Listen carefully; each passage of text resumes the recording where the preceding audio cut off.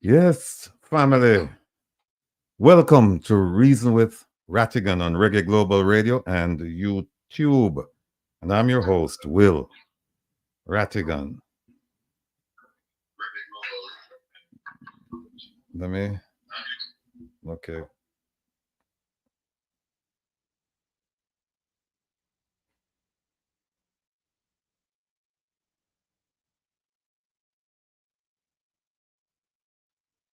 Okay.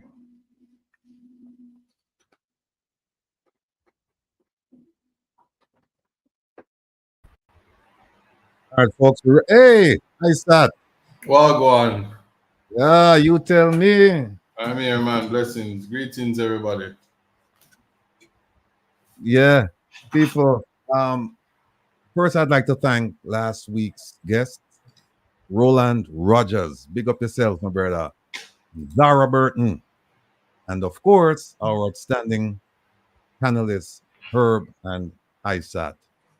Now, I'm reviewing the, some of you have given me some outstanding ideas as to how to increase the contributions to the foundation. And for those of you who don't know, it's the One Jamaica Legal Defense Foundation.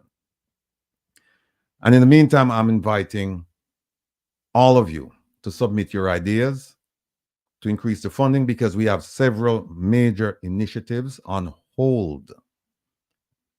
And today we're going to discuss one of them. Today we've got a magnificent program. We've got an outstanding lineup. I'm sure some of you who've read the promo, you're probably figuring, how the hell is he going to do this? And I don't want to keep Isat out too late or up too late because I know he's struggling right now because jet lag back and forth. So I'm going to try and go through as quickly as I can. But folks, if you don't see Isat later on, he will make his announcement for leave as soon as he gets the microphone. Isat, by the way, I need you to to announce your number and drop it in the chat because I received several calls and several text messages asking for your office number. And for the life of me, I couldn't find it. I found your personal number and I decided not to give it out because that, you wouldn't have any privacy after that. I think somewhere in the region of about 30 people called and text. So you can just drop it in the chat. And as we go through the program, you can just let people know, give them the office number. People like, share, and subscribe to the program as usual. And I know we have our monitors in the chat. So I only need to say it one time because there are people in there who say, hey, we need to like up and spread the message. No, relax with the rebel. Yeah, Kevin is here. Kevin, why are you there? Kevin is here. Due to circumstances, relax with the rebel will be suspended until April 13th. So please make a note of that. And I won't be on until about 4 weeks from now, 4 or 5 weeks. However, in my absence, I'm urging you to continue listening to Reggae Global Radio for the best in reggae. Shout out time. Blessings, Mama Eileen, Papa Trevor, Ma P, Ma Jean, Desmond, Paul, Sassy D. I hope you don't have to travel to take care of your situation. Mrs. Nelson, Bobby De Souza, my brethren up in Queens there. Mr. Baxter and Angela from Florida. Big up on yourself. Big up the Reggae Global family, the Meadowbrook crew, the Firehouse crew, the Waterhouse Vibes crew, the Rollington crew, my generals, this Linkage Radio, All People Radio, Sutherland TV, producer Wayne Global TV, Andre Stevens, Gander Road Tony, Bunny Jump, Cora and the Princess, Jenny, get well soon, Dorette, Merlin, and all of my supporters. And by the way, I would be remiss if I didn't big up all of the civil servants, all of the civil service employees, teachers, doctors, police, clerks, supervisors, secretaries. Just know that you have an advocate here on this program and several other programs as well. But on this program, we're going to continue to fight for you for a decent standard of living, livable wage, security, etc. Never feel alone. We've got your back. Don't forget, Waterhouse Vibes will be streaming tomorrow at 3 p.m., which is 2 p.m. Jamaica time, on YouTube. Again, Waterhouse Vibes tomorrow, 3 p.m. New York time, 2 p.m. Jamaica time. Lonesome's Town Hall meeting is at 7 p.m. Jamaica, New York time, 6 p.m. Jamaica time. They switched last week, so now we're not in the same time zone. So just keep that in mind. I don't want you showing up an hour late for the program. And of course, don't forget to check out my main man, Isaac Buchanan, his radio show Context Matters on Reggae Global Radio, YouTube, and Facebook. And that's every Thursday from 5 to 7. And again, with the time difference, the time change, it's 4 to 6 if you're in Jamaica. And wherever you are in the world, just make the necessary adjustments. But it's 5 to 7 New York time, 4 to 6 Jamaica time. Today's presentation. Wow, we've got a lot. The opinions you hear today, and this is the disclaimer for Reggae Global, the opinions you hear today regarding the presentations will be that of the individual presenters only, and is not endorsed or promoted by Reggae Global Radio or the host. And that's yours truly. As I said, today we have an ambitious agenda. If you look at it, Kevin said to me, Kevin said, "You crazy. There's no way you can finish this tonight." But because I'm not doing the midnight program, I think there's a chance that I'll do it. Of course, but General Isaac won't be with me. You see one of him. I am so happy you cleared that up. Oh, you almost give me a heart attack. Right. But today we will host a young people's forum to discuss their views on current topics. And I'm telling you, we've got 4 of the brightest people coming out of Jamaica. Or I should say coming out. They're not, some people might think that they're leaving. They're in Jamaica. I mean, I know these 4 people, no, 3 of them I know. The 4th, I think this will be the first time I'm meeting her. But I mean, you can't miss this segment. Well, you can't miss any of the segment. Then we also have one second. We also have Chief Nanya Shabu L.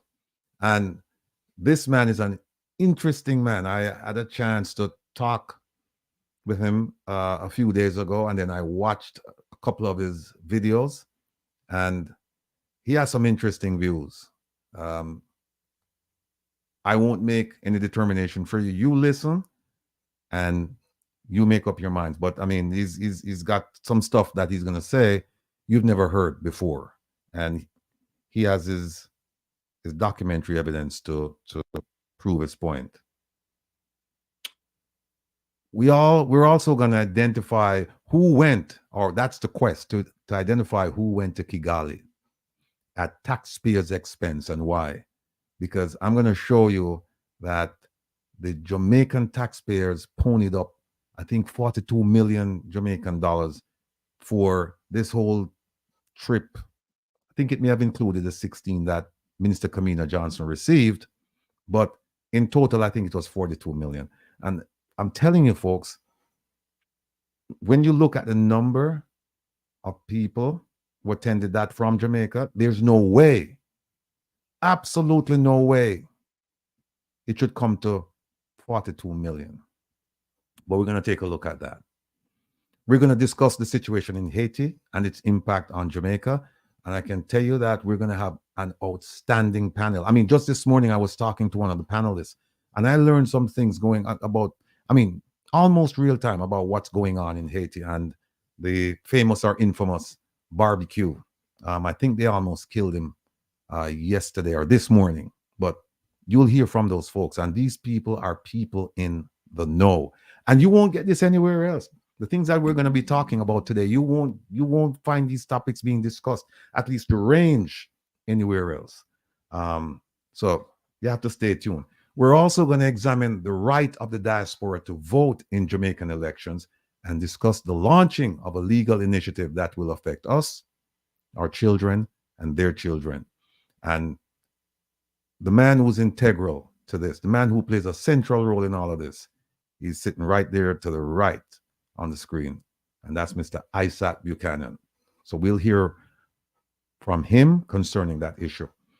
I'm also going to talk about the DPP's role in the Privy Council's decision to quash the conviction of Vibes Cartel and others. And you are going to be disappointed when you see, you're going to be disappointed when I show you the document and you see what's going on. Hold on one second, folks.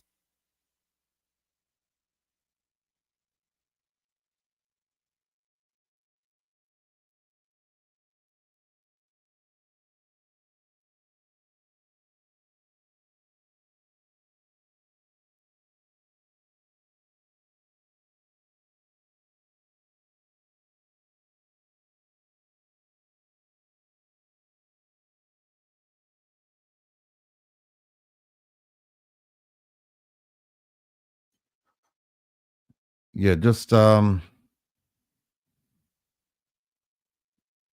checking to make sure some of the guests that they actually receive the email connection. Hold on.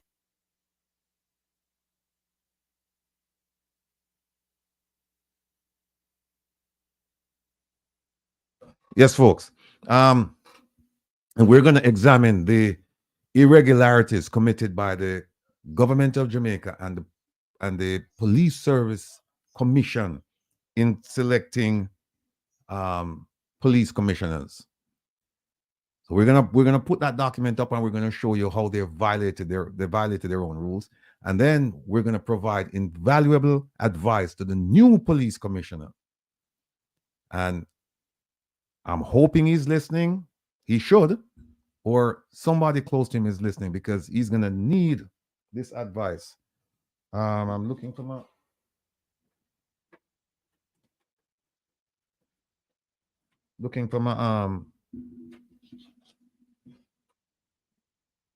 my advice, my document with a whole bunch of advice I have for him. But I'm only gonna give him some of them this afternoon for free.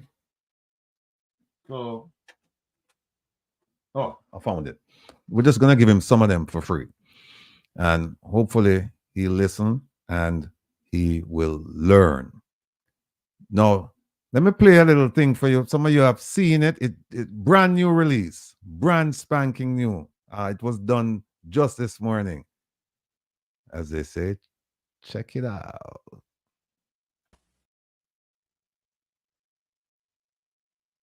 The following is a public service announcement. The Diaspora Crime Intervention and Prevention Task Force and One Jamaica Legal Defense Foundation invite Jamaican patriots and friends in the tri-state area to the second staging of a call to action. Meet us on Friday, May 10th, 9 a.m. to 1 p.m. at Jamaica's Consulate, located at 300 East 42nd Street, corner 2nd Avenue in Manhattan. That's a call to action for Jamaicans and friends of Jamaica who are seeking the best solutions for Jamaica. May 10th at 9 a.m. at the Jamaican Consulate at 42nd Street and 2nd Avenue. Listen to Reason with Rattigan Saturdays at 3 p.m. on Reggae Global Radio and YouTube for updates.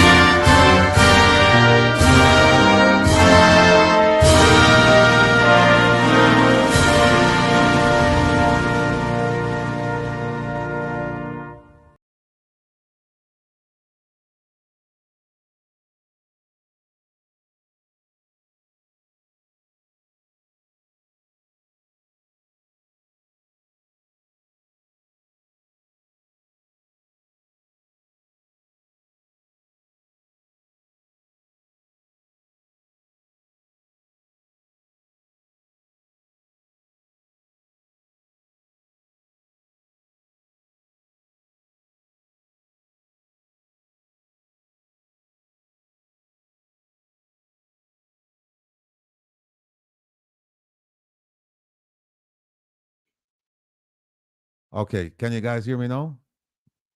Okay. Yeah, I'm saying they're going tired to hear that promo there because we're gonna play it almost every hour, and we're going to play it on almost every program, not just my program, but other programs as well. And we're going to fancy it up. This is just just a little draft because we're going to add some visuals to it. I make the thing nice, and so we have to step it up. Now, make sure you come out on the 10th and be a part of history. Wherever you are, Florida, I expect to see you in another place. Connecticut, of course. New York, 5 boroughs upstate. Yes, indeed. Jersey, especially Northern Jersey.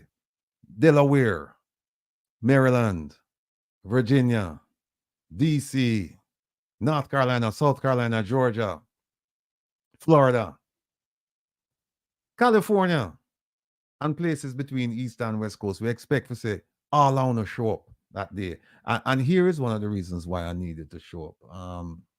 Let me see if I find it. Yeah.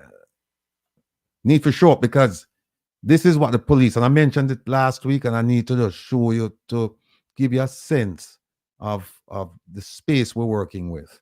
The police, they're going to close this lane here, this lane of traffic, for 1 block, traffic light to traffic light.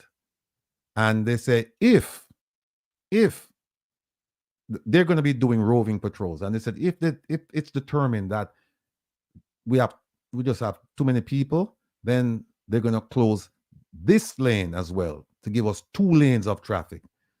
So look, you see the space, people?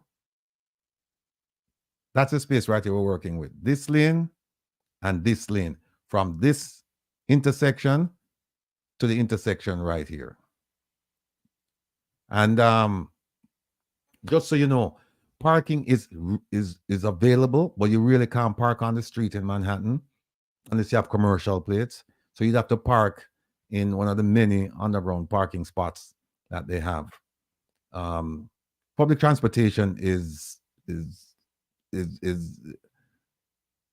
unlike most big cities because you have the buses, you have taxis, you have the trains, and if you come through Grand Central, you're only going to be 3 blocks away from where we'll be. So if you come out of Grand Central, you just come out of Grand Central, make a left on 42nd Street and walk east like you're going to the United Nations building.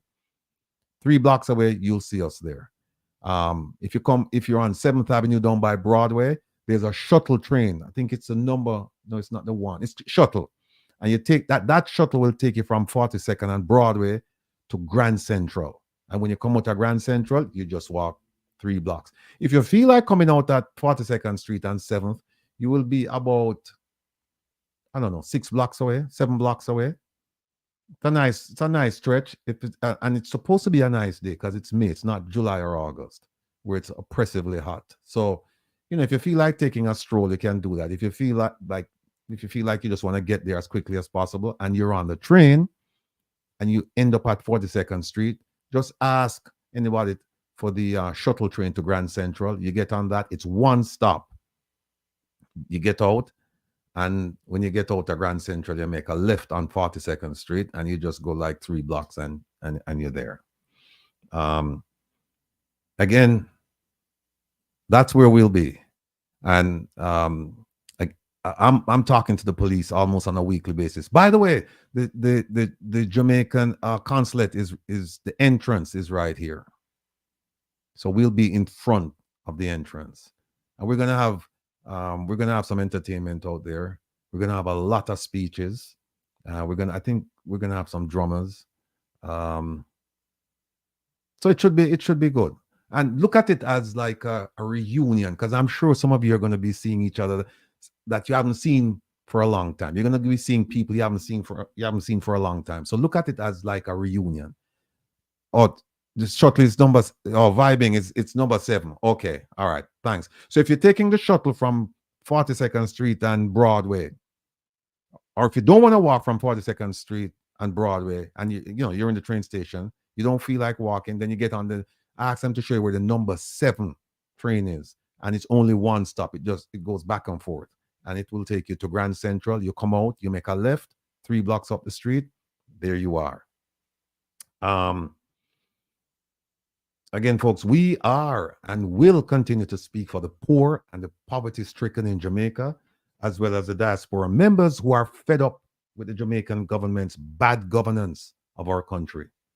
We, the fearless diaspora movement, I notice I say we because there are other segments of the diaspora, they want to be distanced from us, and that's fine. I respect everybody's opinion. You don't have a right to the facts, you have a right to your opinion. And if they want to distance themselves, that's okay. But we, the fearless, we're fighting for the people of Jamaica and members of the diaspora. And we're not looking for friendship or favor with corrupt and inept government officials. Let me repeat that. We are not looking for friendship or favor with corrupt and inept government officials. Instead, we speak for those who cannot or are fearful to speak.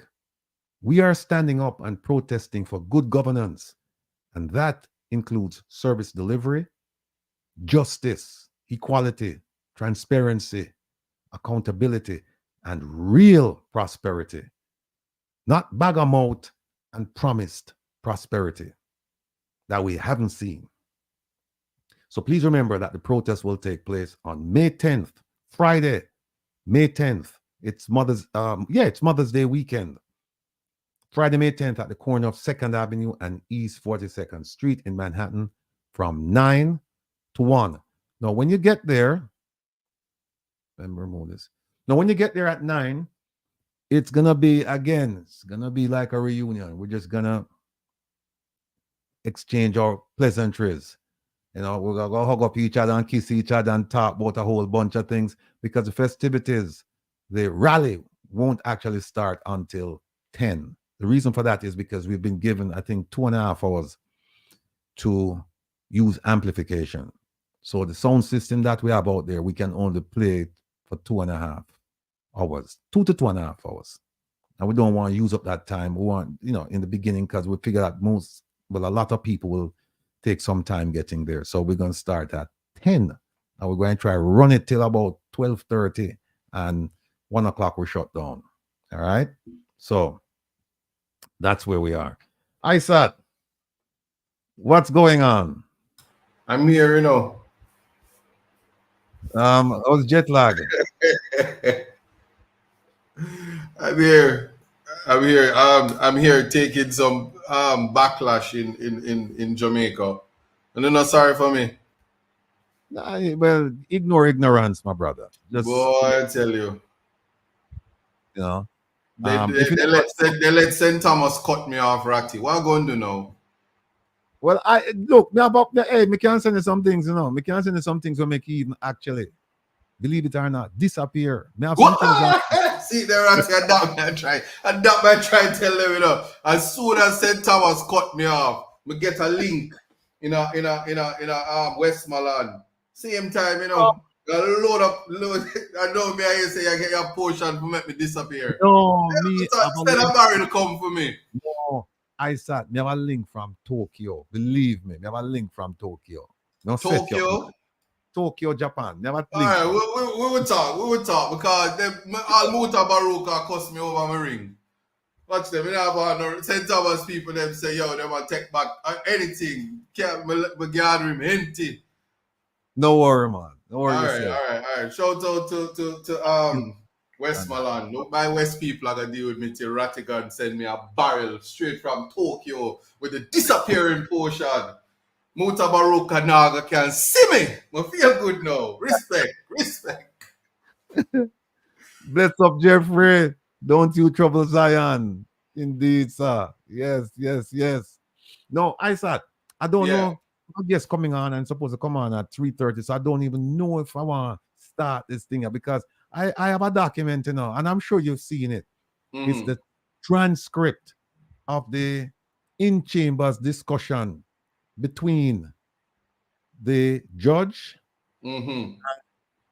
the DPP, and the defense attorneys. Yes. And just to correct some people, because some people put out something about you, and I'm not mad, but it's just that people, we need to check our facts before we claim their facts. Mm-hmm. Because somebody claimed that, oh, ISAT was the attorney of record for the trial. And I'm saying, no, ISAT was not the attorney of record for the trial. ISAT came on for the appeal. Because, go ahead. No, I mean, if they want, give me some more years on the bar, because when the trial was going on, there weren't even discussions about me being called to the bar yet. I was called to the bar in 2017. So if they want to say I was the idiot lawyer at trial, I would take it. It don't make a difference. No. And one of them is a friend of mine, and I'm sure he's watching right now. And I was going to call him and make him know that, listen, you need to either talk to me or talk to ISAT if you want the facts, because what you put out there saying that ISAT was the attorney of record, and not only that, they said that ISAT agreed with the juror sitting on the panel all the way to the end of the trial. And I'm shaking my head. Can and I'm you saying, imagine a world where I would agree with a particular person ever in life? That just don't even sound right. So I'm going to leave that alone. I'm going to leave that one alone. Yeah, but just to make the record clear, I was not attorney of record, and in relation to that matter, I was called to the bar in 2017. Right. So I had to straighten out some folks on that. So I have this document, and I don't know if you've seen it. Have you seen it? Of course, I relied on it. It is a potent document, Okay. which was instrumental. So what this document is going to show, it's going to show that if you're going to blame anyone for what happened with this trial, if you're going to blame anyone, blame the DPP. And I'm going to show you her exact words, what she said in the judge's chambers. And so everybody know, I never get this document from ISAT. So the haters, the ISAT haters, don't blame him. I got this document elsewhere. But it's just an interesting document. I read it and I couldn't believe my eyes when I read it. I just couldn't believe what I was reading. But just for the record, so people know, the document is currently being examined at several universities. It's a part of the Mona Law curriculum. It's a part of the Norman Manley Law School, and certainly in Africa, and 3 universities I know for sure in the United States has dealt with that document. And so it's a document of public record. But if you don't want to blame me so you feel better, I'm fine. I'm fine with that. Just wait till Rattigan send the barrel from Tokyo.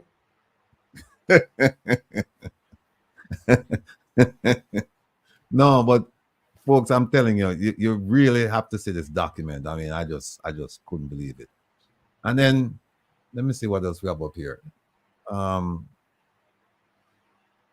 Let me just throw this on there for the heck of it. Yeah, we're Little Boy with Talawa. That's who we are, you know. right? That's all. The diaspora. And when we say diaspora fighting against the government, we're talking about our corner of the diaspora, because there are other corners who are in the corner of the government, and they're the ones who they like going to the cocktail parties and, you know, throw me up with some of the officials and take the selfies, and then when they go to Jamaica, they get certain special treatment. So when you say diaspora on the screen, that's not the diaspora. The diaspora you're looking on, that you're looking at on the screen, that diaspora, people like Lonesome, Rattigan, Tavares, Carlos, Stevens, and others, right? That's the representation of us, because we believe in fighting for truth, justice, equality, all, you know, the principled things. We don't have to be invited to the embassy to share moments with anybody, because that's not that. We've, you know, time and time again we've had discussions with them, and nowhere. So that's that. I don't want to start it yet because I'm still waiting for. Let me see if his chief is in and waiting. Oh, Chief, if you're watching, I don't see you. I don't see it, Chief. You may have to click on the button to say enter studio. Kevin, where are they? Check out Chief for me there, Kevin. Let me send Kevin. All right, let me see what else is there. That's a transcript. Oh, let me show you this while. Oh, Kevin, sorry. Go ahead.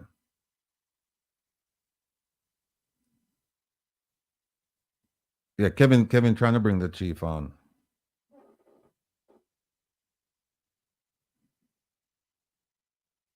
So,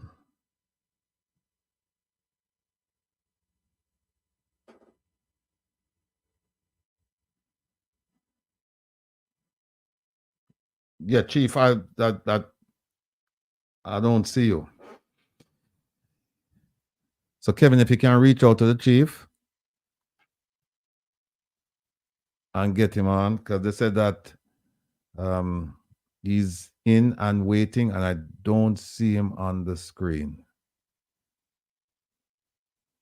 But anyway, let me just quickly show you something here. Is it this? Okay. Folks, remember I showed you this last week. Show you this, saying that I'd asked all the government agencies to tell me who went to Kigali to watch or to participate in the coronation or the appointment or the election of my favorite minister, Carmina Johnson-Smith, aka Apina. And I sent this to them saying, hey, look, tell me, you know, this one went to the office of the prime minister, but this same letter was sent to all of the government ministries saying, basically, tell me who went, right? Because we want to find out. They spent like $42 million. Now, this is what they sent me. The office of the prime minister sent me this, saying, they sent me 7. And there are the names. And by the way, I asked twice. Twice I asked, and on both occasions, they sent me the same list. The prime minister, his wife, the minister of information, at that time, minister without portfolio in the office of the prime minister, chief of staff, director of communications, content manager, and videographer. 7. And they sent this information to me on both occasions that I asked. Then, so keep in mind, 7 names, right? So here we are, Ministry of Tourism. They just wrote to me, look at the date, March 12th. right? And here's what they said to me. They said only 2 people went. The Honorable Edmund Bartlett and Miss Taisha Turner, Director of Tourism. Only 2 people. So that's 9, right? Now, 9 people went. Hold on a second.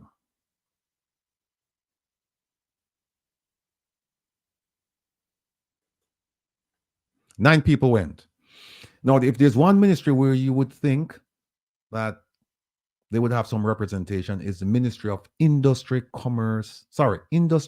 Investment and Commerce, right? So I asked them as well, and here's what they said to me. And look at the date, March 14th, right? 2 days ago. And here's what they said. A search of our records has indicated that no Government of Jamaica employees officials from this ministry traveled to Rwanda in June 2022. So as of right now, we only have 9 people. 9 people from Jamaica who traveled from Jamaica, from Kingston to Kigali. And we have a bill of about 280,000 Jamaican dollars. We need some answers. I just checked. You know what's the cost of flying from Kingston to Kigali? It's $1,700. $1,700 US dollars. 1,700, not 17,000 US dollars, 1,700 US dollars. And look, if the Prime Minister is going to fly in business class, I understand that. If his wife is going to fly with him, I understand that. But you can't have every Tom, Dick, and Harry in a business class with the Prime Minister. So for them, airfare is 1,700. The Prime Minister, it might be 3,000, 4,000, maybe even 5,000. But still, when you add everything up, and when you add up the hotels and food, we don't get to anywhere near $280,000. No, the minister that has not provided any information on 2 occasions, or at least this last occasion, the ministry that hasn't is probably the central ministry, apart from the investment and commerce and trade ministry. And that is the Ministry of Foreign Affairs and Foreign Trade. They have not provided any information. Now, we know that the minister went. We don't know who else went with her. So we're waiting on them to give us the numbers or the number of people who went and the names. Because the other things we can figure out. We can figure out airfare. We can figure out hotel. We can figure out food. We can figure out all of that. But it's nowhere near 200 and yes, Joe Blogs, it's 280,000 US dollars. 42 million, I think they spent. Now, it might include the 16 that she got, but still. And I have that, a quick check will determine whether or not the 1,600 is in. I'm sorry, the 16 million that they gave her is included in the 42 million. But even so, that amount of money, no. And look at the state of poor people in Jamaica. Look at the state of poor people. So as of now, we only have 9 names. And we're waiting on the Ministry of Foreign Affairs and Foreign Trade to provide the names of the people who went from that ministry. We have 9, and we're waiting to see how many people. And you know what's funny? The Office of the Prime Minister, they should be the repository for all of this information, or Minister of Finance. And Minister of Finance says, no, we don't know anything about it. We didn't send anyone, and we don't have that information. Office of the Cabinet said, and even though, think about it, folks, the trip would have to be approved by the Cabinet. It would have to be approved by the Cabinet. And the Cabinet said, we didn't have anyone and we don't know, so go to the Office of the Prime Minister. Went to the office of the Prime Minister, and the office of the Prime Minister said, only 7 people. Only 7 people. Right? You're right, Cora. It's not 280,000 Jamaican dollars. Let me be clear, folks. It's 280,000 US dollars. Oh, Kevin, look at someone from the chief staff. Outset Tariet said that he cannot enter the room. No button option for that with the link. No, the link is not. He got the link. Just so you know, he got the link via email. The link is via his email.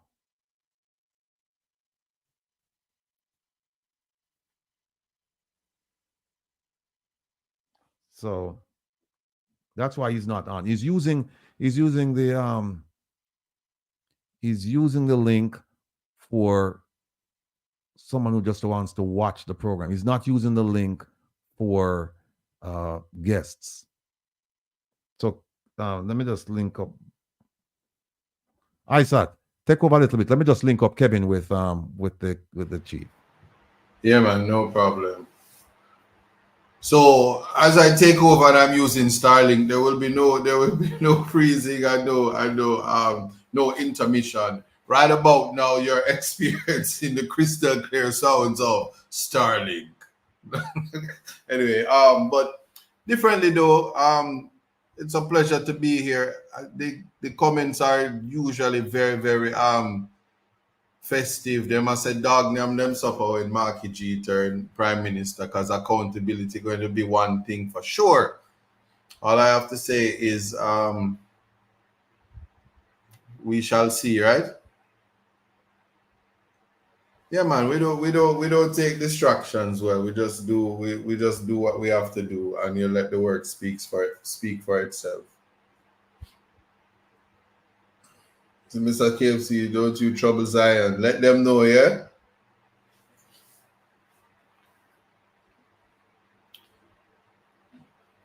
I sat for AG. You know, I like the current AG, Dr. Derek McCoy.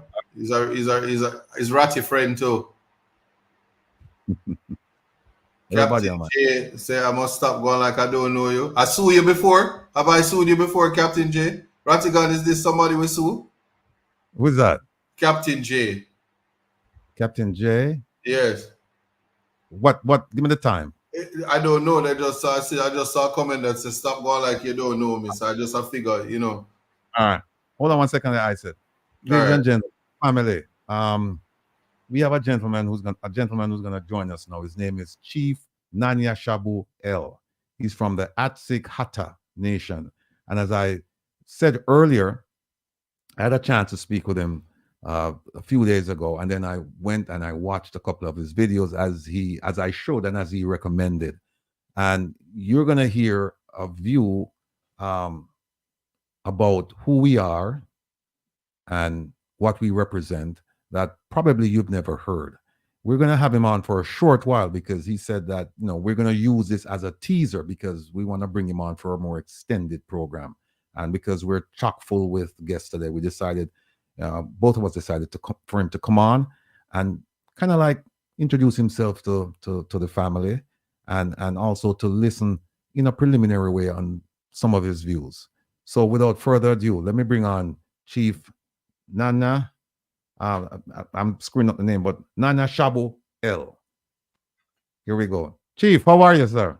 I am that I am. I am white that I am white. Can you hear me? I can hear you loud and clear, sir. Chief, welcome. Glad for you to be here. Let me just I apologize for no problem. All right. No, listen. No problem. I watched your video, and I'm telling you, interesting, right? Which one? Because I have about 814, and we have to re-migrate because YouTube took my channel down, but we're already migrating onto the blockchain. So which one specifically? I watched the one where you're dressed the way you were dressed right now, and I think the guy was out. The host was out of Chicago, I believe, and you had there were some problems with the transmission. Like a couple times you got you were frozen. Yes. I can't remember pink dog or so pink. I can't remember the name of it. But I watched that, and I watched another one where you were interviewed by a lady. You were sitting, you had a different background, and she was talking to, and that's when I really realized that you were on Turtle Island, because she mentioned it. Yes. So, all right. So most people, I would venture to say, they've never heard of you. Most people in the chat right now and the people watching, they've never heard of you. What I'd like you to do, and as we discuss, is just give us an introduction of who you are, what you represent, and then we'll go from there. Please. Yes. So I'm Chief Nanya Shaboel of the Atsikata Nation of Yamasee Moors. Our nation is an internationally recognized indigenous peoples organization. We're also a CSO, which is a civil society organization, and an NGO. What I have established is doing commercial processes whereby I exported the corporations called the United States, Canada, and Mexico to the middle of the Atlantic, which caused them to be registered in Scotland, then dissolved on the 21st of October 2012, and then re-registered in the city of London. I have claims on the British throne, an active claim against Elizabeth, the Saxe-Coburg-Gotha family, the British throne, the British crown. I have an active lien on the Vatican that's effective for 30 years and then some, due to the fact that once they had released the Cheddar Man picture proving that what they called the original Briton was dark skin with dark curly hair and blue eyes, it proves that anyone with pale skin saying that they are royalty is a lie, because science recognizes pale skin as a genetic mutation, blue eyes as a genetic mutation. So all of what I'm telling you is already on file with the United Nations. And so it's not my opinion. The UN is already knowledgeable of what I'm telling you, plus the other 193 countries. So we have, I've done two UPR reports, which are called Universal Periodic Review Reports on the United States of America. I've done one on Trinidad and Tobago, and the inputs, questionnaires, and submissions that the United Nations wants from stakeholders. I have tendered that on behalf of our nation, and our nation is also a perpetual lien holder against the United States of America, which was authenticated by the U.S. State Department on May 21st, 2006. And so with that, I've claimed the planet back through a lodial title, which is on the blockchain on my OpenSea. And a lot of my claims are already on the blockchain, and I've have NFTs as well as tokens issued for those claims. All right. Tell us a little bit about yourself on the personal side. Where were you born? Where did you go to school? And how did you end up living on Turtle Island? Oh, wait. This place here called Edmonton, Alberta, which I didn't find out till around 2007, or no, 2008, because that was the year Barack Obama became president. I was born on what they call the city of Edmonton, which is north of Montana. They call it the Great White North. That's another nickname they have for it. I was born here. Now, finding out the history of this area, finding out that the city of Edmonton is actually on what's called Treaty 6 territory, which was a Cree nation. There's 54 Cree nations, or 54 indigenous nations, that encompass from the city of Edmonton, which is in the province of Alberta, going all the way to what's called Winnipeg, Manitoba.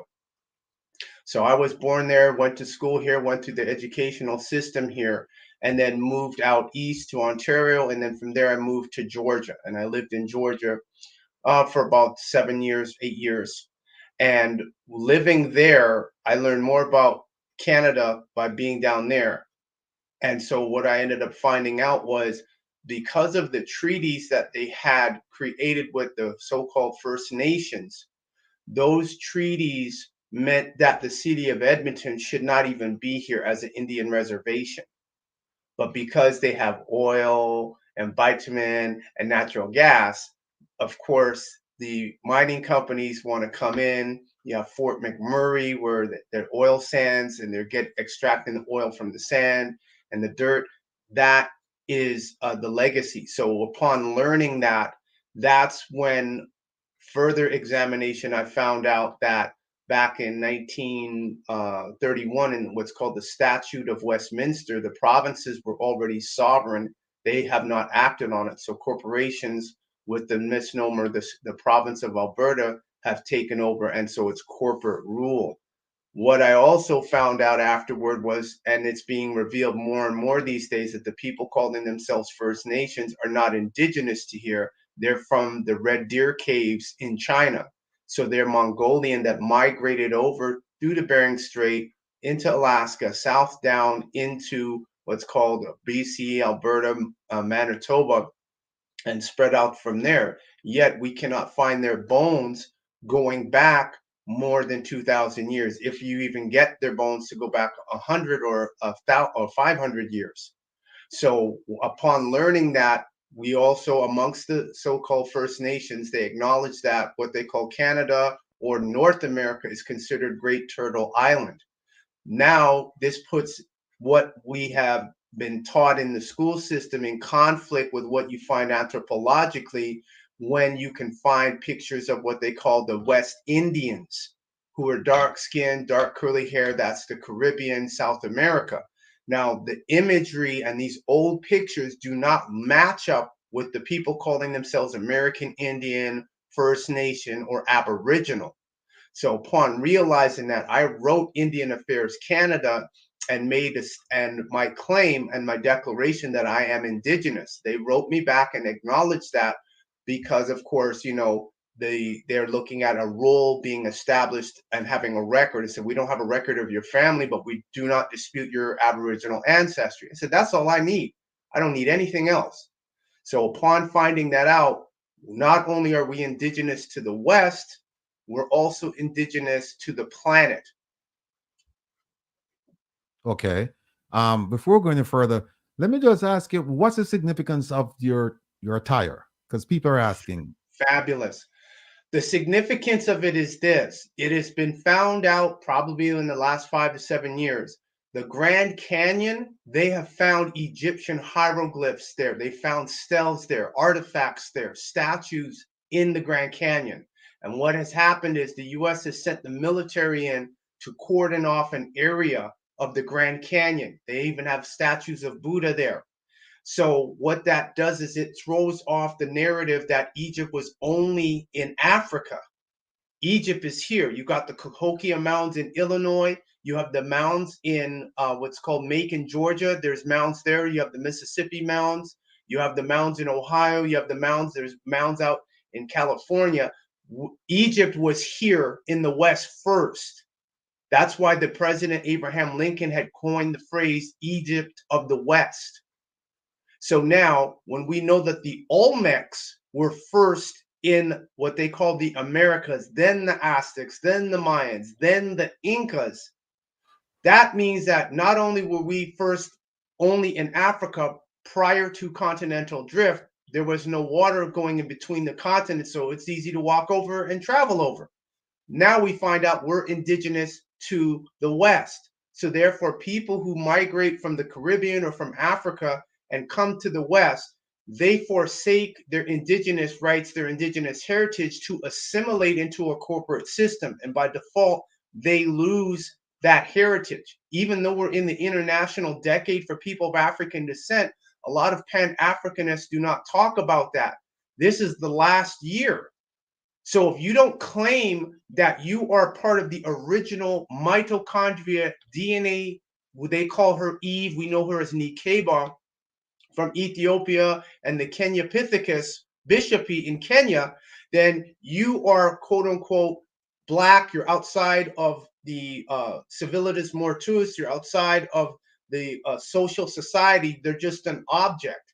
And this is why they're not talking about the recognition, justice, and the development, because that was the theme from the United Nations. Because what happens is it throws everything in the system off in terms of saying, okay, well, everything began with Europe, and Europe was the whereas the Age of Enlightenment and Europe brought civilization to the rest of the world.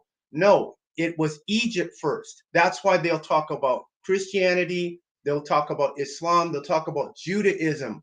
But when it comes to ancient Egypt, they don't want to talk about that, because then that means you're the ancient Egyptian. That means you have ties to the people that created the pyramids, created civilizations, did eye operations, brain operations, chemistry, high math, algebra. I used to wear a war bonnet, and a lot of the First Nations up here used to get mad and called me a cultural vulture. And I said, well, I don't understand what's the problem. A war bonnet with the feathers represents the sun.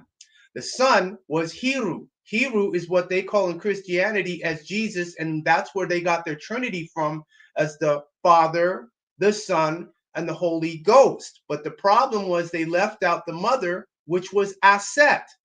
And so a lot of the religions, their origins come from Egypt. They end their prayers with the name Amen. That's Amen Ra. So why are they invoking or finishing up invocations with a deity from a different religion? Because they will see that it goes back thousands of years. And a lot of what is in Egypt has been fragmented into the Greeks with Pythagoras, Socrates, Plato, Aristotle. So I wear this because I was already went through the indigenous. I'm already proven to the world I'm indigenous. Now, okay, they're upset at me wearing feathers. I said, good, you guys keep the feathers. I'll wear the namus. When I wear the namus, there is no question that I'm a descendant of the original Egyptians, the original people of the planet. All right.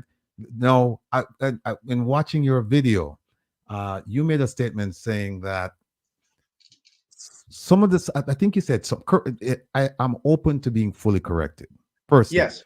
I believe you said that some of the slaves, they actually transported them by ship from the Northeast and took them to the South, and Yes. that they came from actually Africa. Could you Yes. speak to that, please? And then after that, I'd like you this one topic that it's quite interesting. The one where I'm trying to think how to phrase it. When black isn't black, you know, Correct. or when Great. African American isn't African American. But talk to us about that slave route, and the historical and the anthropological aspect to it, please. Yes. What has been found is back in Virginia, I'm not certain on the year, there was we call them Amorites, we don't call them Caucasians because we're actually the real Caucasians and we're actually the real Europeans, but that's another subject we'll get into later. What he did, the so-called white man did, was the original indigenous who were the Powhatan in Virginia, when they were doing their census, he changed their race with a stroke of a pen from Indian to black. And by doing that, as they are black, that's not a race. So that disowned them, disconnected them from any claims to the land. Then, being that black is not a race, a land, a language, a culture, a people, that made them subject to being captured. As they were captured, they put them on the ships in Virginia, sailed down the East Coast, and then came into the ports of either South Carolina, Georgia, and said, oh, here's the cargo we have of these African slaves.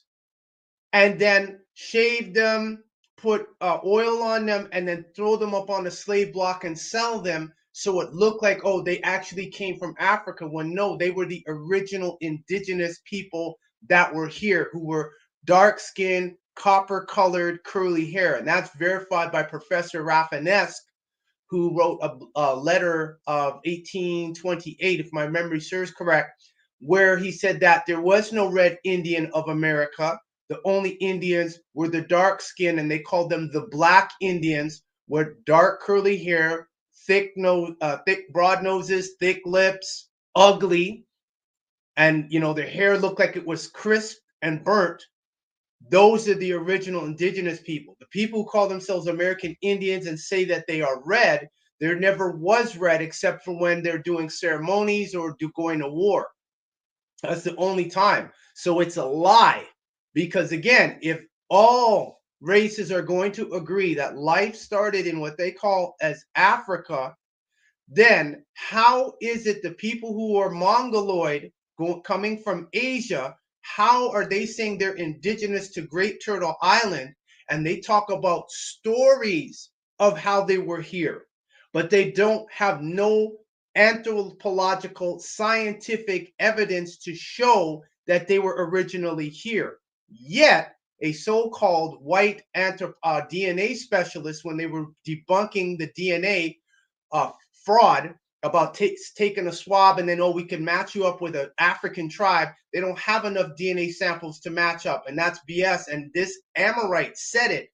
The haplotype of the African American, and by default that's also the Caribbean, is indigenous to here. So they already know, because they're taking blood samples when people go to the hospital, they check your file, they do all this background stuff that they don't tell them publicly. They already know you're indigenous to the West, not only the West, but also the planet. Okay, quite interesting. Talk to us now about, because I found it even more interesting when you said you're not black, you're white, Yes. and that for commercial purposes and other purposes, this is how you should portray yourself, because that's Correct. explain that theory, or is it? Well, I shouldn't say theory. Just explain that for me, please. Okay, all right. So we're speaking English. Most people in the Caribbean, most people in the West who are black speak English primarily, unless they're second or third generation that their family came from another country and kept their language intact. You're speaking English. English is the language of your oppressor. So let's get that. Let's be clear about that. So you're not speaking your original language. Most people don't even know what their family's lineage is. So you're speaking the language of your oppressor. So your oppressor has already programmed you with his language. He didn't give you his language out of care and consideration or love. He gave it to you as a means of control, and then told you, use these words to describe yourself to me. Black is Old English, and that's from 740 years of the Christian era. So 740 years after the Jesus literary figure was created is when the word black came into existence. BL accent over the AC. That means pale, to glisten, to shine, to bleach. Now that's Old English. So it doesn't matter what we're saying in modern times. The etymology of the word black means pale. When the sun goes down, black people do not say it's black outside. When the sun goes down under the horizon, they say it's dark outside, because dark means the absence of light. Black is to glisten, to shine, to bleach. That's why that reggae song, them a bleach, right? Y'all remember that song? Them a bleach up them skin, them a bleach. So why are these women bleaching their skin? Because the lighter color looks more beautiful. But that is, again, a genetic defect. Now, when we get into the commercial aspect in your contracts, black is considered in legal terms civilitas mortuus or civilitur mortuus, dead in the eyes of the law. Black has no definition in Black's Law Dictionary or Bouvier's dictionary. Black is considered outside of the body politic. Blacks are considered visible minorities, person of color, and a minority is a child. So this is why, I don't know if I mentioned it in that video, you could be 30, 40 years old, and an Amorite child, or so-called a pale-skinned child, he could be 7 or 10 years old. You could tell him to do something as an authority, he'll disregard you, because he's already raised subconsciously in their brain, oh, you're a descendant of a slave. I don't have to listen to nothing you got to say.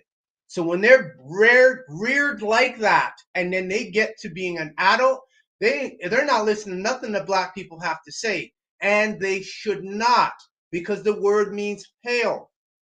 So Center for Disease Control, World Health Organization, ACRO, U.S. Department of Education all define black as a person having origins in any of the black racial groups of Africa. There are none. White is defined as a person having origins in any of the original peoples of Europe, the Middle East, or North Africa.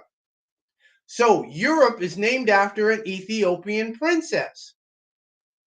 Her name was Europa. The Middle East is Northeast Africa. And of course, you know, North Africa is Africa. So that's all niggers. And niggers is a title of nobility. It is not a derogatory term. That connects to your kundalini energy. That's why they don't want you saying it, because as you start chanting the word, you raise your kundalini energy, that starts going up your spine. You all start heating the planet up because we're in the sun cycle. And now people are becoming more aware of their history and the spell of Kingu, which is the spell of ignorance that has been put on us. Now, American Indian and Alaska Native is defined as a person having origins in any of the original peoples of North and South America, which includes Central America and the Caribbean, by default, by extension rather, and who maintains cultural identification through tribal affiliation or community attachment. Now, my lineage is from what they call Trinidad and Tobago. Kaire is the original name.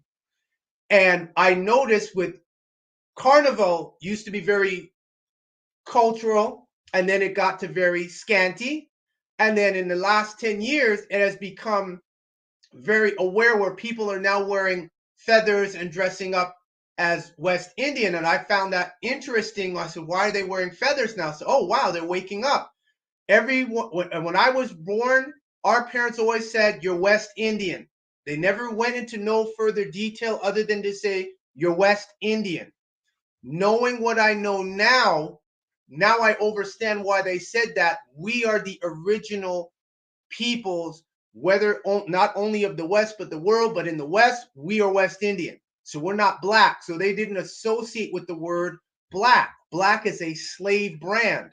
Furthermore, African American, which is connected to black, is a patented meat and processed food.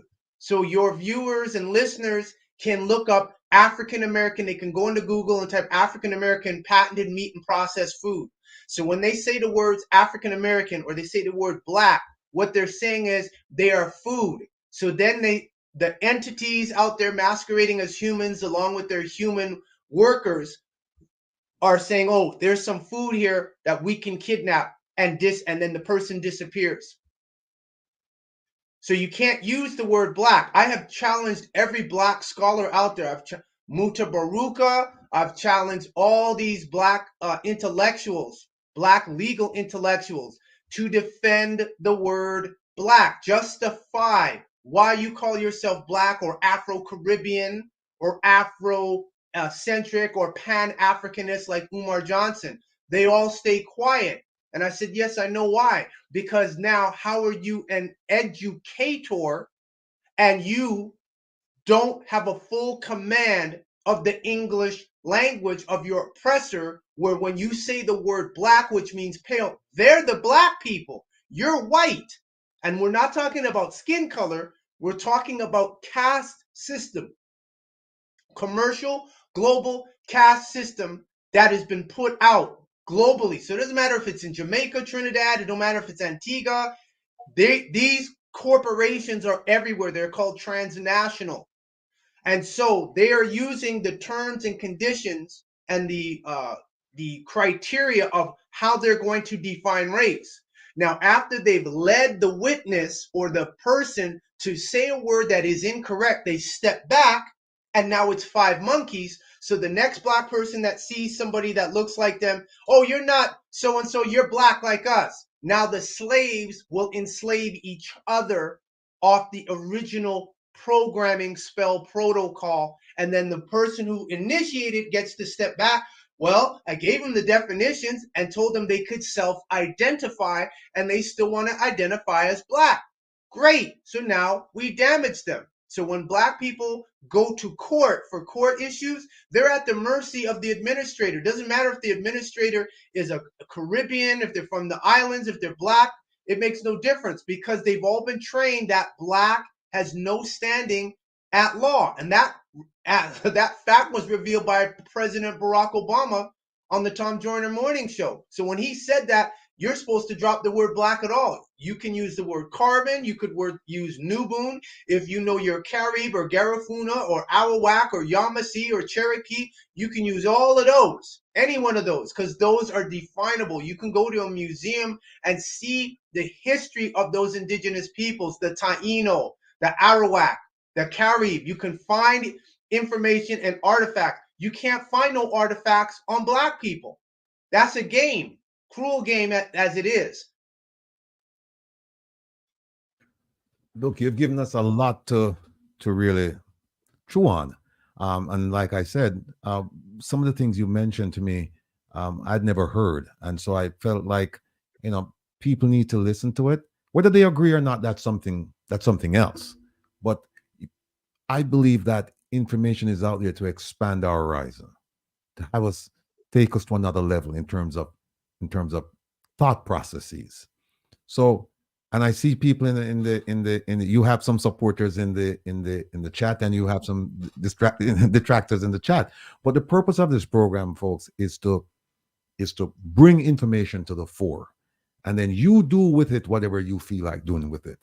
If you want to do further research into this, that's fine. If you want to discard it, that's your right. But I think there's a right for us to at least bring the information to the table so we can talk about it. Chief, let me ask you this, because we don't have much time left, but let me ask you.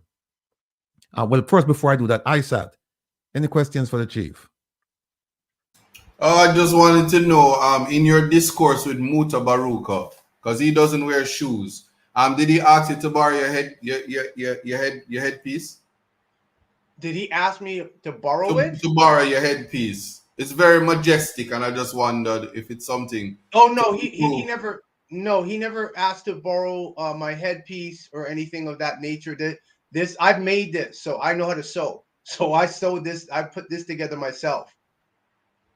All right. What So was the Good. I'm sorry. My next question, and I'm being very serious right now, but yes. Is there any power that you can harness with a headpiece such as that? Because there's symbols and signs, it means something, and I just wonder if you know what it is. And when you said that you are white, I don't think that it's something to laugh at. There is some science behind it. So yes, I just ask. Yes, white is known as purity. This is called the uraeus. This is what the aferti, which are known as the pharaohs in ancient Egypt, wore, and it symbolized that the third eye was open.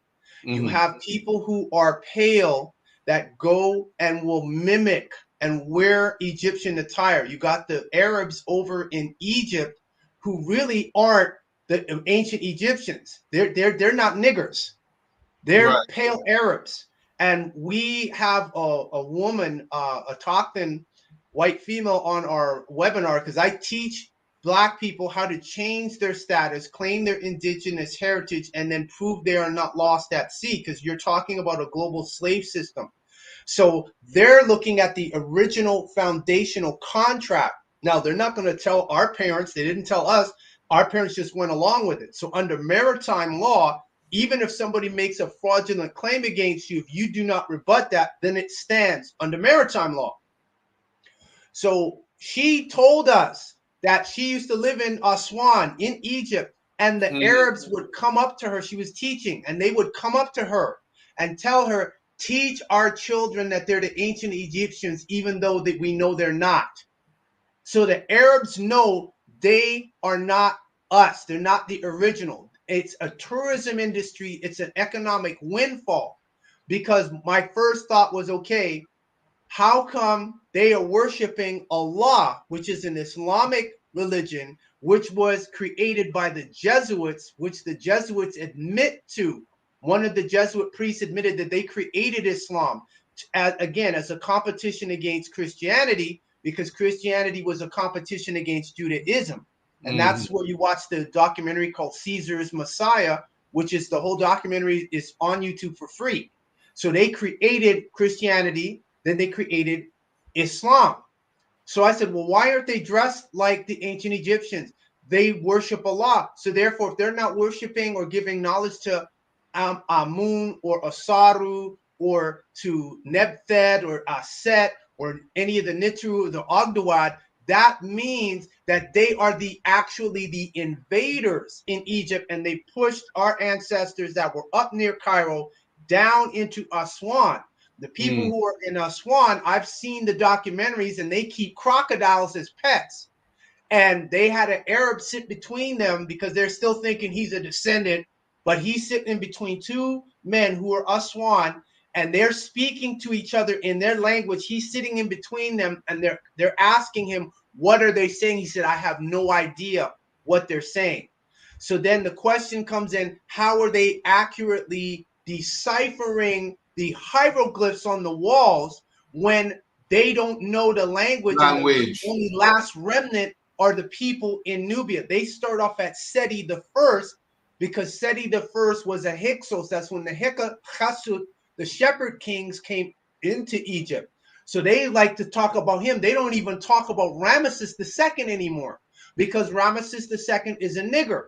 Seti the First is Hyksos, Hyksos kings, mixed genes. So they'll like that because they can sell that globally. Say that's, yeah, it looks like them. They can sell that globally.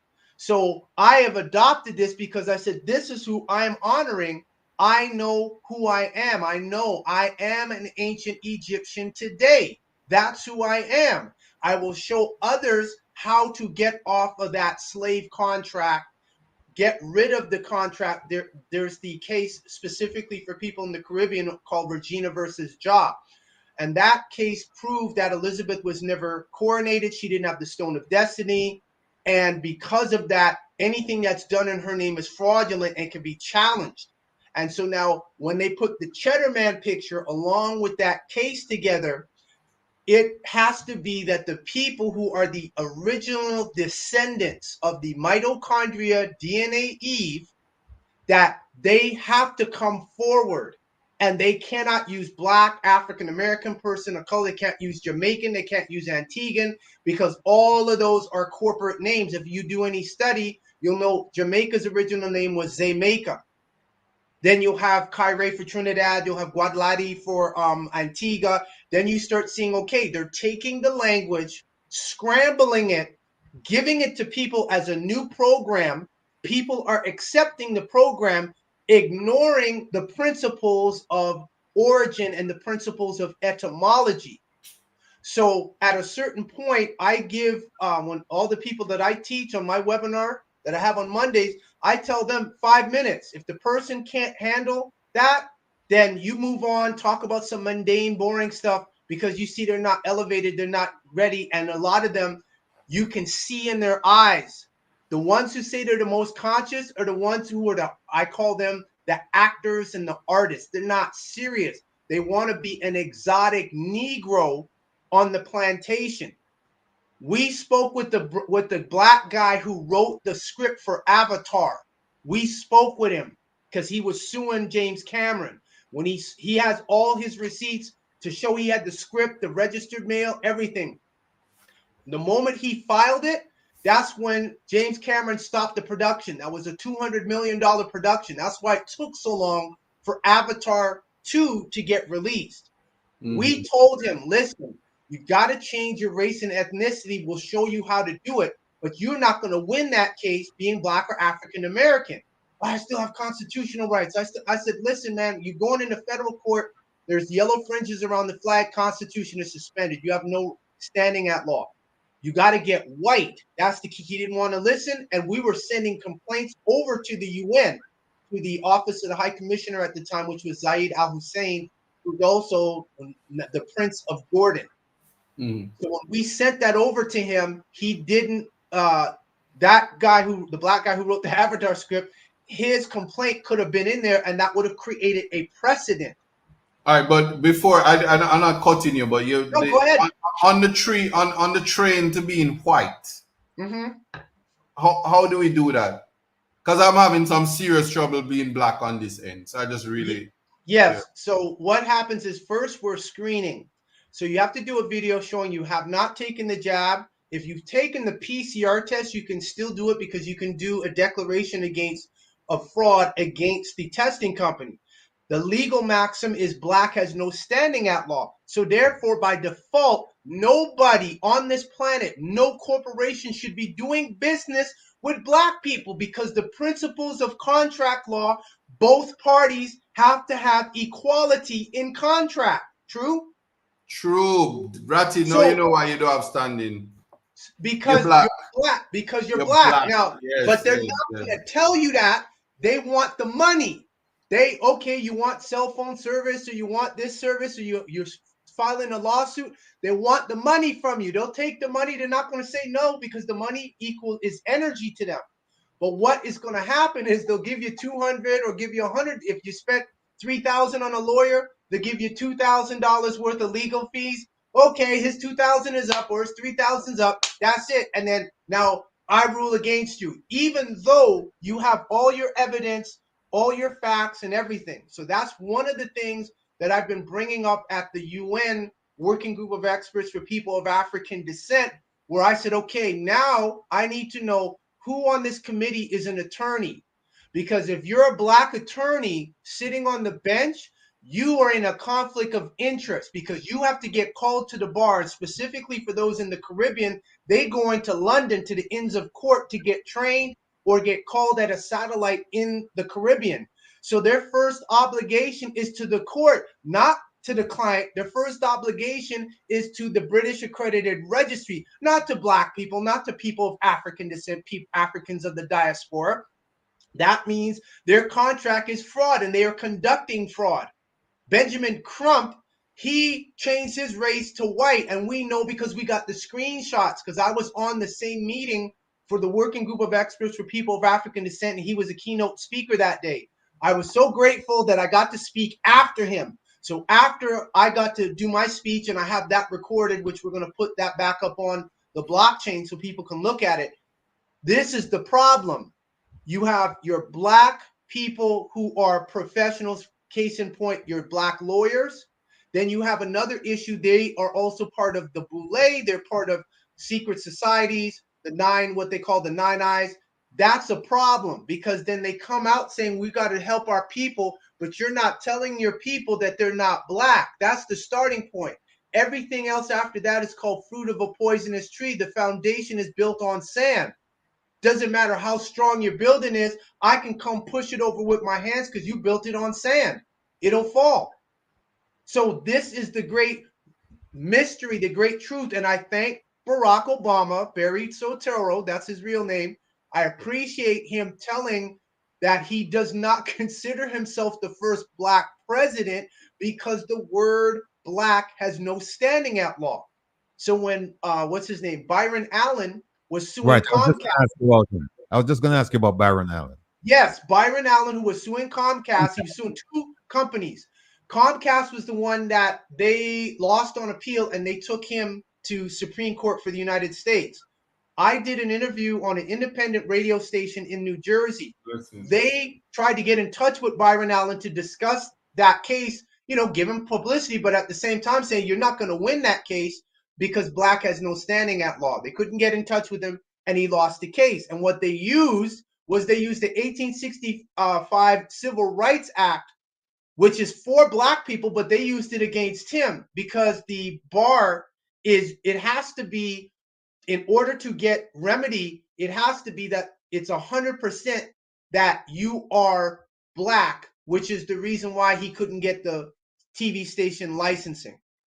Then Ice Cube was the next one who did contract with Black America, and I called Ice Cube out and said, this is fraud. How are you contracting with people that have no standing at law, like you're going to help them? That's a lie. I put it right there on his channel. He ain't said nothing. I got interviewed by 97.3, I think it's called Hot 97.3 in Chicago, Illinois, and I explained that situation to them. The bigger question, Mr. Rattigan, is this. You now have to really impress not only on your audience, but black people in general. Now, do you all really want freedom, liberation, if that's the way you want to define it? Or do you guys just want to have the pressure of bondage lifted a little, but I'll still stay on the plantation and serve massa? This is where we're at, because when I've spoken with David Imhotep, who wrote the book, The First Americans Were Africans, showed him how to get white. He couldn't say whether he did or not. And I said, oh, I forgot. He signed a contract with the Jews. So since he's trying to sell books, he ain't trying to get free. Dr. Cress Welsing, she got the information on that, was asked the question, why are we still calling ourselves black? And she starts squirming in her chair. So then I realized these black people, Angela Davis, Nikki Giovanni, who's the other one? Cornel West refused to sign a letter of endorsement. These black leaders are puppets. All these black people in front of you. All right, Chief. Go ahead. I don't want you to leave this platform because you have convinced me, and I'm going forward out into this world, and I'm going to let them know I'm white. So I don't want nobody to give me no problem. So I want to know, what are the things that's going to disqualify me? Because I'm white now. No, you're not going to get disqualified. What you're going to have is standing at law. It's fraud. The system is built on siphoning the energy. And I'm just talking for black people right now. They're doing it for everybody. But for black people, they're siphoning energy off of people that, based on their law, cannot contract. So if two parties have to have what? Equality under the law, correct? Yes, yes, yes. So if you cannot establish a contract with somebody that's a minor, they'll tell you you have to have, that minor has to have either a guardian, or unless they're the age of consent. If not, they have to have a guardian to sign on their behalf, because they said they are not at the age of majority. They do not have the capacity to understand the terms, the ramifications of signing a contract. Correct? Correct. 100. I'm with you. All right. So the problem is, the reverse statement of black has no standing at law is no corporation, nobody, no court, no city is supposed to be contracting with them, African American, Afro-Caribbean, whatever, because if there's a dispute or a controversy and it has to go into the court, the vessel, there's going to be they will be at a disadvantage. The other contracting party is going to have a superior advantage. And that right there is fraud. That gives the other party the grounds to dishonor the contract established with black people. That's what happened with Byron Allen. That's what happened with the guy from Avatar, even Sophia Stewart, who I spoke with, who wrote The Matrix. I told her the same thing. And I said, listen, you have to get white. So we're screening people first. They got to come on my webinar. You send me an email to my email address, and you have to do a video to show you're not magnetized and you didn't take the jab. That's what we're doing first, because of the advent of the nanotechnology now. So now we're screening people first. Once they're screened, then they can come on. They'll get the caveat, the white time screensaver. And again, it's a new skill set. So you have to be taught, because black is already embedded in your cells. So if a person's been calling themselves black for 30 plus years, that's already the frequency is in their cells. So to shake that and to change that and transmutate that, you need a guide. I am the white one. I am the guide to show you how to start implementing that. And you said the magic word before I got to say it, which is fabulous. The three magic words for the change are I am white. And then memorize the definition of white.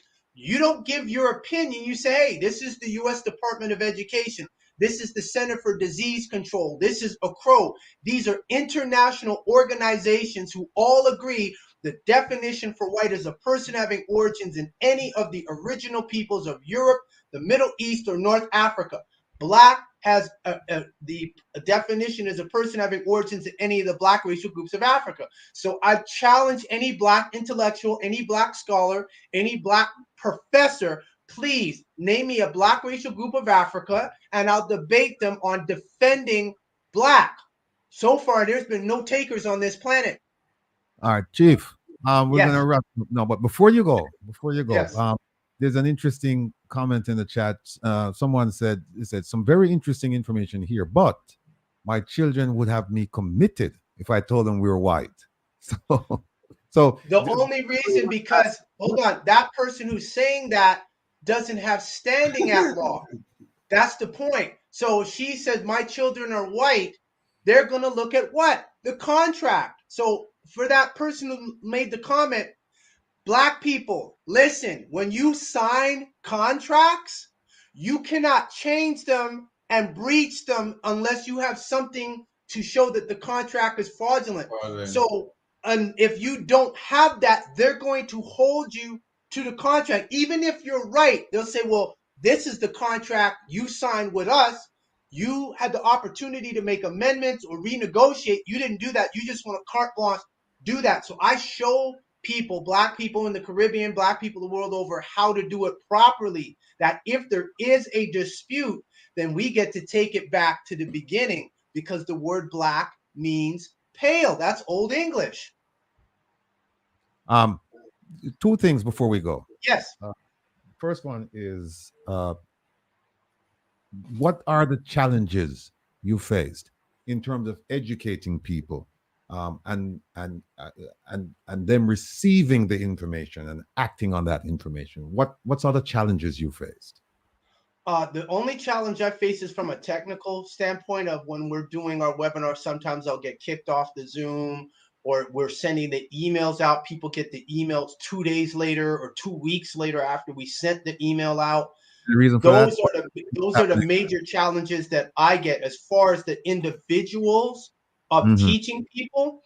There isn't a challenge because I give a 5-minute limit. Anybody who does the screening comes on, they, by tacit consent and agreement with the caveat, the white time screensaver doing the interview questions, I'm holding them. They've already contracted that they're saying they're ready. Now, if they turn around and they say, hey, and we've had people quit, we've had people stop. I said, yes, because it's too real now. I thought they were deep, but now that I can't walk around and say I'm white. I said, well, black means pale. You're sending out a signal of negative energy to be attracted to you by using the word black. So that is something that I don't have a big issue with. I accept what is. So time will dictate. If they say, I'm serious, I'm going to go all the way through. I've heard people say that. Some have fell off and some have stayed consistent. All right. I said there would be one more thing, but actually two things. Is there a charge for this? How much do you charge for something like this? I don't charge. It's a donation. And the donation, because I was doing it free for 7 years. Now that we're in the international decade, the last year of the international decade for people of African descent, and it ends on December 31st of 2024 of the Gregorian calendar. The donation is $50 per month until you get, because there's only 3 steps, but you'd be surprised that we've had people on our webinar for over 1.5 years, 2 years, some 3 years. That's how long it's been taking them to graduate, because it's a change. Go ahead. You said that donation. Is it a 401c3? Is it a charitable organization? No, we don't do 501c3. We don't do any 501c3. We're not any charitable organization that has any of those is an IRS agent, and that violates Matthew chapter 5 verse 33 of the Bible. So any church that's a 501c3, C4, C8, they are having a contract with another master, and that puts them into contradiction with Matthew chapter 5, the Beatitudes, the whole chapter, specifically verse 33. No man can have 2 masters. And even in the IRS code, they say there's no requirement for them to get a 501c3 because it's already written into the code. All right. So the organization is a for-profit organization. No, we're an indigenous peoples organization. We don't use the word. We don't. It's not for. It's not for profit. But you're not a non-profit organization. We're not a non-profit, and we're not a for-profit. Good. Now, last question I have for you is: drop some knowledge on us regarding the Olmecs out of Uganda. Talk to us about that. Well, they were the first that came over when there was no continental drift. There, you can go get Dr. Ivan Van Sertima's book. They came before Columbus, as well as Dr. David Imhotep's book. I'm plugging his book, even though, you will find out that the Olmecs were there first. There was a video I just saw recently on Facebook where down at Machu Picchu in Peru, where they have the step pyramid, the guide is saying that yes, the Aztecs and the Mayans and the Incas, they never built the pyramids. They came and found the pyramids there. They just took the area over. The pyramids was already there. They said, well, who built it? The Olmecs. And they said, we're pretty much sure it's the Olmecs. That's the big heads that they have down. You have some of the heads in Costa Rica, right? Mexico.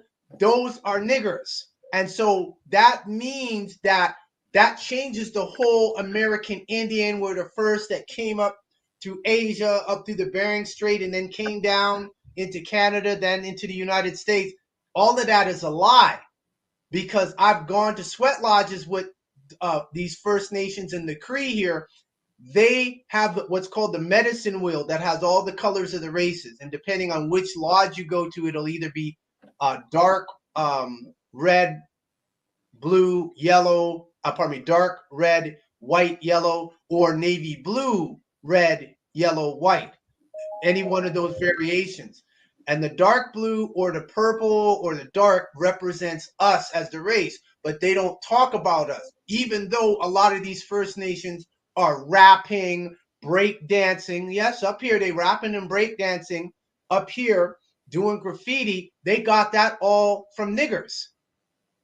All that, what they call the crip dancing and everything, they got that from us. So the problem is there is an economic fallout, Mr. Rattigan, when people who are of African descent start claiming the ancient names, the Assyrians, the Nubians, Timbuktu, and start chanting those names, Carib, Arawak, Garifuna, Yamasee, Cherokee, Chickasaw, Panamanian, they start chanting those names, that resonates, that cellular memory.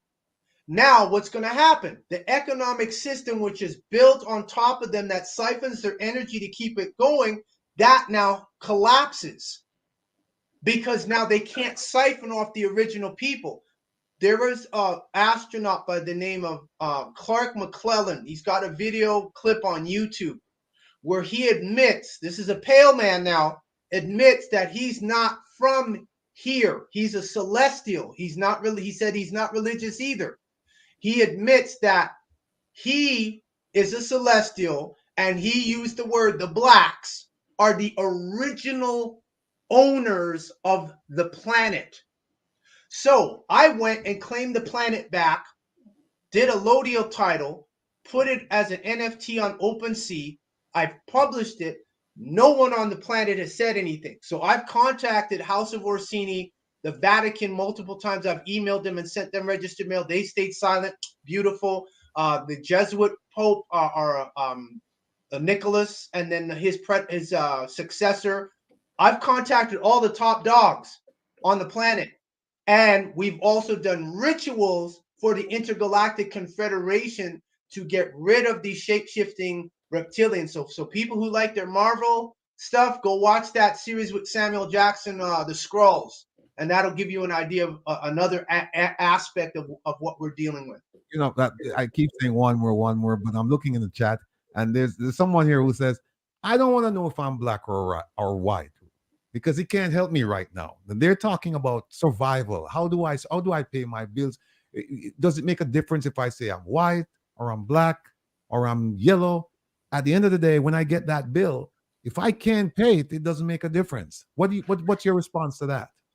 My response to that is quite simple. Black has no standing at law, so their comment doesn't mean anything.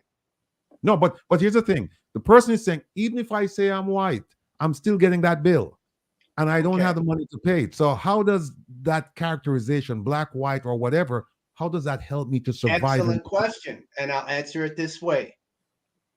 As Morpheus told Neo, unfortunately, nobody can be told what the Matrix is. They must be shown. So I could tell you about being white, but until you actually experience being white and the mentality and the thought process, they'll never understand, because they always talk about what? The law of attraction. So black people are a program that think a certain way and have what they call stereotypes, or we would call them, computer language would be attributes that can easily be defined to describe black people. So black people think what? Negatively. It came out in science that when you complain, you shrink the hippocampus area of your brain and cause your brain to shrink. So complaining causes your brain to shrink. So in order to counteract that, again, black people need a guide of somebody who's actually done it, does it, lives being white. And therefore, when we bring in the aspect of Heka in ancient Egypt, you call it magic in English. How many of these people on your callers, how many of them have altars? How many of them do rituals? How many do food offerings to their ancestors, agreeable or otherwise? See, they're already talking about taking people's mentality and uploading it to a computer so they can continue the cycle of bondage on this plane. We are infinite, but if you've been cut off from knowing that you are infinite, then all you see is what is around you and think that's the be all and end all. So to counteract, well, what do? You have to bring in spirituality. And when I mean that, I'm talking, I don't care if it's an African spiritual system, Yoruba, Vodun, Obia, I don't care. But it can't be Christianity, can't be Judaism, it cannot be Islam. Repeat that for me. Repeat that. It can be what? It can be or can't be. Where do you want me to start? What you said a while ago? You said, I don't care. You said some. Black people. Yes. I'll use Haiti as an example with Yes. Napoleon. Haiti won because Haiti won because they were doing your Vodun. That's how to beat Napoleon, because Napoleon was hot. He was the baddest guy out there, and little Haiti beat him. And everyone, how did they do it? They was doing magic. So for that person who left their comment in, and anyone who catches your replay, you all are not going to shake off the shackles of oppression while you're still going to their oppressor's church on Sundays talking about God save me, help provide me with money to pay my bills, because you ain't going no place. You have to go back to what your ancestors were, or a spiritual system that resonates with you that you like. So when people come on my webinar, I don't care if they do Ifa, Yoruba, I don't care if they do Santeria, Kimbanda, Umbanda. I said do any and all of those. I don't care. But it cannot be Christianity, Judaism, or Islam, not Hinduism, not Buddhism, because all of those religions are guilty of genocide, technically. Like when black people get white, it's genocide, but they're guilty of participating in the oppression of what you would call black Afro-Caribbean people across the planet, because none of those religions, as well as the Babalus, the Orisha priestesses, and the rest of them, they're not telling you all that y'all are white in commerce. I'm the only one on the planet telling you all that, and I challenge them. And they won't say nothing, because the concern is the moment they do that, they'll know we're not being guided right. They're going to come to me. That's why the preachers won't tell them. The imams won't tell them. The sheikhs won't tell them. The rabbis are not going to tell them. So if you do any African spiritual system, no problem. But if you want to come over this way with that Christianity, nope, you can't do my process. No. All right. Hey, Will. Hold on one second. Go ahead, Herb, because we have to wrap it up now because we have the students waiting. But go ahead. Okay, yeah, I got it. I just got this. Okay, you mentioned the Haitian Revolution. Yes. Where they had to call on their spiritualness or something to that effect. Their ancestors, yes. The ancestors. But listen, In the Haitian Revolution, the Haitians employed guerrilla warfare strategies involving hit and run attacks, ambushes, and unconventional tactics. Something that the Maroons used against the British in Jamaica also, and that was effective, maybe because there was a Maroon who came from Jamaica to teach the Haitians those tactics, right? Their knowledge of terrain, along with determination, allowed them to wear down French forces. They also had strategic alliances. Spain, the Spanish provided support to Haitian rebels against the French. The UK, the British played a role in weakening French control, and these alliances disrupted French supply lines and diverted their attention. Plus, there was harsh conditions on the island, as you know, yellow fever, dengue, all kinds of different conditions. The tropical environment of Haiti posed significant challenges for European soldiers. And I mentioned yellow fever and malaria. The harsh climate and unfamiliar terrain worked against invading forces. So, and when it came to determination and leadership, Toussaint Louverture, ex-slave and brilliant military leader, he emerged as a prominent general. And his leadership inspired his people to fight fiercely. Even after his death, you had Jacques Dessalines, Henri Christophe, they continued the struggle. And as the war turned in favor of the Haitians, Napoleon Bonaparte abandoned the invasion. So this was clearly a tactical victory on the part of the Haitians, calling on the guerrilla warfare that the Maroons exhibited in Jamaica, and they also were able to pass that on to the Haitian slaves. Dr. Bookman was the guy that they sent from Jamaica to Haiti, and he trained the Haitians.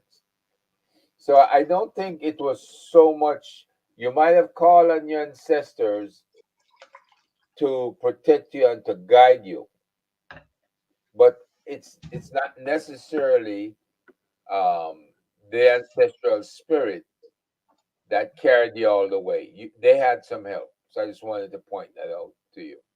Well, I will honorably accept that with proof of validation because, and the reason why I say that, Elder, is because the people that you're fighting against, your oppressor, this so-called European system, they're doing rituals, they're doing magic, and that they're getting that from us. They're doing it at the Oscars, they're doing it at the Music Academy, American Academy Awards, they're doing that at the Skull and Bones. They're doing magic. When I hear a Satanist say and admit at the Planned Parenthood, that the abortion clinics, he said that's where they do the rituals at if a girl wants to have an abortion. He said 90% of people think that this world is all physical. He said 10% of it is physical, the 90% is spiritual.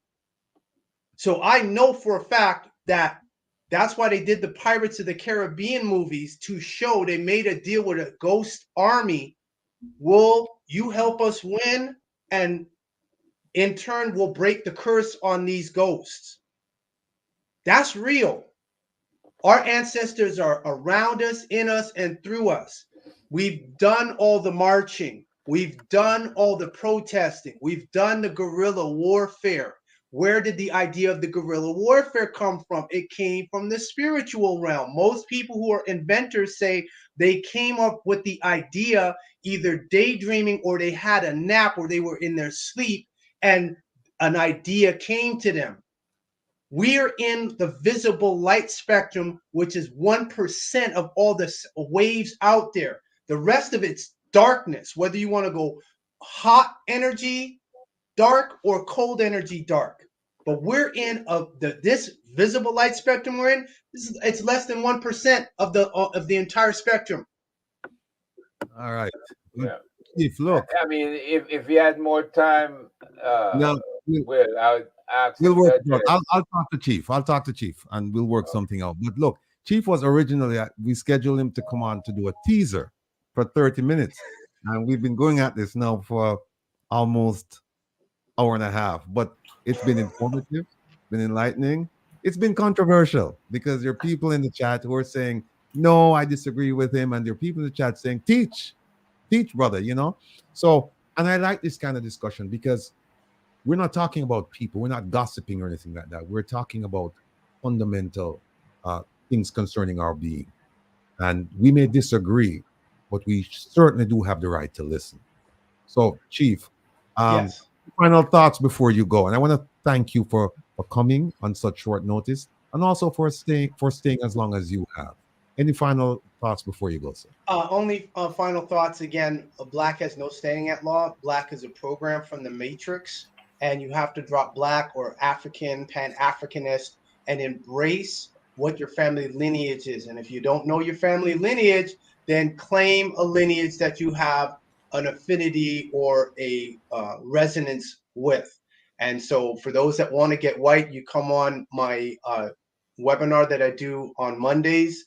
My email address is kemet19@gmail.com or at Sikhataym. That's ATSIKHATAYM@gmail.com or aspwebinar@protonmail.com. And if you have any issues, you can call me direct, 587-712-0639. I'm on Telegram. I'm on WhatsApp.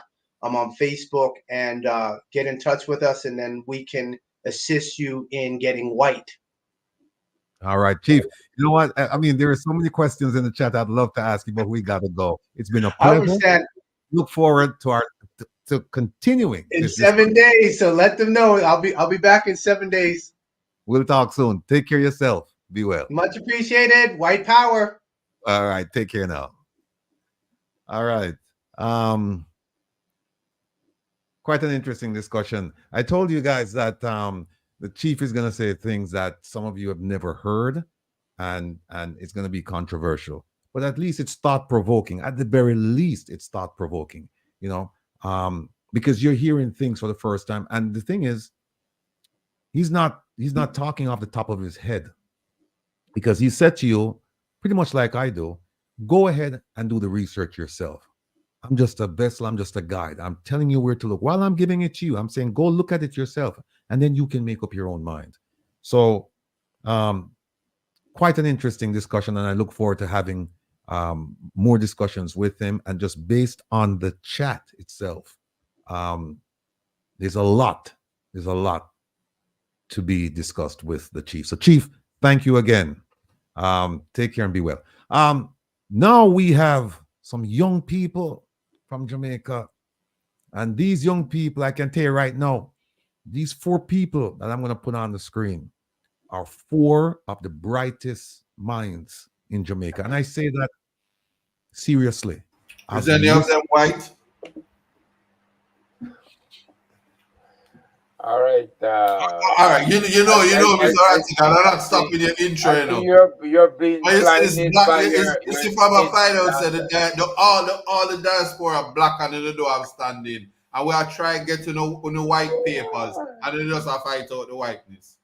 But all right. Look, there's one, as I'm looking at the folks in the waiting to come on. Kalia, I've never met, but she came highly recommended by Jermaine, and Jermaine, I have a profound sense of respect for this man. When you hear him, and most of you've heard Dervin already, and you know his quality, and you've heard Ruthan already, and you love both of them, and you've asked me to bring them back.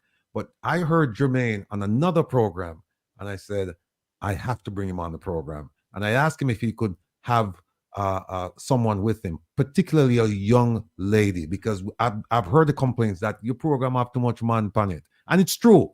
And I said to him, I know you won't have any difficulty finding a young female to come on the program. And he said, listen, Kalia is the person. So without further ado, I'll bring them on right now.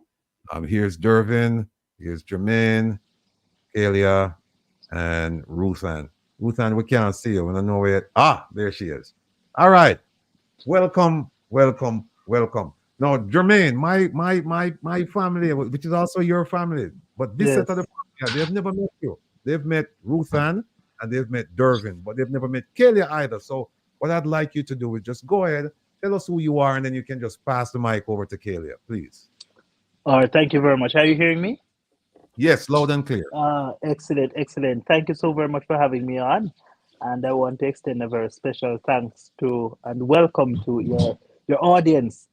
So my name is Jermaine Barrett. I'm the founder and executive director for an organization that's based here in Jamaica. It's called the Jamaican Association for Debating and Empowerment. I'll say that once again.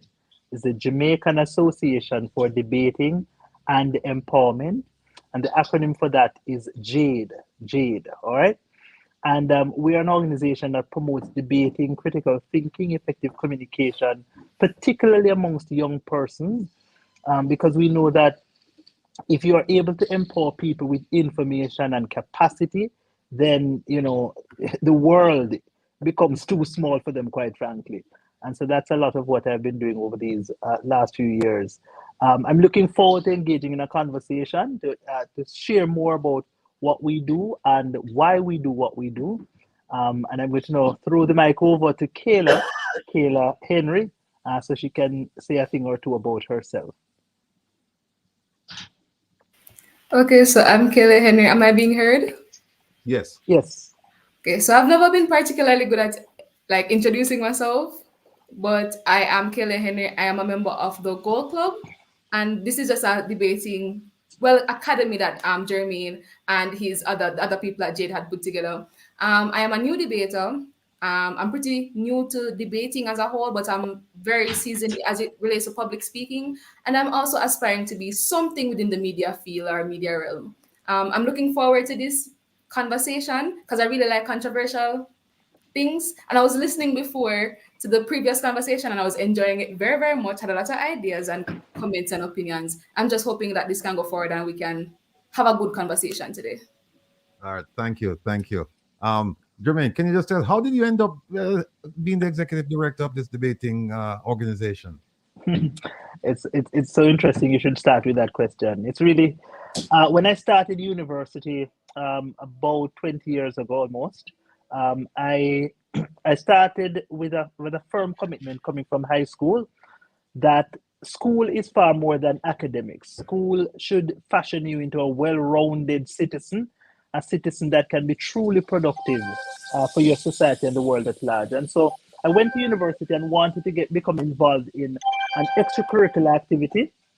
And at that time, I wasn't a debater. I was a newspaper editor for my high school. And so I came to the university, that's the University of Technology, Jamaica, and started to look around for the school newspaper. Couldn't find it. Learned eventually that UTech does not have a school newspaper. So I thought, well, do I start one or do I get into something else? And then the thought struck me that while at high school at Cornwall College, I would have, while I was sitting in my little office editing my newspaper and so forth, the debaters from the school would be coming to me with their speeches and asking me for advice as to how to fashion the speeches into winnable products. And so I thought, let me try this debating. And so started to debate at UTech. And I was basically a superstar, For 4 years at the university, I managed to travel the world. Hadn't left Jamaica prior to starting UTech, but the university gave me the opportunity to go to Botswana, South Africa, India, Philippines, Germany, Netherlands, Mexico, all over the world, yes? I became a frequent flyer, you could almost say. And now, at the end of my university years, having done so much debating and having established a reputation and become somewhat of a superstar at UTech, I started to have withdrawal symptoms because I was like, oh no, there's no more debating after university. So I gathered a few friends of mine and pitched the idea that what Jamaica needs is an established umbrella organization that's devoted to helping young people to develop the skill of debating. And so I gathered them. We had some stakeholder meetings and we hammered out the organization, got it registered, and the rest is history. Jade is about to become 10 years. And it has been 10 very, very exciting and interesting years. All right. We also have my good friend Dervin and Ruthann. Ruthann, talk to us. What's been going on lately in your academic life? It's good to be back. Am I being heard as well? Yes. So as a natural Jamaican youth going to school, it has been very stressful. Worse, now it's mid-semester time, so double the stress. But as everyone, I cannot wait to be done with the University of the West Indies. And that is pretty much it. It has just been hectic where school is concerned. And what do you want to do once you finish school? What do I want to do? Hopefully to be working in the government, with the government. Good. Stop right there because we're going to talk about the future with the government. This government, any government, not the future of a Jamaican government, as in terms of being a public. I don't like using the word servant, but a public employee. We'll come back to that. Dervin, what have you been up to? You're a fan favorite now, and everybody in the chat has a big up Dervin. Lord, I never know that I was so famous. Good evening, everyone. Basically, just like Ruthann, school is very hectic, and doing doctoral studies is extremely hectic. It's more hectic than I ever thought, and it's just work, researching, etc. It is just mind blowing. I can see why some people would say if you do a PhD, you might have permanent head damage, but not me, not Jesus Christ. But that is my life right now, being a doctoral student, and just like Ruth, and I want to hurry up and get out because having the late nights and waking up very groggy in the mornings, I know that you have to go do this, you have to research, you have to do this. God, it's hectic. Let me just say. All right. No, the other night I was on a show, right? And Jermaine was on it. And we were talking about pretty much some of the same things that we talk about here. Like, where do you see yourself in the future of Jamaica in light of Vision 2030 and beyond? And one of the questions I asked was, make an argument, because the group essentially was saying that they're not leaving Jamaica. They're going to stay and they're going to develop Jamaica. That's commendable. We want that. I mean, if I had my choice, I would have remained in Jamaica, but we never have no choice. My mother say, hey, you go foreign, and she sent for our entire family, our husband and me and my two sisters. And so I had no choice. I was 17, I had to leave. And believe me, it wasn't a happy day either, because I'd just gotten transferred to Woolmer's because I used to play cricket. Just gotten transferred to play on the Sunlight team for Woolmer's from Meadowbrook, and it just never worked out. But the thing that I asked them to do was make an argument to leave Jamaica. And the responses were quite interesting. Quite interesting. So I'm going to put you in the hot seat, Dervin, and start with you. Okay. Make an argument as to why a young person, such as the group here, should think about leaving Jamaica, not staying. Well, to be honest with you, there are so many reasons. Jamaica is such a small space, and many of the jobs, especially in the public service, are highly political. Let us be honest here. Very honest. There are times you may have certain persons who are extremely bright, much brighter than me. And I look at them with awe. And sometimes I wonder to myself how these people aren't in those positions. It is all because of this nasty word called politics. But politics can be good, but it can also be bad. But mostly it is bad here in Jamaica, to be honest with you. All right, let me stop you right there, and let me stop you right there, because we have a big group here, and I just want to be fair to everybody. and spread the wealth around in terms of time. Ruth Ann, Europe, make an argument as to why you shouldn't stay in Jamaica, not, especially since you're on the verge of graduating, that you should just seek your fortunes elsewhere.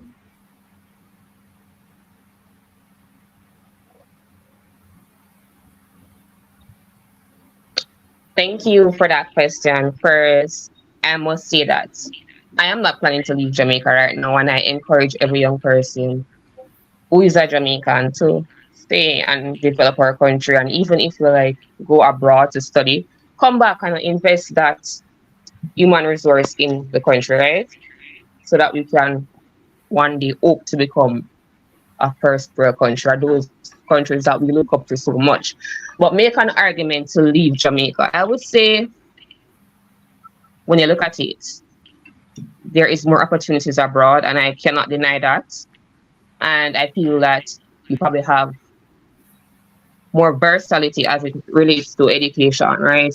In Jamaica, it's mainly based on certain degrees or certain jobs, where America or any other first world country, there is a lot of things that you can tap into, such as the green economy.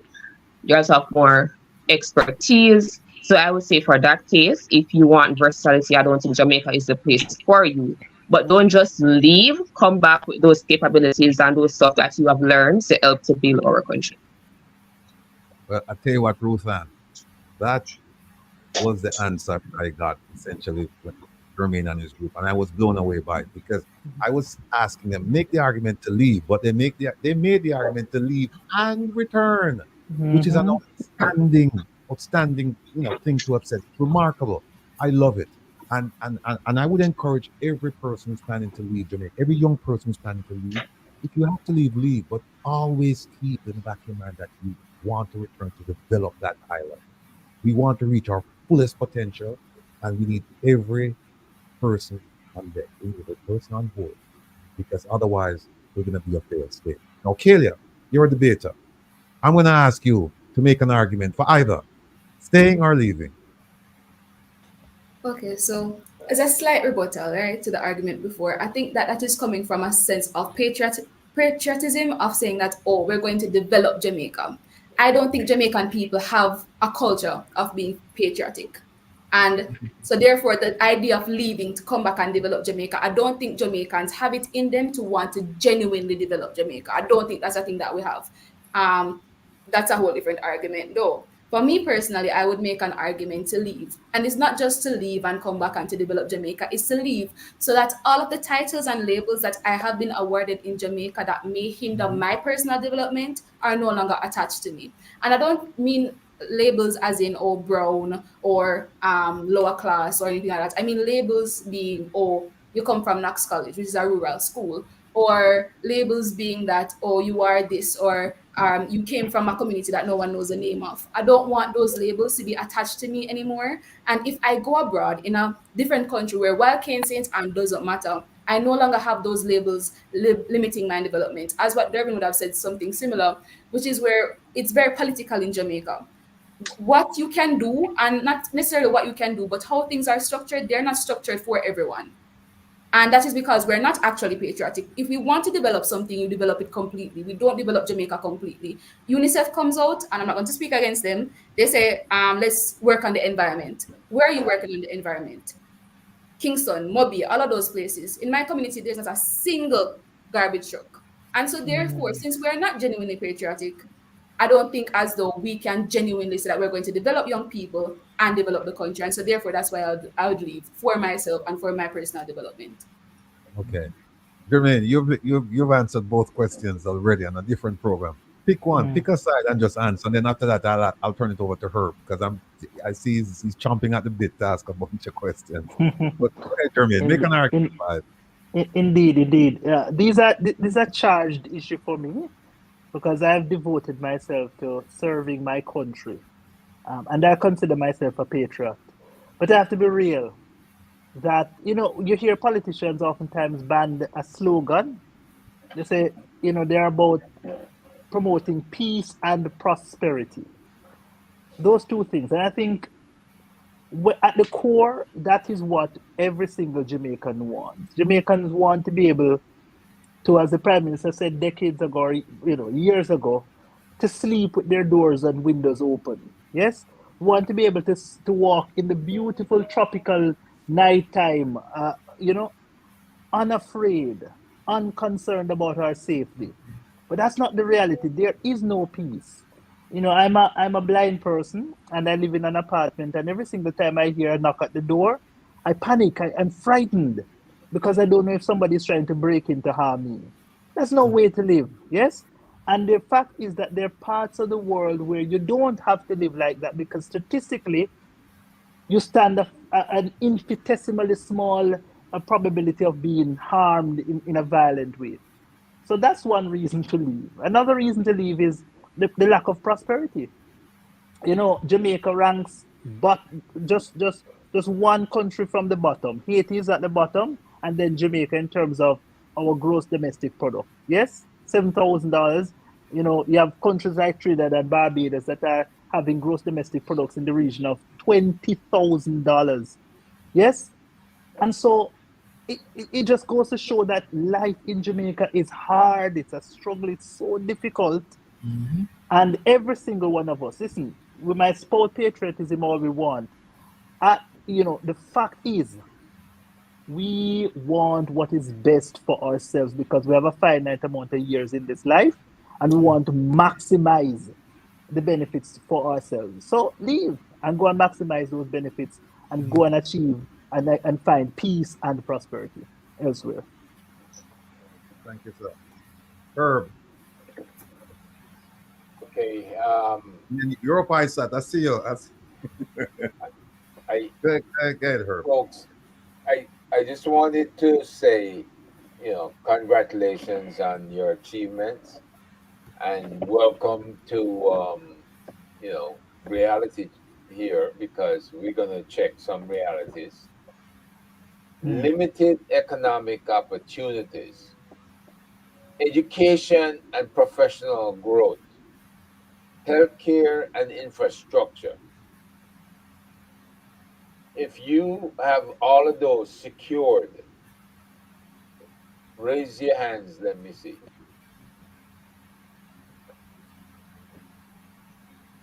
You see, I didn't get anybody raising their hands because obviously you're telling me it's not secured. Now, in order to change the system, to improve the system in Jamaica,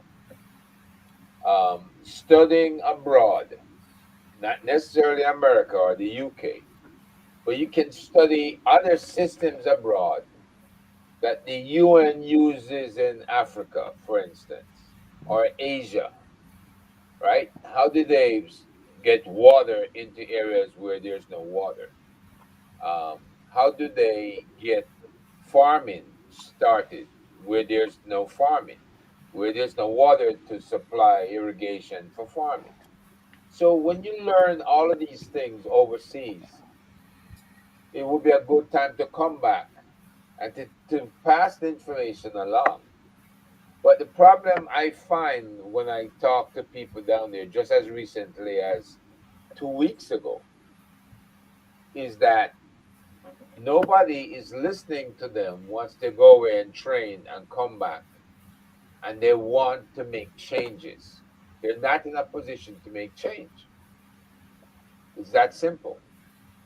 So how would you go away, learn new methodologies of accomplishing things like farming, like water supply, irrigation, like the medical system where you can have medical aid stations every so many miles, along with um, the CPR and other type training that will allow you to save Jamaican lives of the elderly and others who may be ill and having a heart attack or some kind of spasm.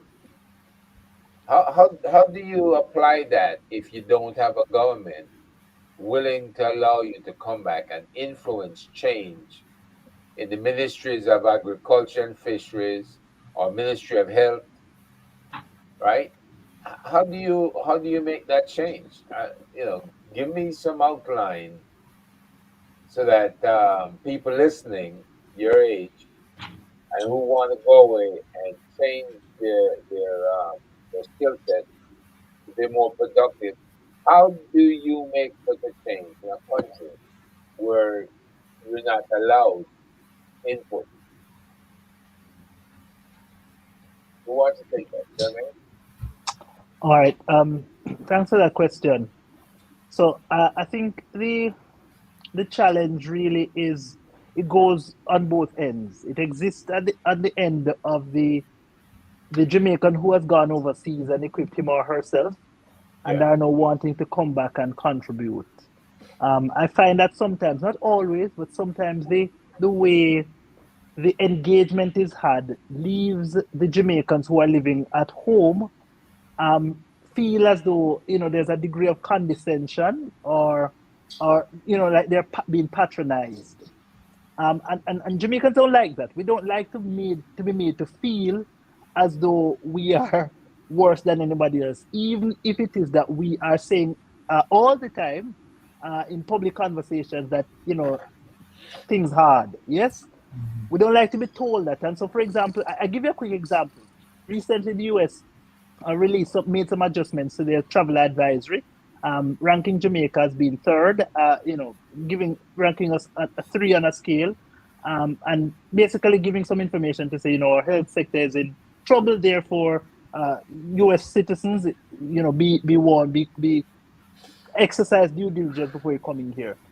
Now, to be honest, we all know that it is true. But let me tell you something, we don't like when other people tell we the truth. And so there's a sense from us here in Jamaica that when people leave and go overseas, them come with them foreign mentality and foreign mindset. And there's an impulse within the Jamaican ethos and society to push against that. Yes? So you have to understand how it is that you or the kind of audience you're dealing with as a Jamaican born and bred, going overseas, gathering the information and the capacities, wanting to come back and to develop. There's also as well the fact that a lot of times the way the communication is made is well, you have done poorly in managing your own affairs. Let me come and help. Again, the patronizing. We don't like that. On the other end, though, I think that we as Jamaicans, we don't have the kind of hubris that I find to be quite pervasive in the United States. And what do I mean by that? Americans are a conflicted people, but a proud people. Yes? You guys believe they are going to run the world. And I mean, there's some evidence for that. Yes? We, on the other hand, here in Jamaica, we all want to, well, not all of us, but many of us, too many of us, if you ask me, want to be in America, want to join this first world country because we know we're not first world. I want to be a part of that space. Yes? And so what that breeds is a sense of, deficit, mental deficit. I mean, we're not as proud as we would want to be. We're not as confident in terms of who we are. And again, that feeds into the sense of, well, who are you to come and tell me, say, I need development, I need improvement, I need advancement, right? So I leave it at that for now.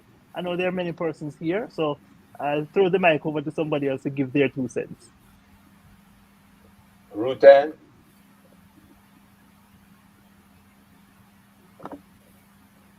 Your input on how do you go about making that transition away and coming back and effecting change?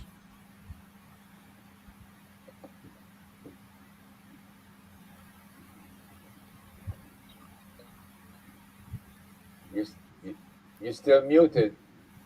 Can she hear me? Ruthan, you're muted. You're muted. Yeah. No, you're muted, Ruthan. Ruthan, you're right. No, you're muted again.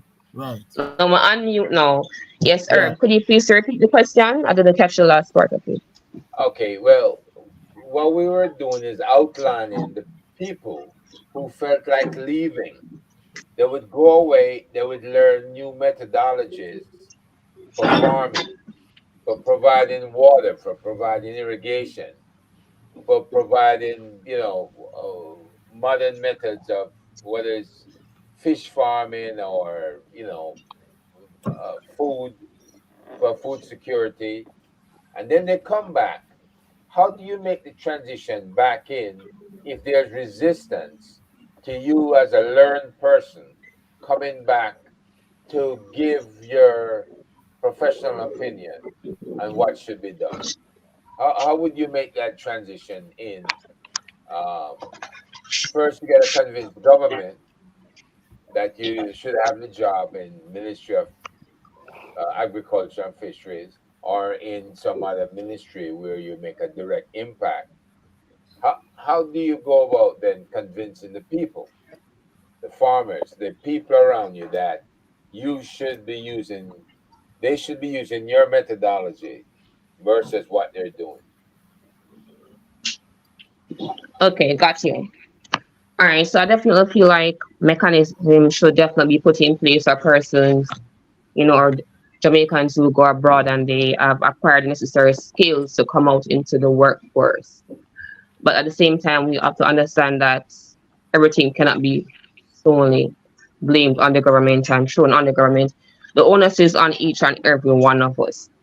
And if you go abroad and you come back with necessary knowledge and skills, you have to take the onus on yourself to go out there and to try get employment, or because the reality is those who are here presently in the country, we too are having the same issues. I don't think it's an issue that is one-sided. I think both persons who leave and come back and persons who stay, we all have the same issue of unemployment.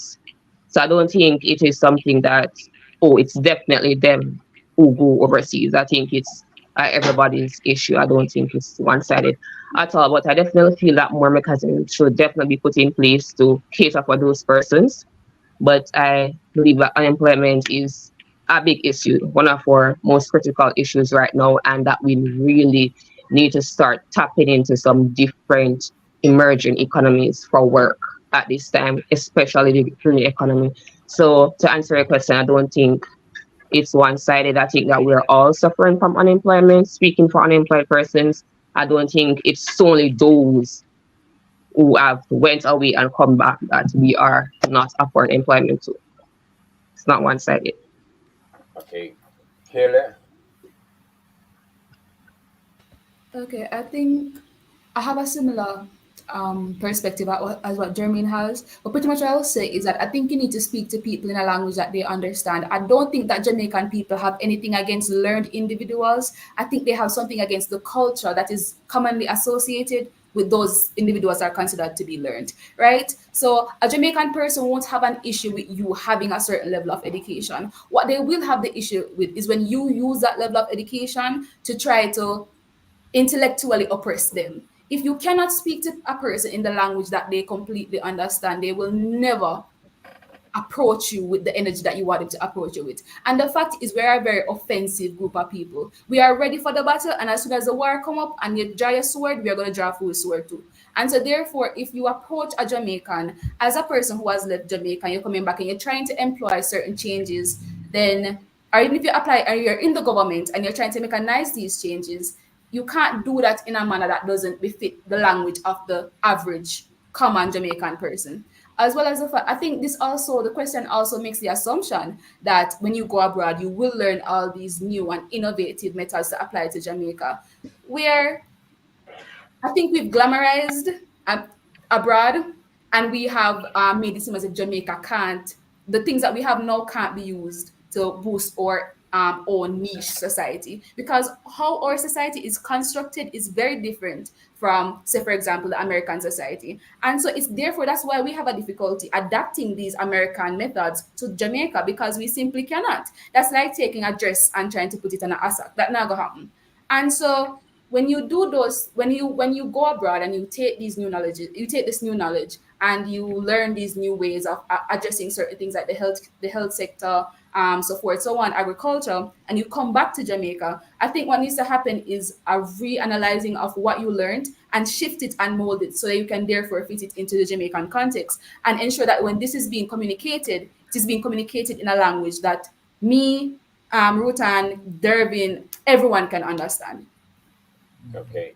And Durbin, just as a closure here, you're the, let's say, the permanent secretary in the Ministry of Labor. How do you set up a system to ensure that you can now utilize the skill sets of those returning home versus those who are on staff that are not as skilled? What kind of system would you want to put in place to ensure that you improve the skill sets of those that are on staff, that you could then get this information out to the field, to those farmers or to those in industry someplace that needs to know what are the latest and greatest improvements in these skill sets that can help Jamaica improve? Well, Sir Herb, that's a very interesting and very intricate question. Well, is there anything set up now at the ministry that you know of that would facilitate such activity? The only thing that I know of I'm not sure if it is all that, because I haven't worked at the Ministry of Labor, so I wouldn't know or what new initiatives they have. But I know that they have this. One of them is well known. Everybody knows the farmers work program, in terms of farmers going to Canada or the US and get to interact with the latest practices in farming over there and the technologies over there. The question is, after when those persons come down here, are they being utilized to assist in developing our farming capacity here in Jamaica? That is another question which I cannot answer, because I'm not at the nurse center of the Ministry of Labor. But if I were the permanent secretary, and that is if I would have got the backing, because you have to know, you have to get the backing and the support of the government, and I mean the Prime Minister and his ministers, to say if they have the vision that you have, or like that I have, they will support. Because once you're a permanent secretary, trust me, you see, when it comes to politics and the political leaders or ministers or government, if you have a initiative and you want to carry it out, but if they don't see the vision, you using their ministerial powers, they can block it. So there has to be a buy-in from all of the stakeholders. And also, we also need, you see, our ministries, our government ministries, they are the way how they operate, to be honest with you, and I think everybody else on the panel here will agree, that they behave jointed in a disjointed manner. Like, for example, if we want to do proper sustainable development of our country, right? We have the entity called Statin, right? Which has the statistics of births of children, right? We should have that database to say, okay, Ministry of Health, we would have the medical records of all those children, right? And the Ministry of Education will be able to get a hold of those records to calculate or do the estimation of how many children who are going to come into the school system. So there, you understand, the information should be shared amongst these ministries, right? In order to effectively plan for the future and for the development, and then Then you have the Ministry of Economic Growth and Job Development. They would also estimate the number of graduates coming out of our universities and look at the industries with the main players of the industry to say, okay, these are the type of persons who are in high demand. Can we fill them, right?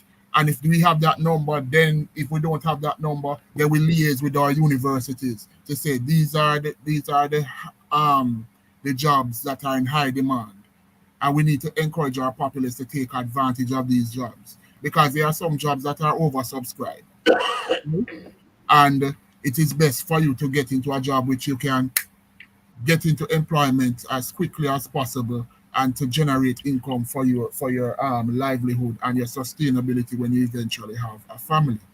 So in essence, I am saying that there's still a lot of work to be done on the side of the government to set up a really intricate system for our people, in order for our people to see that there's hope for the nation. Also to cut out the red tape, cut out the stupid politics. If the person is qualified for this position, you let him or her get that job to assist you. Because some of the most powerful persons, people don't know, are the persons who are no-P, who are not affiliated to any party, And some of those persons will tell you in your face, minister, that wrong, we need to do it this way. And some of them will be brave enough. Well, me not know all of them, but I know proper fact. I'm just a straight shooter. I will just tell you it's not going to work. Right? You're going to have a quarrel, we're going to quarrel, and I'm going to tell you you're being a buffoon. You need to do this because you don't know this like I do. Stop being a dunce. You're going to affect this because the buffoonish decisions will cause a domino effect and affecting the future prosperity of the nation. But as I said, Sir Herb, it's a very intricate question that you asked, but I hope I have answered it in its full. But it's very complex. It's a complex matter. Herb, if I could just jump in and make a quick comment following from David. Yes, I live by the philosophy, let not the perfect be the enemy of the good. Yes, I find that in settings like these and elsewhere, we're oftentimes inclined to highlight the very many things that need to be done, and we don't really realize that things are being done, maybe not at a fast enough pace, but we also have to be contextual. A lot of what has really held Jamaica back is because, and I don't mean to sound like an economics professor here, but we really never had the fiscal space. A lot of the comparisons are of systems that exist elsewhere in North America and Europe and so forth. And when you look at the numbers, we don't have the financial resources to do the things that need to be done. But I'm seeing a difference, yes? So Dervin speaks about the siloing within government. So you have this ministry over here, so this department over here, so I run them one thing, I do them one show, and there's no real communication and no real synergy. Again, the Prime Minister recently came out and to his credit, said, listen, one of the problems that we have in this country is that we have things called social intervention programs, projects and departments of government that are designed to treat with the root causes of crime and violence. But because of the disconnected and disjointed nature of all of these operations, we're not getting the maximum impact from them. And so what we need to do is to streamline the operations under kind of maybe a central ministry or so. I'm not necessarily committing to that approach, but at least the conversation is going. Another thing we have going is we are seeing real impacts at last from something we call public sector transformation. Things, for example, like My HR Plus, where in the past, you want a job letter, you'd have to write to your HR department, and the HR department to take 3 weeks to get it to you. That's slow. That retards development. That retards people's progress in life. No, You go online and you pull down your own job letter, and your records are all there and so forth. We're becoming a more digital economy, and that's the direction within which we're heading. Is the pace fast enough? I don't think so. And I think a lot of the reason why we're not moving fast enough or faster to make many of our public commentators, applaud is the fact that we really don't have the financial capacity to do the big transformational things that need to be done. What has happened? We have managed, listen, for decades, Jamaica has had a noose around its neck called debt. And I contend that maybe some of this debt, we shouldn't be paying it, quite frankly. We should default on it. But, in the disciplined country that we have been, we've paid the debt. We're now getting to a point where by 2027, 2028, we'll have a debt to GDP ratio of about 60%. That is going to free up a lot of government resources to do the things that need to be done to get the improvements and the development that are necessary. So I could go on and on and on, but my central idea is I think we should be grateful for the escalation in the progress while we demand more, hold our political leaders accountable. Okay, I did something. You guys are welcome to take a look. I put it in the private chat. So just some examples of what can happen when it comes to the farming question. Because I know young people that say hate farming, and I'm saying, why do young people hate farming? Is it that it's too hard? They don't want to get up at the 4 o'clock like they've parents and grandfathers and forefathers before them get up and get out there. You only, if you're gonna work outdoors, you gotta work less time under the heat, under the sun. So it's a necessary thing where you can be the bread basket for your district or the bread basket for your parish, depending on what you're producing. And I know that there are a lot of farmers set up to supply the hotels, but they have to meet a certain standard with their goods to supply those hotels and stuff. So take a look and comment on it, if you will. I don't know how much mentorship is happening in Jamaica. So when you go away and you study and you come back, do they have a mentoring program that kind of is where the rubber meets the road? It gets what is current and gets what you're bringing in new, and they kind of mentor you in how to blend it into the current population and how to make it work within that ministry or within that parish or parishes that you may necessarily be working with, right? Sir Herb, Yeah. Concerning the aspect of farming, I remember I was doing some research. Yeah. Concerning that aspect, farming and sustainability. Right. But you see, one of our problems here in Jamaica is predial larceny. Okay. That will deter a lot of people from farming, right? I am coming from a family on both sides, both my mother and father's side, which my grandfather, God rest his soul, he was a farmer. My grand aunt, God rest her soul, she was a farmer, right? So I'm coming from that kind of family structure, and I appreciate farming. And farming is what is more, we need farming more than ever right now, because whether we like it or not, our national food security is at risk. And Michael Manley said it in the 70s, eat what you grow what you eat, which was also trumpeted by Minister Tufton when he was agricultural minister, right? To defend our food security. And as we advance in technology, and in many of our countries in the world, they have resorted to GMO foods, and there's still a lot of research going on concerning GMO foods and the effects on the human body, cause cancers, etc. And there are some foods that we have produced here in Jamaica, which we don't have to import. But we have a problem because we have imported a lot of foods, like you have onions grown by the farmers, but yet the hotels are working with importers to import onions in the hotels when our farmers have enough onions to supply the hotels, but they are not buying it, right? Thankfully, when Dr. Tufton was agricultural minister, he did a brilliant thing called the farmers market, which I'm not sure if it is still it has still continued, but that was a brilliant initiative, and I must big up Dr. Tufton for that, right? That was a brilliant move on his part, right? And people buying local.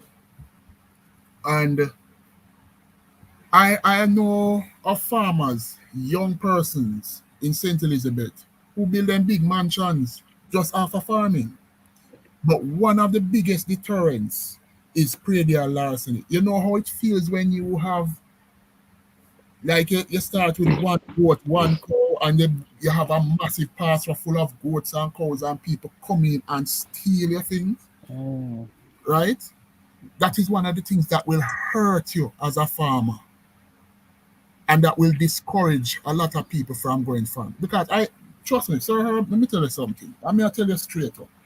If I have about 30 acres of land, I would farm. Trust me, I would farm. I would be farming. Right? I would like to interject when Dervin is finished. Mm-hmm. Yeah, so farming is a way to go, but as I said, and we have a culture of young people, not us here, but many of them have this type of we want everything no, right? And I know so it go. Because let me tell you something, Sir Herb. You, Sir Rattigan, Sir Isaac, etc. It takes time for you to establish yourself as a person in a society, get your financial resources, etc. Right?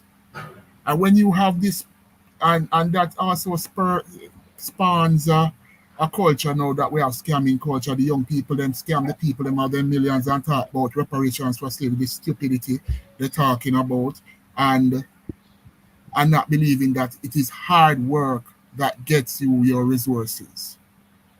The same billionaires like Bill Gates, Elon Musk, all of them work hard to get them billions. That bad mind, right? Yeah. So we have to work for our thing. Even if you believe in the Bible said it. By the sweat of your brow you shall eat your bread. That's what God told Adam, right? So we need to work. We need to be productive. And I know that the government, to be honest with you, they have some initiatives from the Ministry of Agriculture, RADA, and those things. But I am not sure if many young people are aware of those initiatives, because even the government implemented an initiative in which you lease lands in which you can carry out farming. Because the government did that the other day, you can lease lands to do some farming. But that is how I see it at this time. But Ruthan, you said you want to say something, so yeah, go ahead, Ruthan. I want to know if Isaac was still there. Maybe he can comment on predial larceny and the countermeasures that the government has come up with.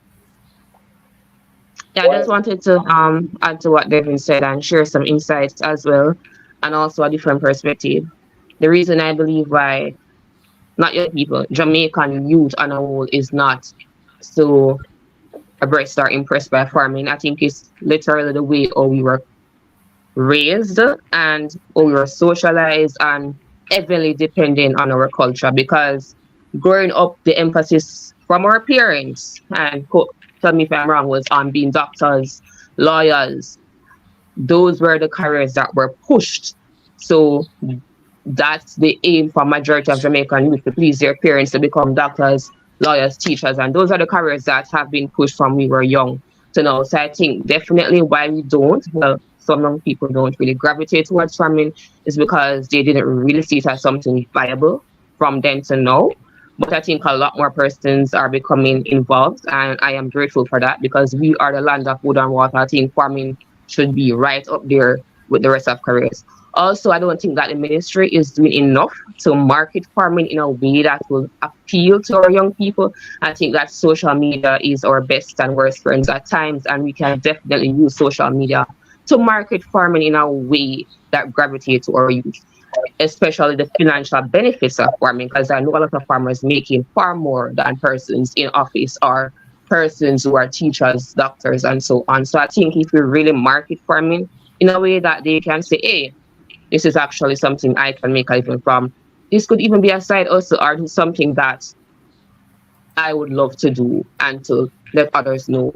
Also, I think that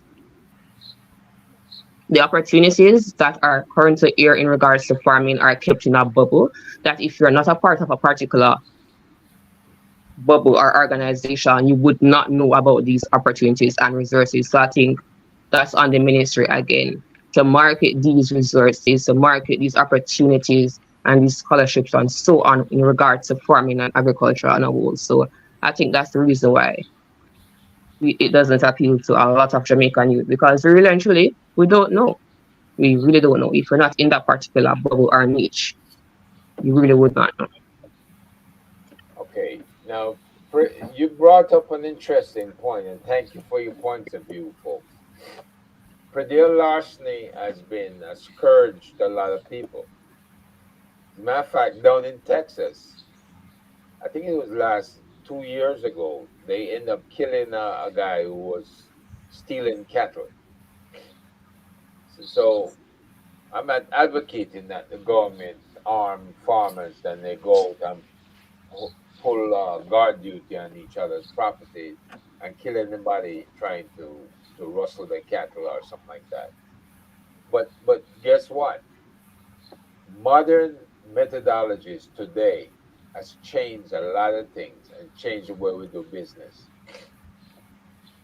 You have um, a self-help program where you could have the community watch. Community watch is a part of community policing, right? And if you're going to do community policing, what you're going to need is to make sure you have all your farmers registered, small as well as large, and that you have a kind of not a social club, but um, uh, a, a social development organization, maybe like CDC, right? CDC comes under the SDC. So if you have that, what is it going to take for that CDC then to purchase drones? What's it going to take for that CDC to employ people to operate those drones and to have direct liaison with the police and the police patrols? If the police don't have the cars, which we know a lot of times they don't have the cars or the transport means, maybe you buy the police some motorcycles. So at least you know if they don't have the cars, they're going to have the motorcycles. They have the ability to move. And they can move around, being armed, right? And they can move around and position themselves, pre-position themselves, depending on where the farms are and where the opposite lines are, whether it's north, south, east, west. And they'll be able to move rapidly on a motorcycle to intercept the people who are doing the larcenies. The the trick is to have those drones all night patrolled to where they're from 6 to 6. I know 6 o'clock daylight hit you know, in Jamaica. But usually I would be we challenged if those are not the hours that the predator larcenies occur, the hours of darkness.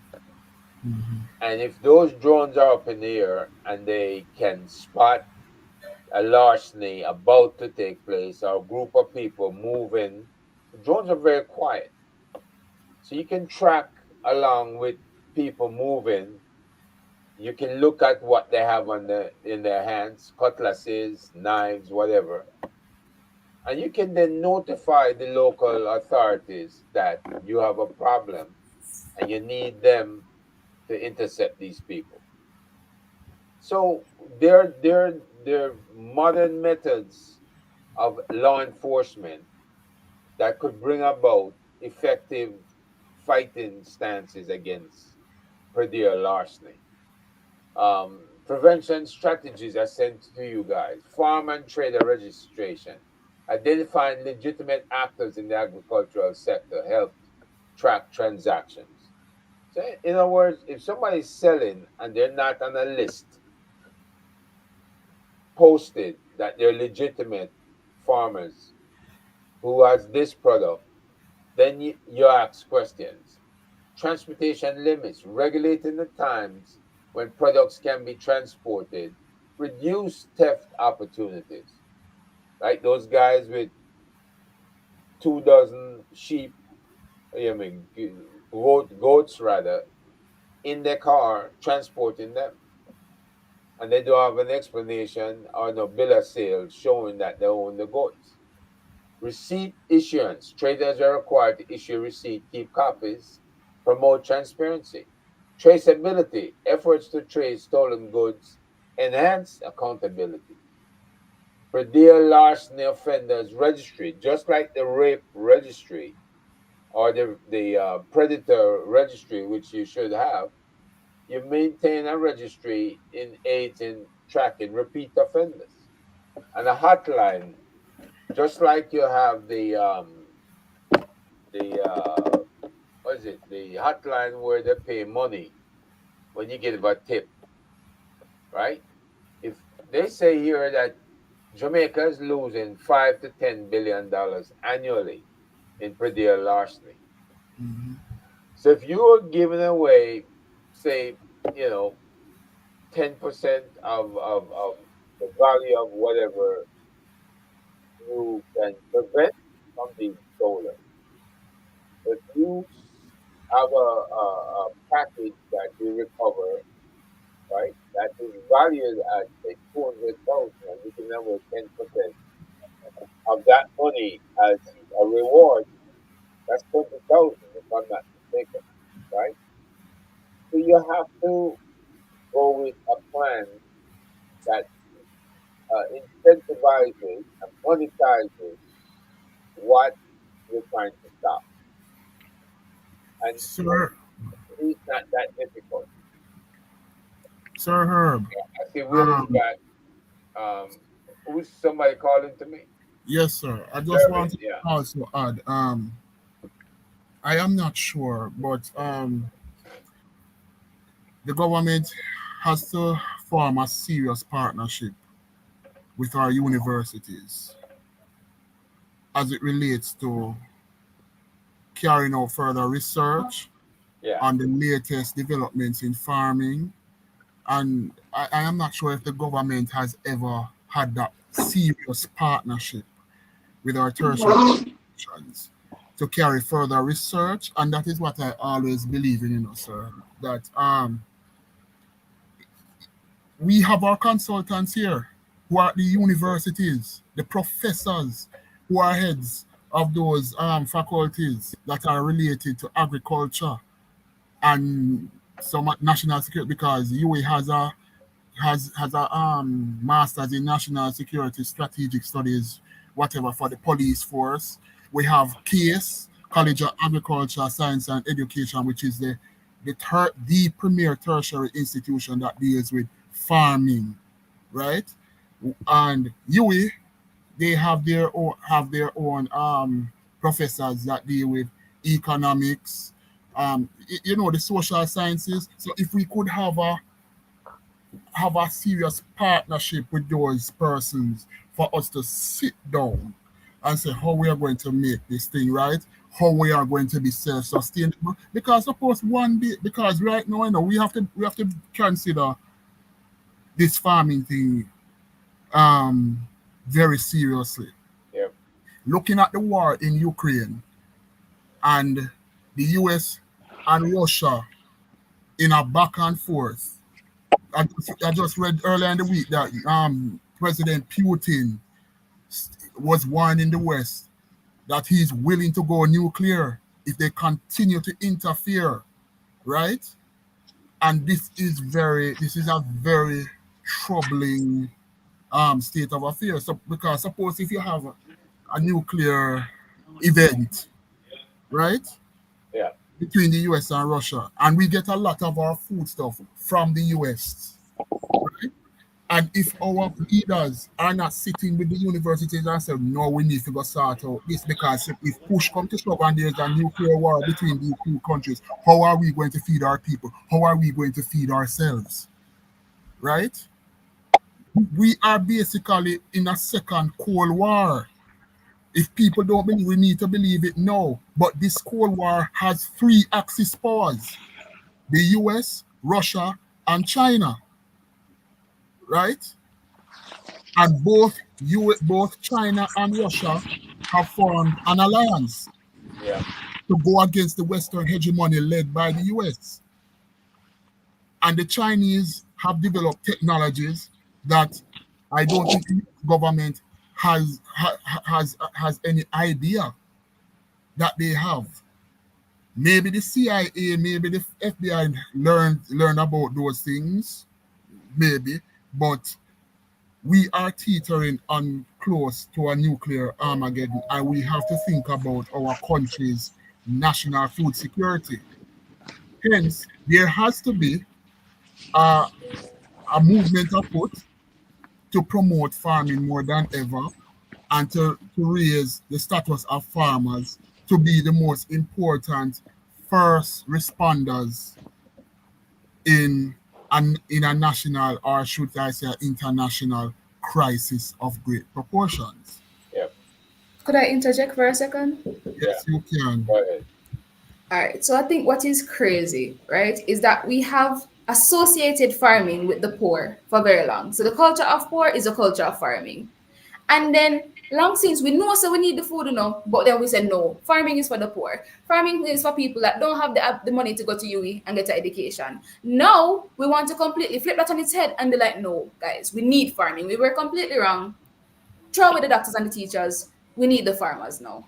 That to me is a bit crazy, because you can't create culture and then want to counteract that culture. That's not quite how you can. That don't make much sense. And then also, I appreciate the solutions being given in this, but I don't think that they work for the majority. Let's say, for example, even when we're talking about predial larceny and the conversation came up about the community watch, most average Jamaican communities don't even have a community watch. And if they do, it is not effective. Or is it actually being engaged? No. And the reason why is because when we think about these issues, we're thinking in places where there is things set up. Where I live, there is no community watch whatsoever. And if I walk to every single adjoining community, there is none. And so therefore, setting up a police, setting up drones or anything to watch, it will not work. It is just simply the fact. These things sound very nice as an idea.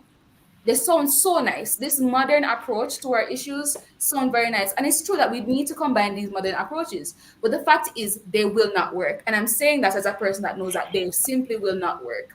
And if we're going to be real and we're going to be clear, the government, the main issue with farming, right, is that it is so like, how do I say this? Like, it's not crafted as an actual career. So you have like the teachers that have the JTA, and you have the taxi drivers that have their own association. We have all these other avenues of society, and then you just have farming. And the main people that do farming are people that live in communities like I do, like my father and my parents, who they farm and then it's a 1 acre land, and they go and they sell in a marketplace. That's how farming works for the majority of Jamaicans. And so therefore, that is where we need to reach the people. for the majority. If we talk about those who are selling to the hotels or those who are selling to any other avenue of Jamaica, that's not the majority. And those people are living much more privileged lifestyles than what we are living. Because it was even an issue where our own community councillor, when the young people went to them and said, hey, we need the farmers, I don't know what it name, but the thing like I think it's a certificate or something like that to like so some farmers some such as something some documents for the farm, right? They were saying no, they're not going to give it to them even though they have it. And so this is the issue that we're seeing, where the young, is not that young people don't want to, is that one, we've created a culture of being poor and no one wants to be poor. No one wants to associate with something that is seen as being poor, and we have made farming poor. Farming is for poor people, and so therefore nobody will want to be a farmer because it is considered to be poor. Secondly, we're approaching these issues as if from a modern point of view, when majority of Jamaica is underdeveloped. We can barely afford to put desks in classrooms. Where are we going to find the money to send people to watch dumb people that are doing perennial larceny? How are we going to do it? What is more expensive, a motorbike or a single desk and chair? That is what we need to focus on. So if there was communication with the average regular person that is unable to speak, if there was communication at that avenue, that person could communicate with the universities and the more educated people. Those people communicate with the government, and there is active streamlining of ideas and issues. Because if we address, this is like what is happening in Jamaica. What we do is we approach broken arms as if they're cuts. So you put a band-aid over your arm and you're hoping that it is fixed when it's not actually fixed. And so if the communication is going to happen, it can't just be limited to all the universities or these people. It has to happen in communities as low as they get. Well, Kalia, you're getting me wrong, you know. I'm not saying you're going to isolate the little people, you know, because it is the youth. Remember, in every civilization, the universities is the knowledge hub, right? In which they will disseminate knowledge to the populace. I am not saying that we should isolate them. You're getting me wrong there. I know. I think you're misunderstanding. I'm not saying that you're isolating them. What I'm saying is that these people that you're going to have send the knowledge down to them, they don't have the knowledge. That's what I'm trying to say. The knowledge exists with the small people. So the knowledge isn't just confined to like the modern information. We need to have modern information with what is already existing. The average farmer will never take up a drone. But if we can combine that knowledge, we can have so it can't be where one is giving information to the other. It has to be where all of them are combining information. And you're misunderstanding me again. The universities do their research because many of our farmers are not into the long reading business, or some cannot read or write, right? That is where those at the universities from the top have a conversation with the farmers and they exchange ideas. And just like how we are sitting and we are reasoning out things, that is how it should be. I understand that you have certain persons at universities who think because they know everything, they are the paragons of knowledge, that they are bigger than the little man on the road.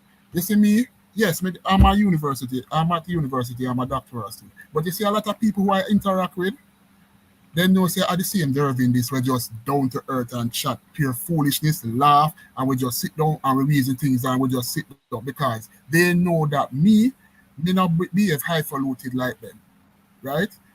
Anything, if I learn something new, because I even have a WhatsApp with some of my friends, some of them not even go to university, but they see the things that I learned, I break it down and say, yo, I just saw this, blah, blah, blah, blah, blah, blah, and then understand it because I use the group. And I even encourage my fellow friends, many of them who are not university persons, to say, this is a group, this is our informal university. Those of us who have our degrees, we go and break it down to your level and say, this is how it goes. And a lot of them learn from us, those of us who have our degrees, right? Brother Isaac do the same thing, in break down the things them for people to understand the law, right? With his platform. So that is what I'm talking about. So we should have the capacity to humble ourselves and reason out with the common man. Not being highfalutin and say we have to throw down this pan when them do. Because I remember back in the 1990s when PNP was in power, Mr. Patterson was the prime minister. and there was a bridge somewhere, I don't remember where in Jamaica, and the people there were telling the Prime Minister, say, Mr. Prime Minister, you can't build the bridge, so it will collapse. One big hell of a rain come, and the bridge mash up. And when Mr. Perkins was alive, God rest his soul, he said, that man that no born for who and mash it, in born for law. What Mr. Perkins is saying, that exactly what I'm saying. You, the highfalutin people, need to sit down with the people and talk with the people and say, okay, how we're going to work this out? How we're going to build something that is sustainable? How we're going to build something that it benefits you, so we don't have to spend millions of dollars again to build another bridge.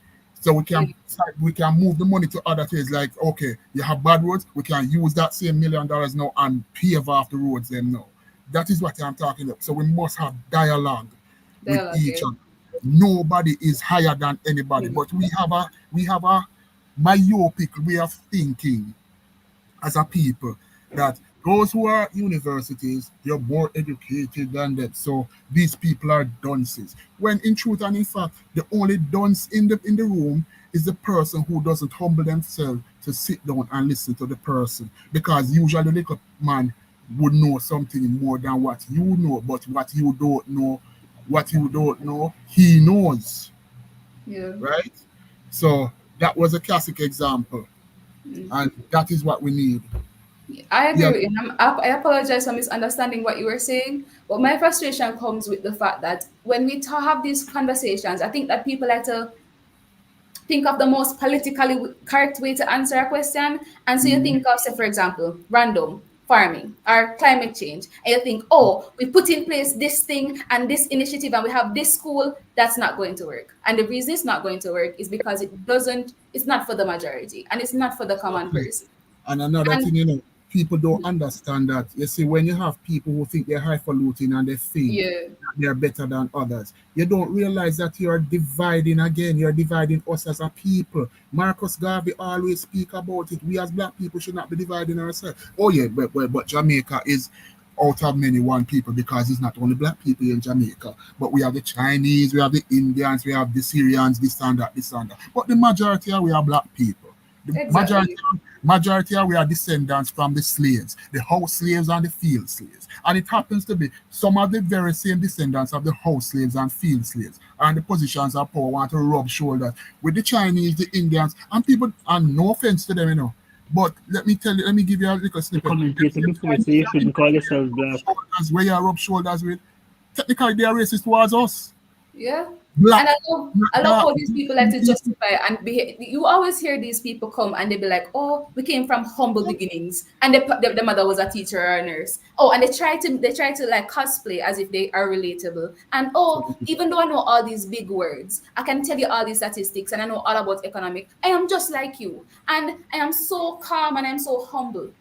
And I think that is where the disconnect occurs as well. And I heard that argument. I even saw it in the comments where someone was saying, why should I dumb myself down for another person? How I think about it, if you're going to go to a Spanish-speaking person, will you then talk to them in English? Is that a conducive to active engagement? No. You speak to them in the language they understand. You're not dumbing yourself down. The mark of an educated man is being able to adjust how you express yourself. Exactly. You're not being less educated. And this, you notice, let me just bring a highlight of classic example here. 2 examples. Michael Manley, the late Michael Manley, our former prime minister, in break down the things and people, and you say, what I don't understand with this country, we need to replay these old-time videos, of our former people in this country, like Michael Manley, back in the roaring 70s, how he relate to the people, right? Even our former prime minister, Jamaica's first female prime minister, the Honorable Mrs. Portia Simpson Miller, she break down the things to the people. Why do you think the people then gravitate to that woman, right? She break down the things, even down to the little man who can't read and write. She can't talk. But that, remember, besides her being to many people, she's not as educated as them. But this woman has a thing called emotional intelligence. And many of our highfalutin persons, they need to develop some form of emotional intelligence. There are different types of intelligence, The late Howard Gardner explained that. And if anybody doesn't know about the late Howard Gardner, please go and research it. There are many different types of intelligence. One of them is emotional intelligence. That is why Madam Portia Simpson Miller was so successful as a politician, and even up to this day, people still not talk about that woman because they love that woman. Just like how they love Michael Manley, even though he was highly educated, he had emotional intelligence too. That is what made both of them two transformative leaders, two successful leaders. It can be debatable for some people, but we need to look at it. A successful leader is a person who can reach to the common man and let the common man buy into that vision, what he has for his people and his nation. And Dervin, what you're referring to is a simple the means to communicate. To communicate with anybody. They don't have to talk down to them. They just speak so they clearly understood. Right? And then they acknowledge what the person is saying by repeating back to the person what they've said. And then they go on to elaborate further if what the person wants can work or not. And that's communicating, simple communicating. Right. Well, it's been a ball, folks, and enjoyed having you here. Guests are in the waiting room, and I'm going to turn it back over to the rest. Well, Yeah, go ahead. I'm listening to you. okay. Now, one thing I'll say, folks, in parting, don't get wrapped around the fact that the modern stuff is going to cost or it's going to be hard to work with. The modern stuff, think about it, $5 to $10 billion in losses every year. So if you spend just $1 billion on modernizing,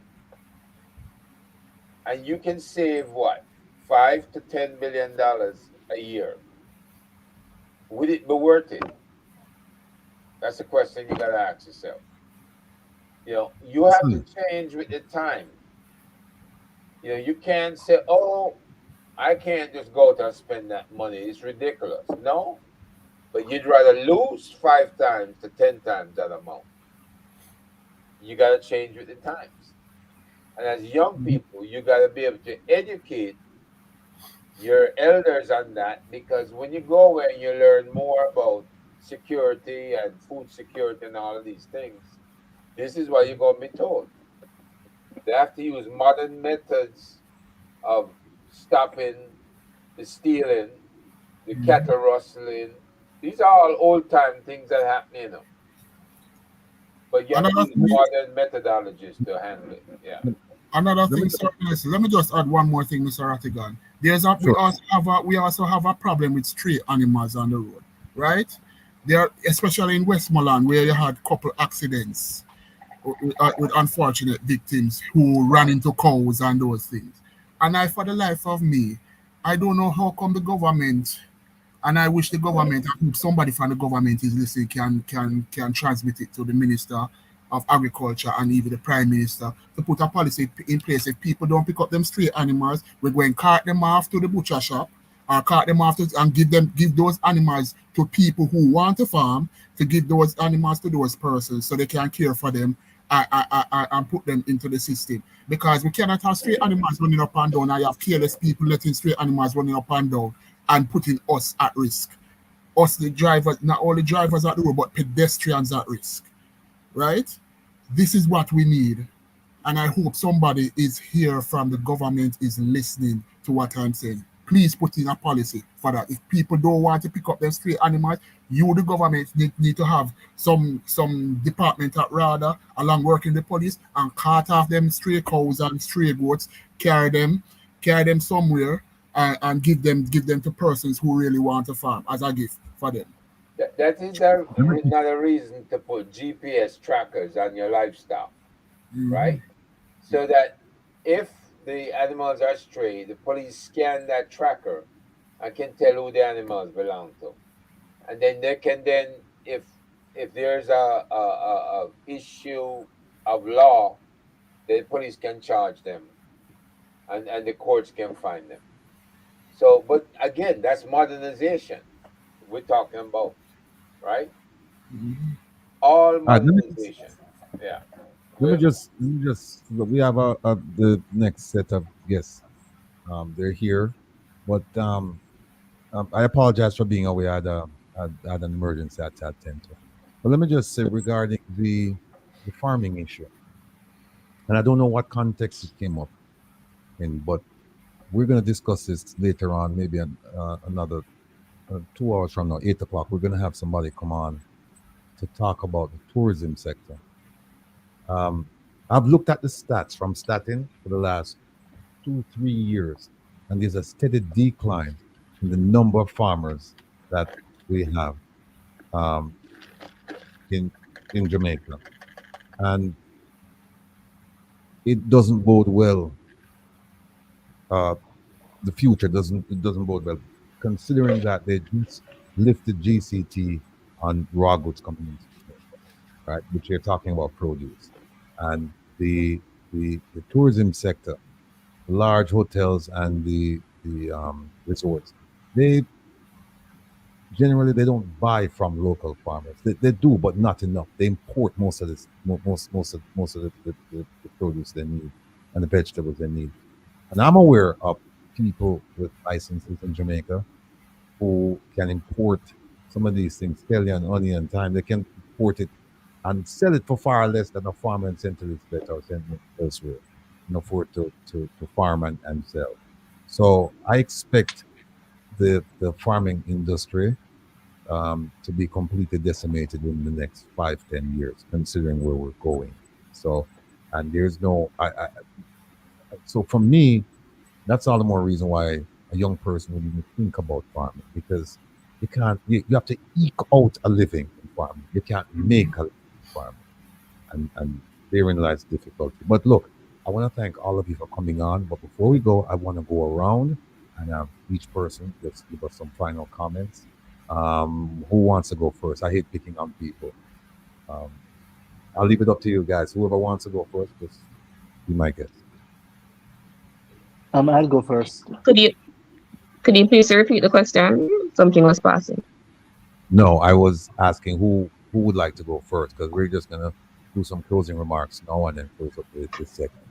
Oh, okay. Hello, are you hearing me? Yes, Jermaine. Okay, very well. Thank you for the opportunity. First of all, thank you for the conversation that have been illuminating, and I really applaud you, Mr. Rattigan, and the platform at large for maintaining the conversation and engaging young people, because it's very important. I just want to say that while we pursue transformation to the Jamaican society, that the greatest transformation, the most sustainable, the most lasting transformation that can ever be achieved is to transform the mind. Yes? And my own passion in life is to educate my fellow citizens, to get them to think, to explore, and ultimately to find solutions for the problems that confront us. What this conversation has revealed is that there is no problem in Jamaica that is not solvable. Yes? But we just need to be pursuing solutions in a coordinated, cohesive fashion. And I think we'll get there. So I just want to end by saying that the organization that I represent, the Jamaican Association for Debating and Empowerment, that is our mission. We're doing our small role in the broader sort of space to effect the kind of change and transformation that is necessary to get us to become that island home that we can all be proud of. Jermaine, before I go, if somebody wanted to reach you, how would they do that? Yeah, so I'll just leave my email address and my phone number. So my email address is Germaine, that's Germaine with a G, that's GERMAINE at myj, that's at myjade.org. So again, GERMAINE at myjade.org. And my phone number is 876-781-0630. And let me be blunt. we need all the support we can get to improve the impact of what we're doing. We need money, and we need the expertise from across the diaspora to help us to make the kind of changes that are so desperately needed here in Jamaica. All right, thanks, Jermaine. And by the way, Jeremy, you can just throw it in the chat as well, your contact details. I'm going to ask Kayla to do that.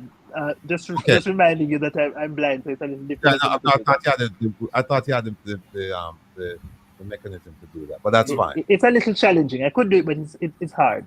Yeah. No So Kayla, problem. if you could just do that, I'd appreciate it. Yeah. Durbin, you want to go? I'll go next. All right, go ahead, Ruth.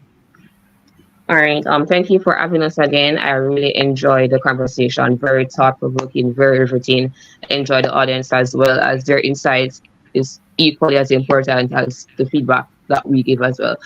I just want to encourage everyone that while we are still here, let us try to make Jamaica the best place for us. This is where we are at this time. Let us invest our opportunity, invest our resources, our time, and our skills and mindset to make this country better, because it is our home at this time. If we're living here currently, this is your home.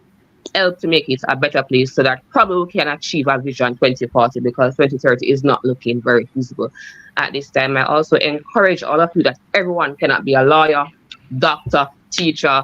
Those fields are overpopulated. If you look at especially the law field right now, we don't need more lawyers at this time. We have persons who are going to graduate from university in a couple of months, and persons who have graduated in the last semester or so on and still are without jobs. So farming, I'm glad that we touched on that today, guys. Farming is a good way to go. It is very lucrative, and I think that tap into those markets that are not so filled with persons. So tap into farming, tap into the green economy, guys. That is an economy that is booming, and I encourage you to tap into that. And thank you again for having us. It was a very rich discussion. Right. Thanks, Ruth Ann. Dervin? Yes, sir. I like to reiterate what Ruth Ann has said. Farming is the future, and we need to defend our national food security.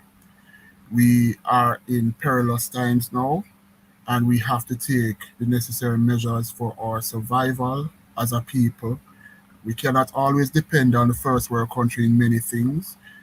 Farming, we have to depend on it here, and we have to venerate our farmers to the status that they deserve, that they are part of the first responders in a national or international emergency, because they hold the keys for our sustainability as a people, for our survival as a people. And without food, we'll be dead. You need food to survive. And I'm just hoping that someone from the government is listening at this time to listen to us and putting the necessary policies in place, get very aggressive with the eat what you grow, grow what you eat mantra, and make farming attractive, and use your public relations machinery and marketing human resources to make it attractive for many, especially our young people who are going to schools that are agricultural based.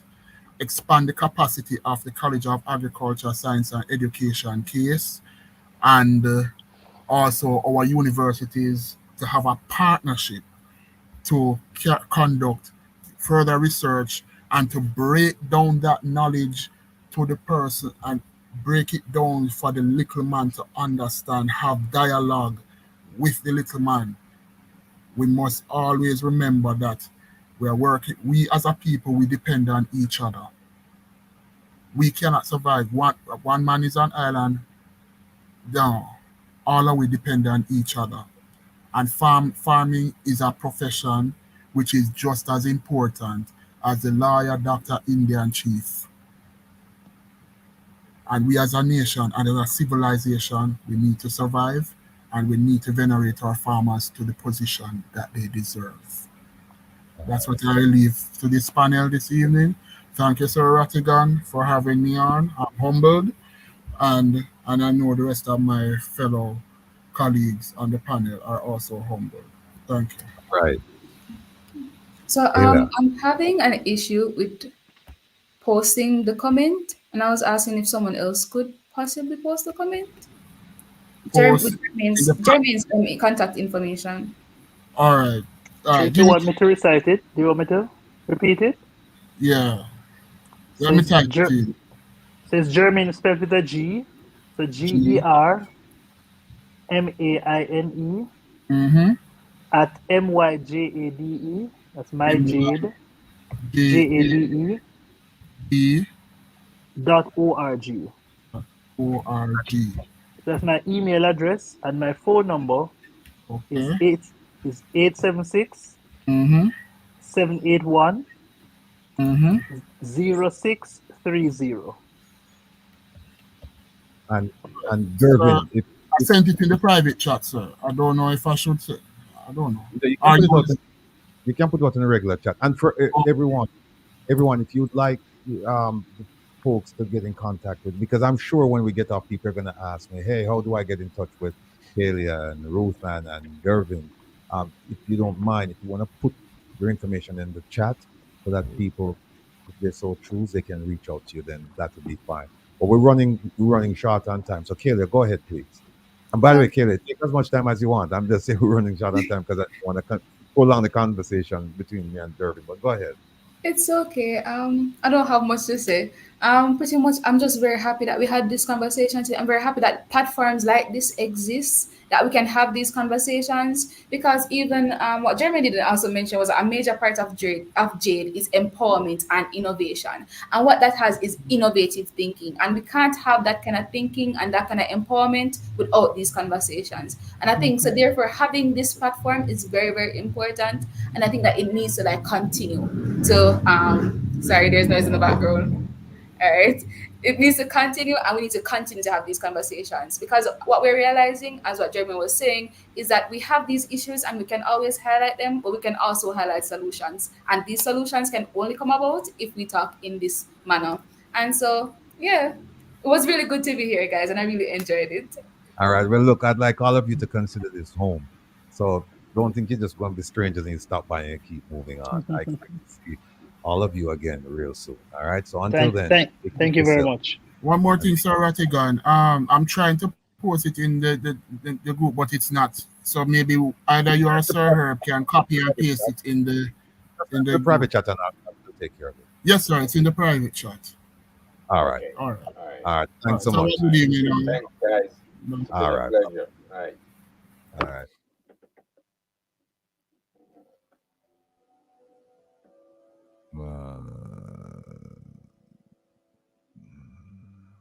Nope. Okay, I see it. You All know right. what? I can't put it in because when I try to put in email addresses, it rejects it. All right. No worries. I'll get it and I'll get it to All right. everyone. Is Kevin All gonna right. bring Folks. everybody in now? All right. Go ahead. Please do the honors, Herb. They're not here yet. They're here. They're here. Eric is here. John's here. Regine is here. I can't see them though. I can see them. Just do the introduction. I'll bring him on. I'll bring him on right now. Go ahead. Okay. Well, folks, in this segment, we have quite a few experts with us, and lady and gentlemen, welcome.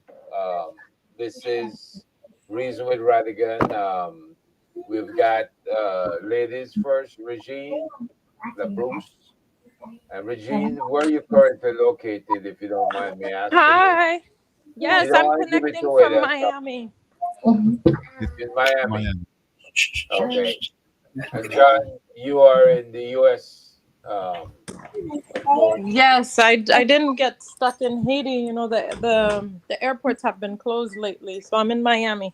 Oh, you're in Miami. Okay. Let me Eric? let me just extend a warm welcome as follow up on what Herb said to all of you.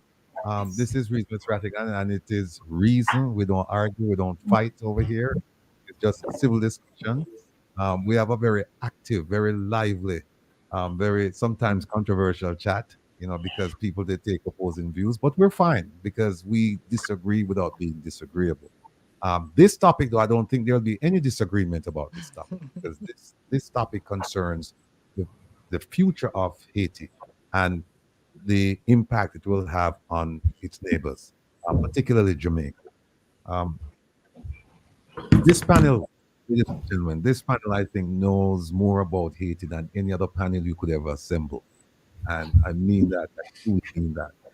I know Eric very well. John, I think this is the first time we're meeting, and Regine, I may have, if you've ever participated in one of ICS's platforms, maybe that's where we met. But your face looks very familiar. Yes, it's been a while, but yes, indeed.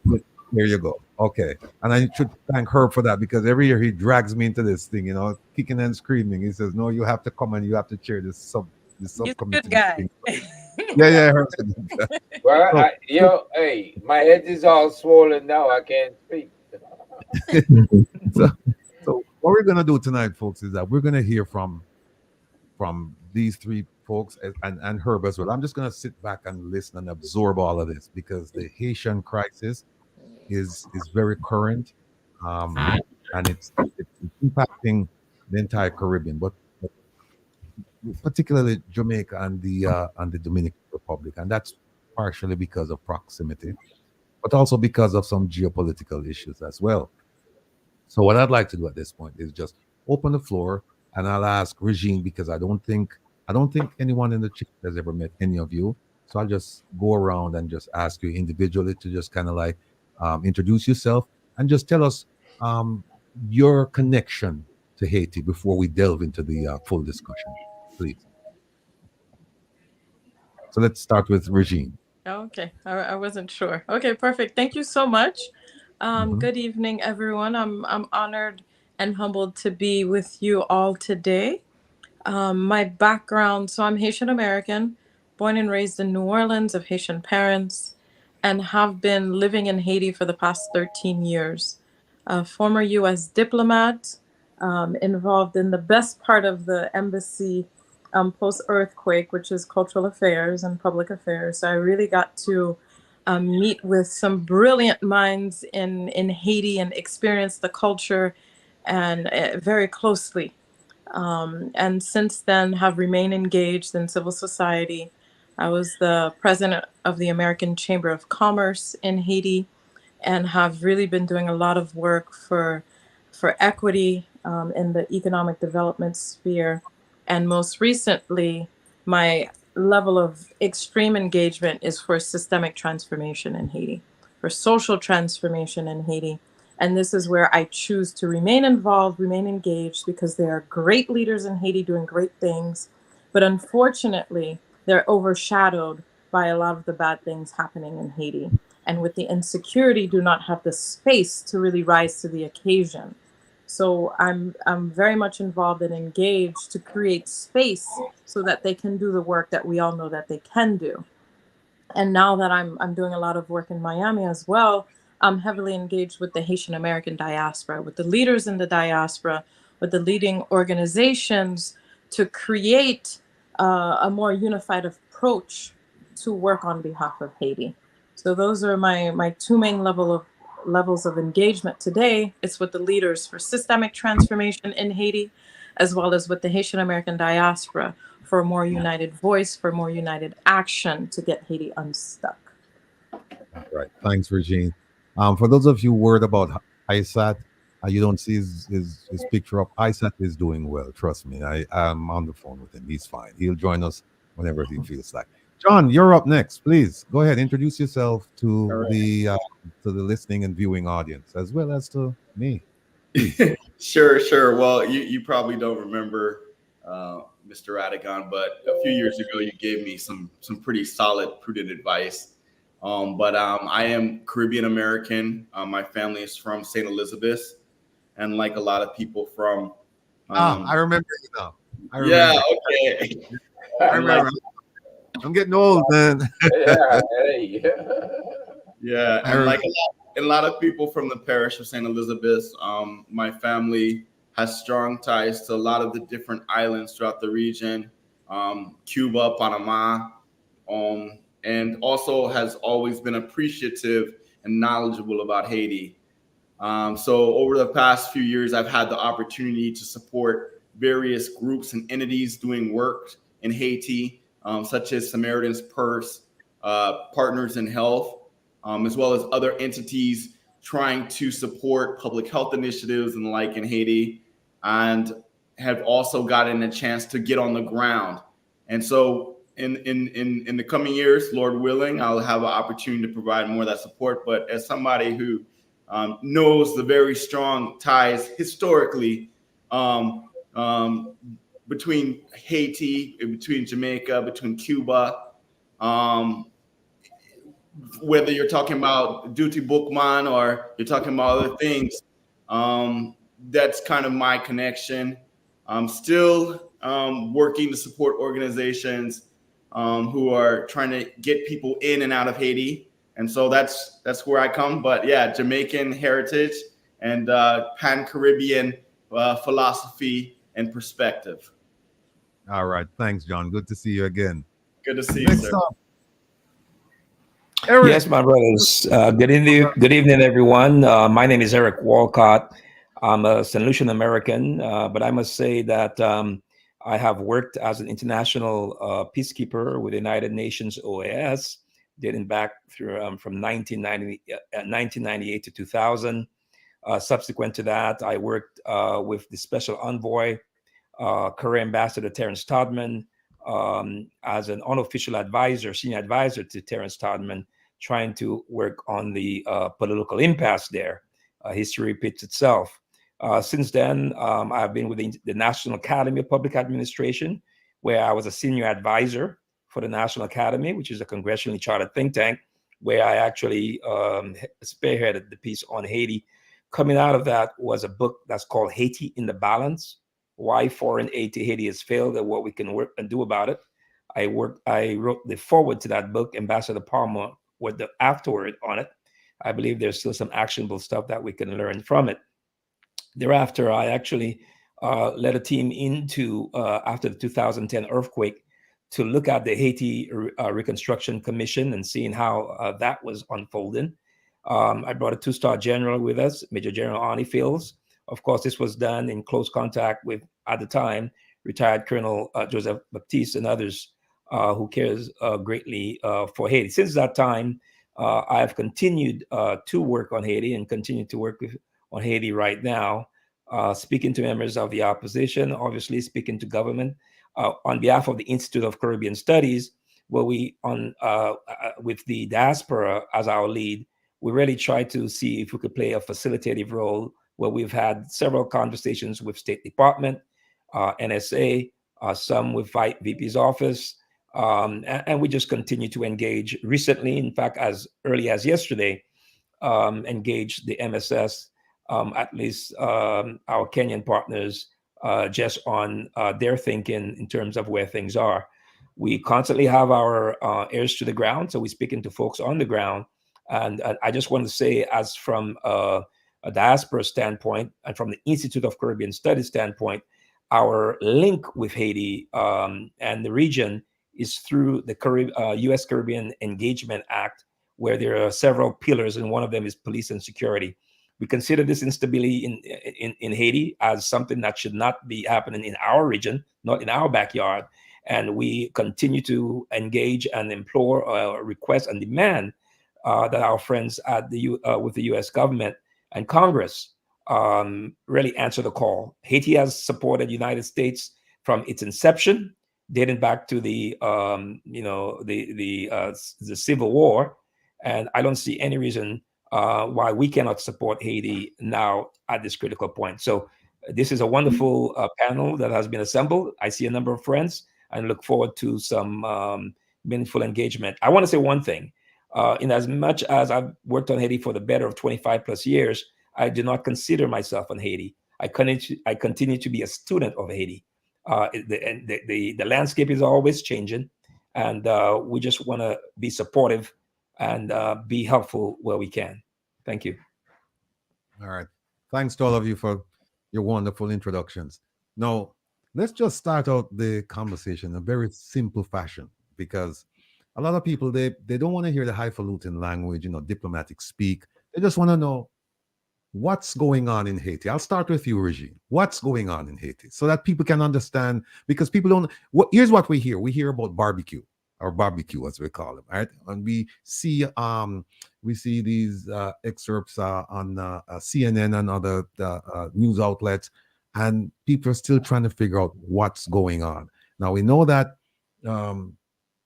there've been quite a few Haitians who have made it across the straits, and they've actually made it to Jamaica, despite the fact that Jamaica has a wonderful $60-some odd million state-of-the-art ship that's supposed to prevent people, that's supposed to protect our borders. But we have Haitians on rafts circumnavigating that and making it to land.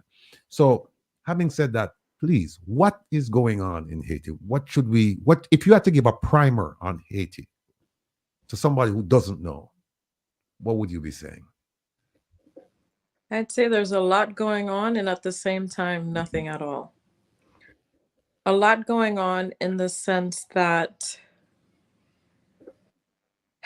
the limelight is being invaded by people who are not doing much good, and those who are working to improve the situation are shying away from the cameras. I think the situation that we have in Haiti today, because there's no rule of law, there's no justice, there's no law enforcement, there's no checks and balances today. All the institutions have failed, both public and private. They're on their knees. Therefore, the people of Haiti are even further on their knees.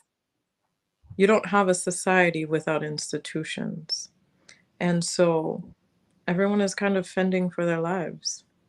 You have programs like the Biden program where people are immigrating legally to the US. And then you have those who want to leave and are leaving illegally to the US. Families are being ripped apart. And the situation is really unbearable. And unfortunately, as much as many of us in Haiti are proud of our freedom, proud of being the world's first Black nation, unfortunately, we kind of sort of need the help of other nations to get us unstuck.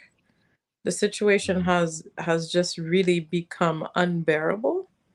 And despite the goodwill, the good intentions, all of that gets overshadowed by the bad will and the bad intentions.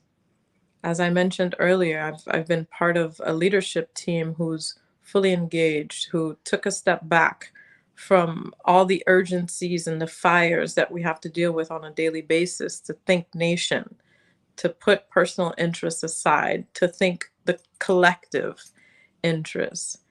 And even with that, being able to disseminate what we've done and get the rest of our ecosystems on board, it's getting overshadowed by the immediate urgencies, by the immediate needs. So right now, everyone is just having to fend for themselves. We've been living this situation. I think you can relate to COVID. The whole world suffered under COVID. This was a moment where everyone was locked in their houses, could not leave. Well, the situation in Haiti started before COVID, and COVID is managed now. But unfortunately, Haiti is still living through cycles of what we call pays loc. There's only a certain level of functionality that can happen. Imagine the mental health issues that the world suffered during the short period of COVID. Well, Haiti's been doing it for a long time. And right now, what we need is security. We need security in the country so that people can be safe in their skin, not even just in their homes, but safe in their skin. And until that is addressed, until that is resolved, the real work that needs to happen is kind of on hold. It's always on jeopardy because we can't get out when we need to get out. We're always ducking, we're always dodging. So in a glimpse, in summary, that's what I would say. We're on extreme survival mode.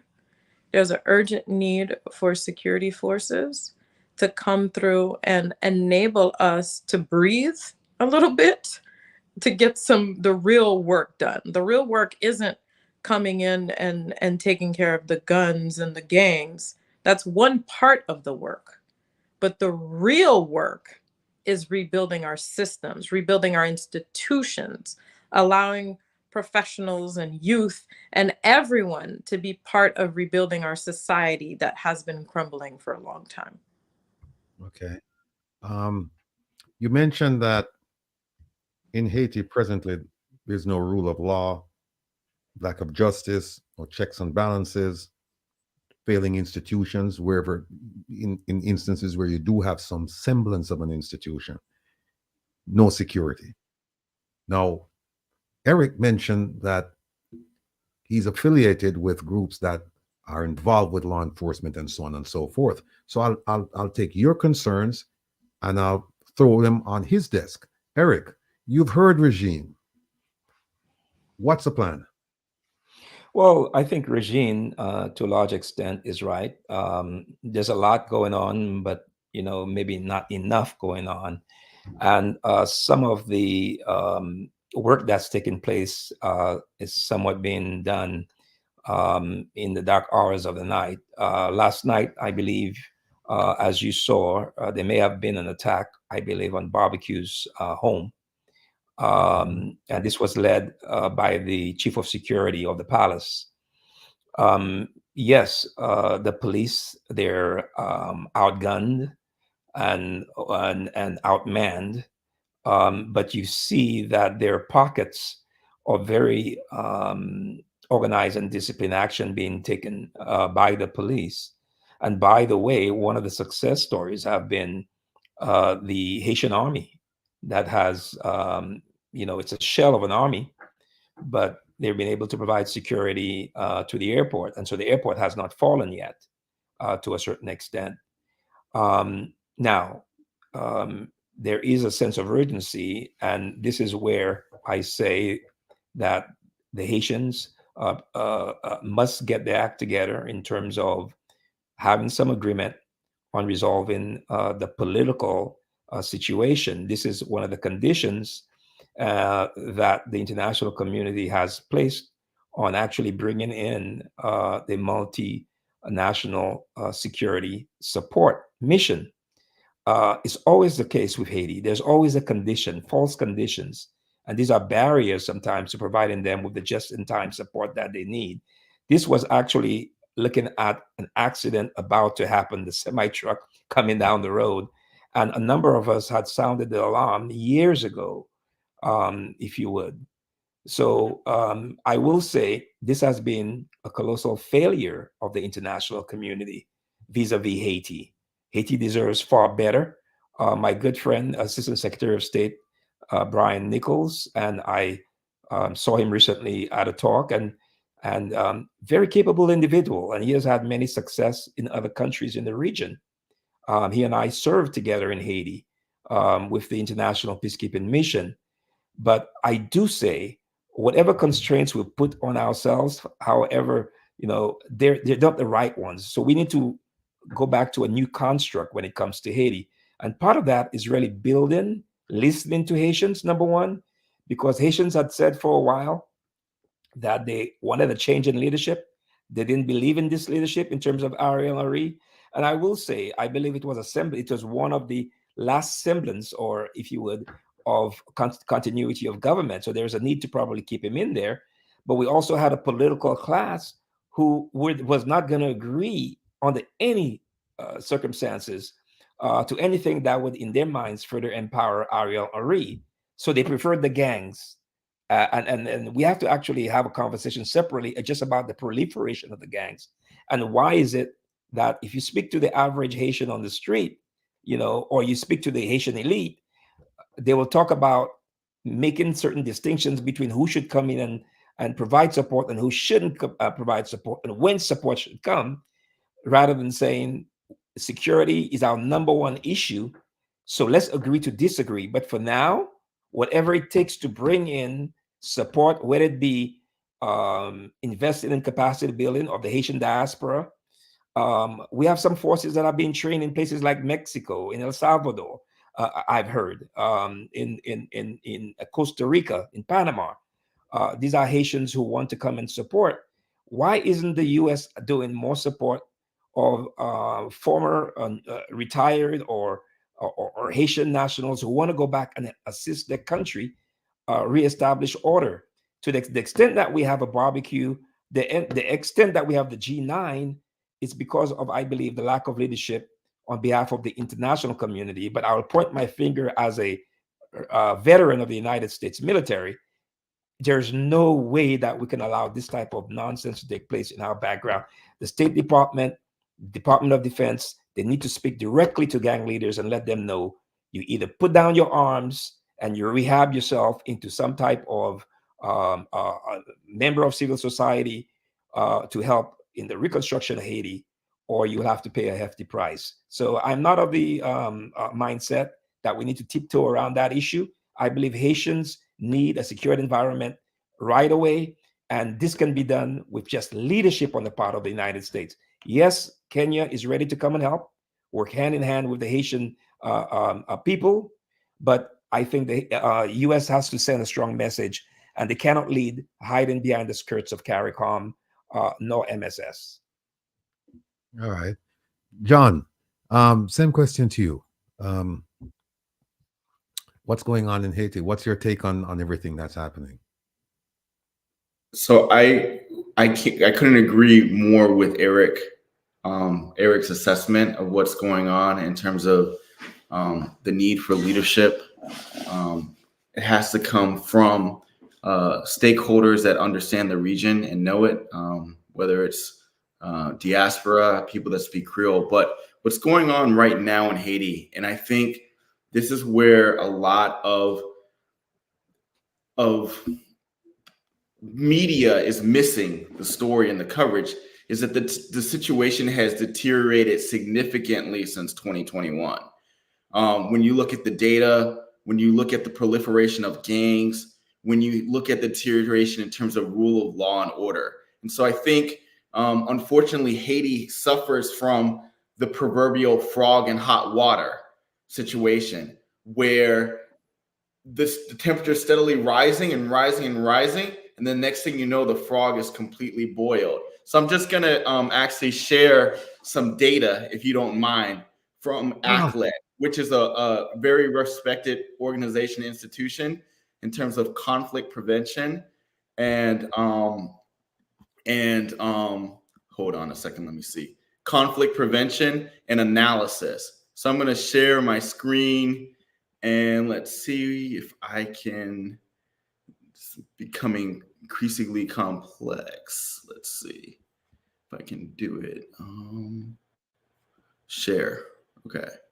You might be able to see it. Okay. Can you see? Is my screen being shared?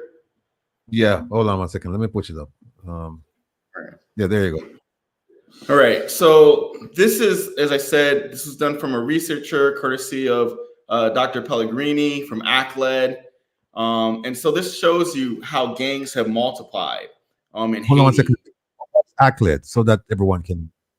Yeah, ACLED data. And this is what the top think tanks, ACLED. the top organizations that monitor conflicts around the globe for political violence, gangs, whether we're talking about Ukraine, Yemen, Iraq, in this case, Haiti. This is what the data is demonstrating in terms of numbers of events. So you had in 2021, around the assassination of President Moise, you had 4 gangs really dominating. Well, that's multiplied to at least 9. You also have the flourishing of vigilante groups.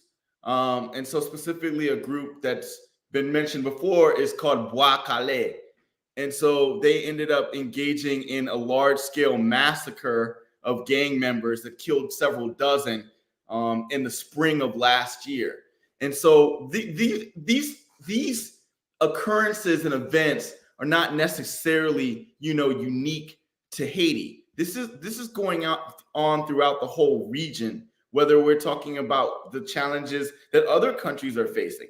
And what we've seen is that some countries have overcome them successfully, or have at least addressed them in a way where you're seeing the better results. And so in the past, we've looked at Colombia.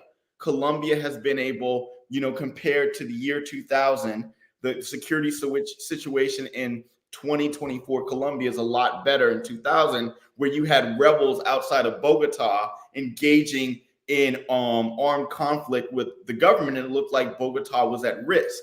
And so I think what we saw there was the United States was focused, the international community buckled down, and they put resources behind the plan. And that doesn't mean that the U.S. has to step in, but there has to be some sort of international community lead. And I think there has to be a leveraging of experts to kind of work and engage actively as much as possible with civil society down in Haiti, with Diaspora, and have these conversations.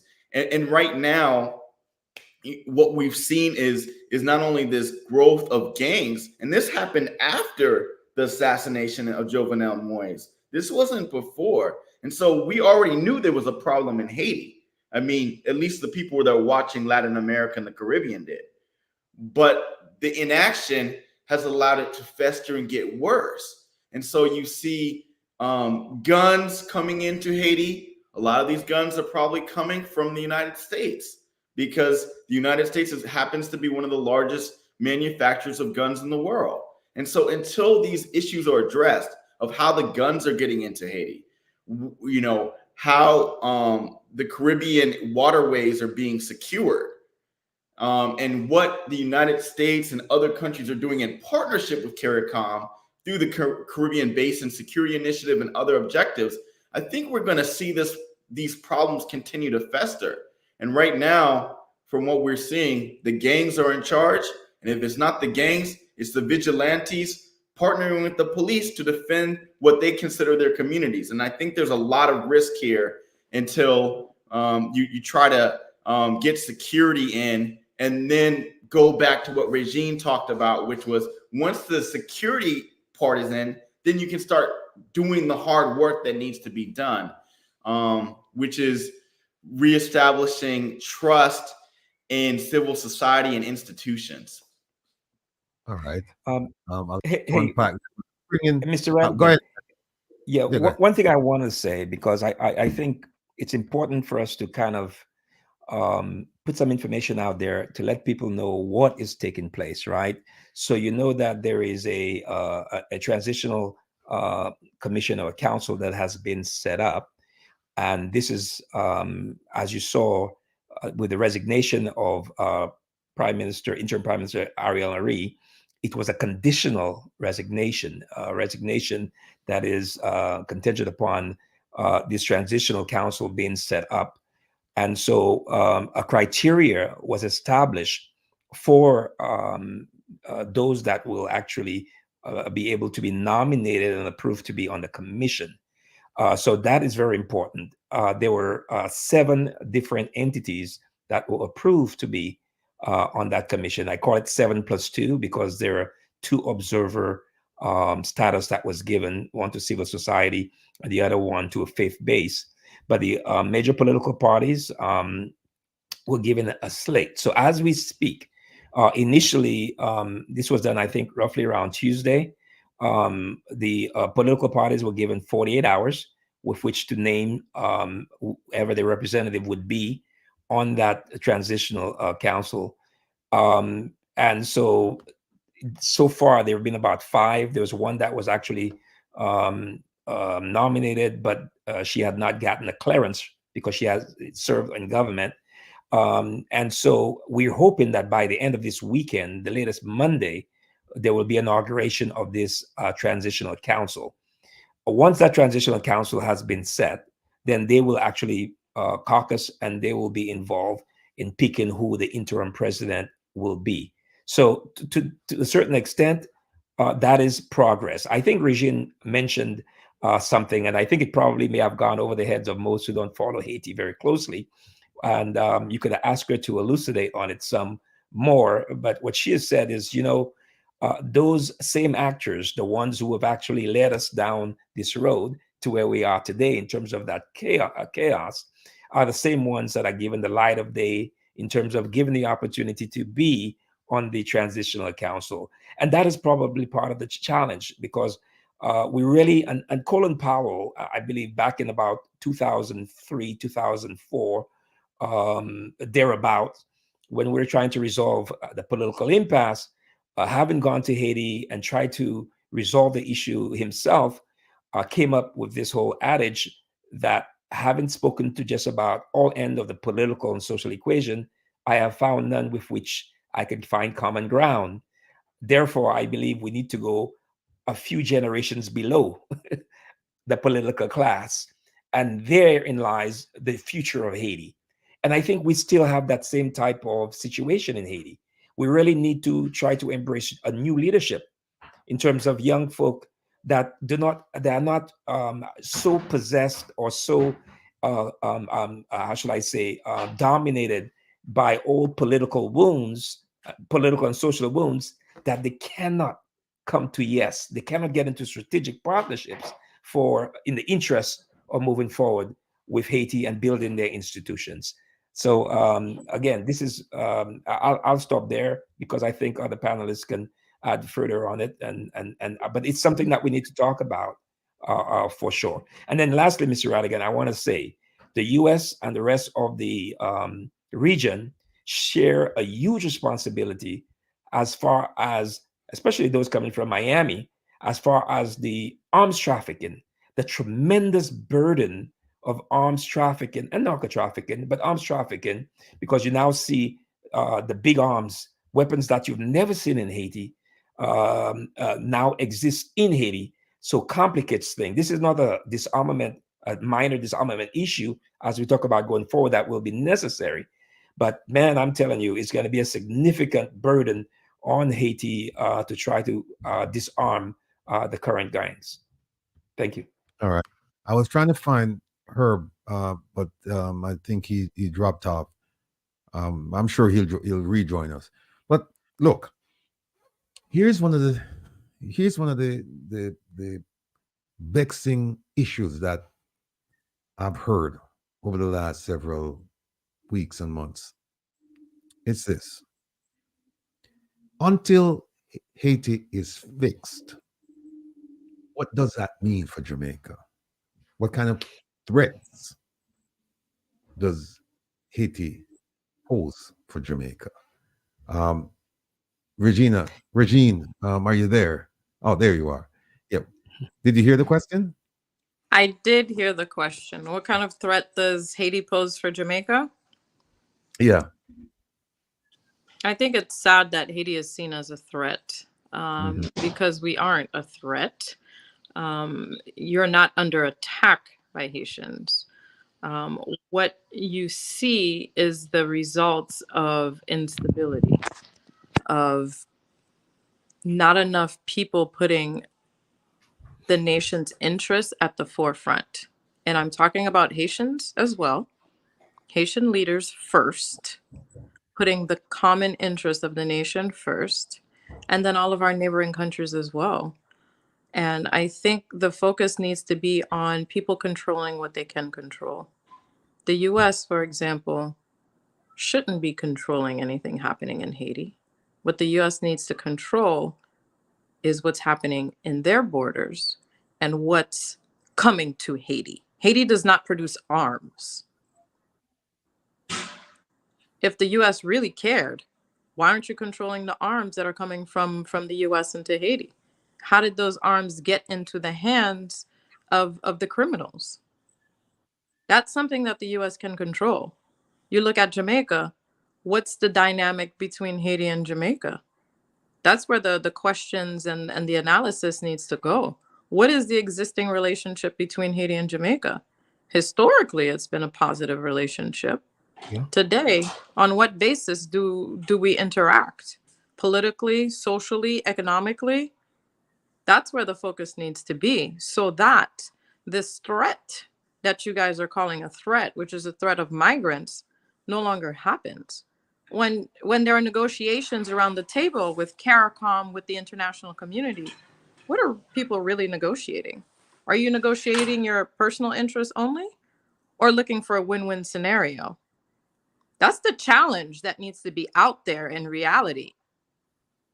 It's not individual challenges, individual interests it's what's really the win-win scenario? Who's at the table? Are there really Haitians at the table for this CARICOM negotiation?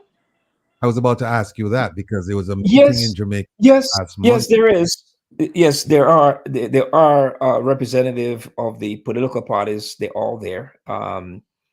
It's true that you have the EPG, the Eminent People's Group, that is made up of former prime ministers, to include the prime minister, former prime minister of St. Lucia, prime minister of the Bahamas, prime minister of Jamaica. Um, those are just individuals who are conveners who help, but entirely it's dominated by the Haitian political elites and some business. There's one diaspora representation, but I do agree with you. Usually, basically, the landscape is shaped by what the international community wants.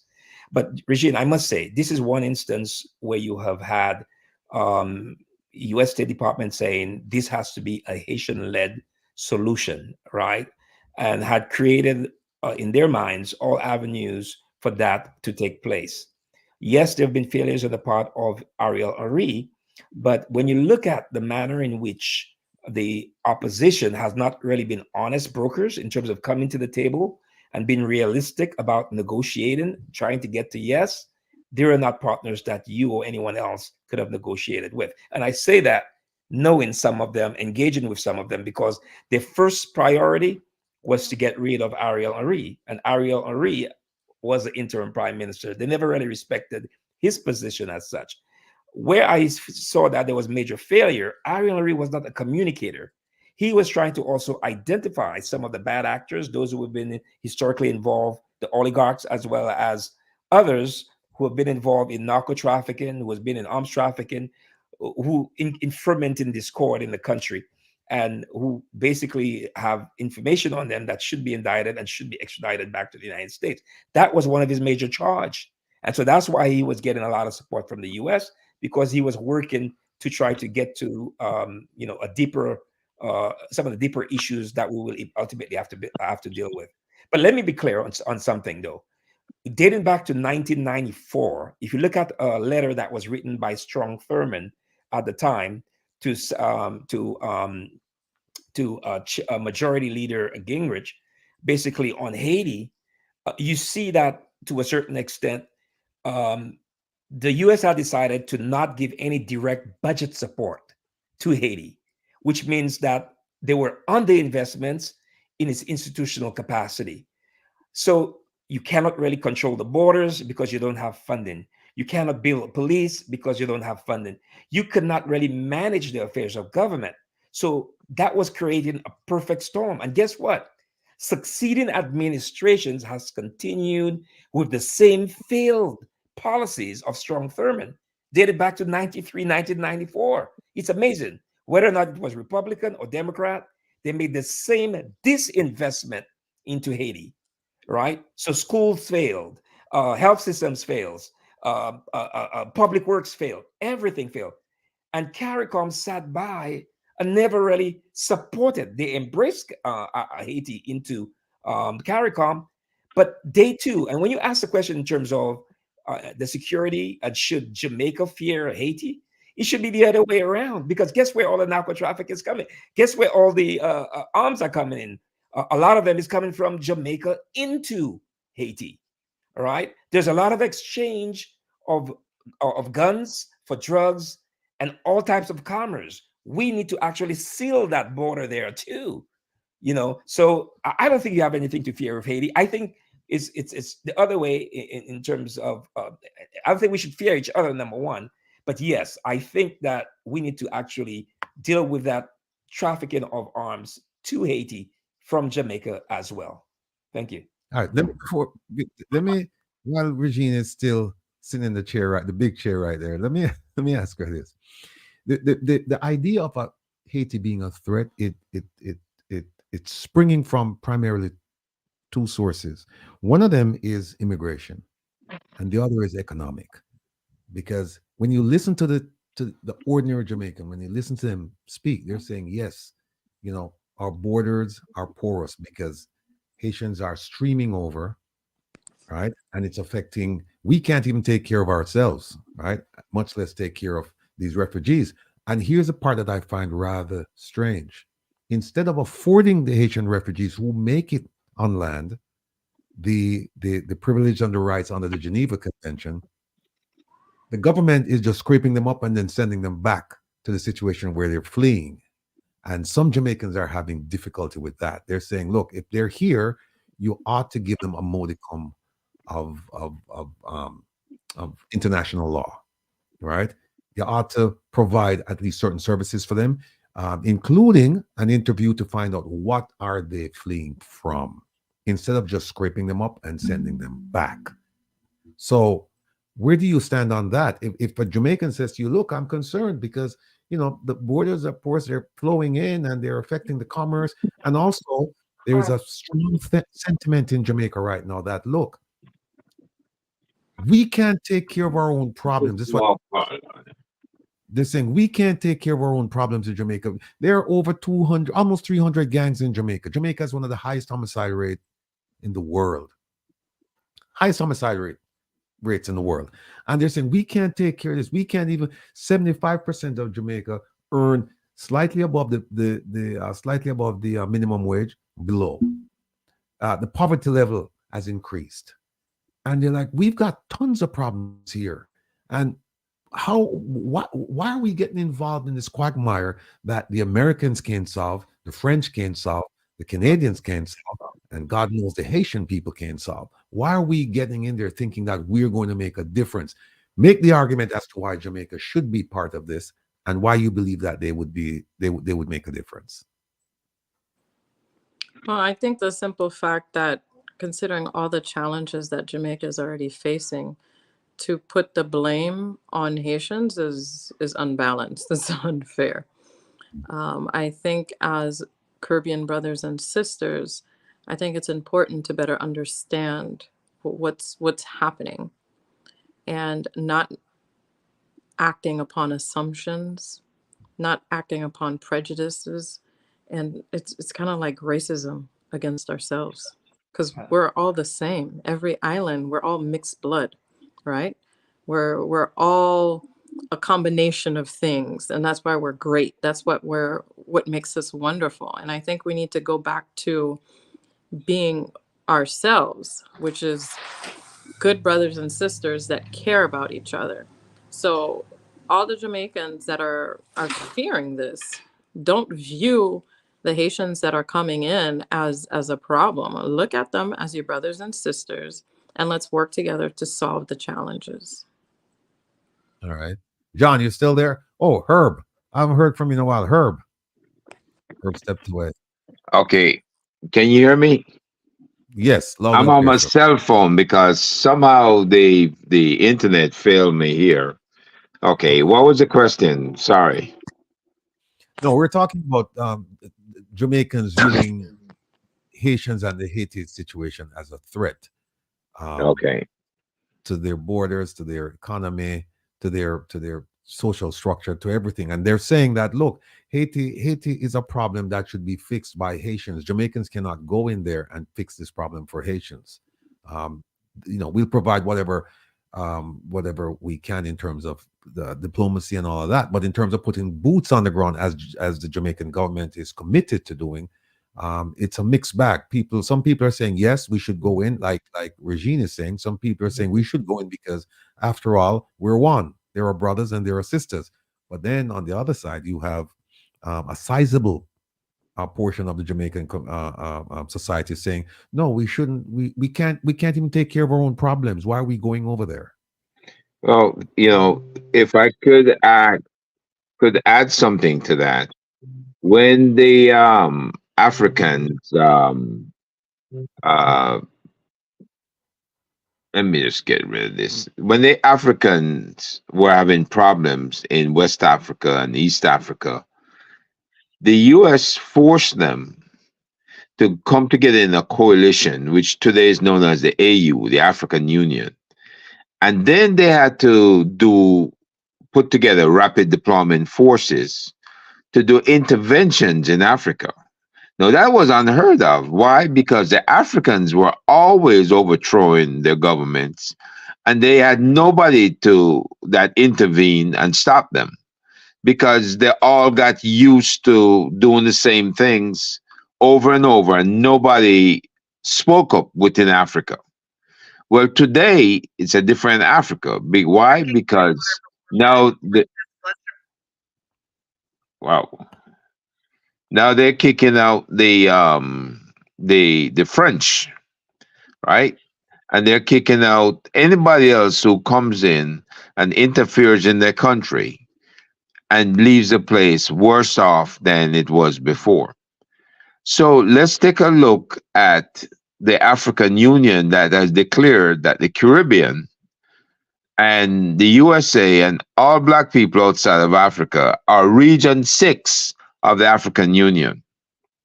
Let's say that the African Union now wants to intervene in region 6, right?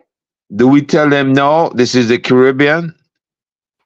We really and truly, it's the same concept that applies in Mother Africa itself. On the other hand, when you ask for volunteers to help the police, this was not an invasion force.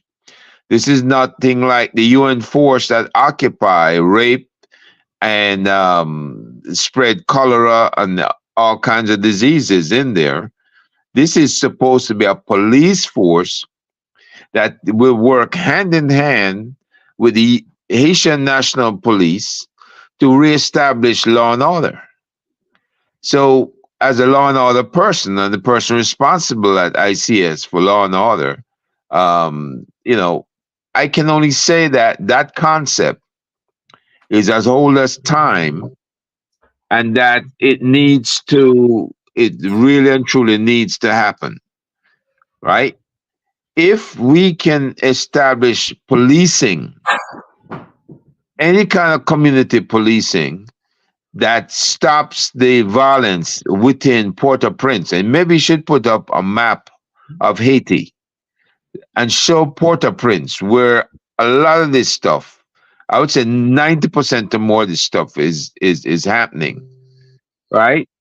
If you can do that, then what you can show the people is how you have a controlled space where you control the violence, prevent it from spreading outside of Port-au-Prince, and you will have an opportunity to get governance working for the people of Haiti again, right?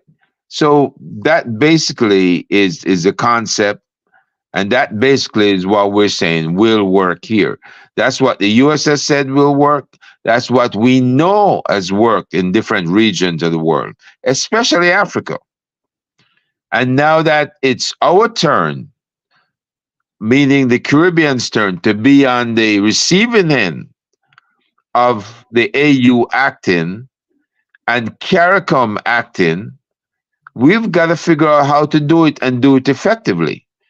Because the US is trying to get out of the business of babysitting countries around the world that keep doing the same things over and over and waiting for the US to come rescue them.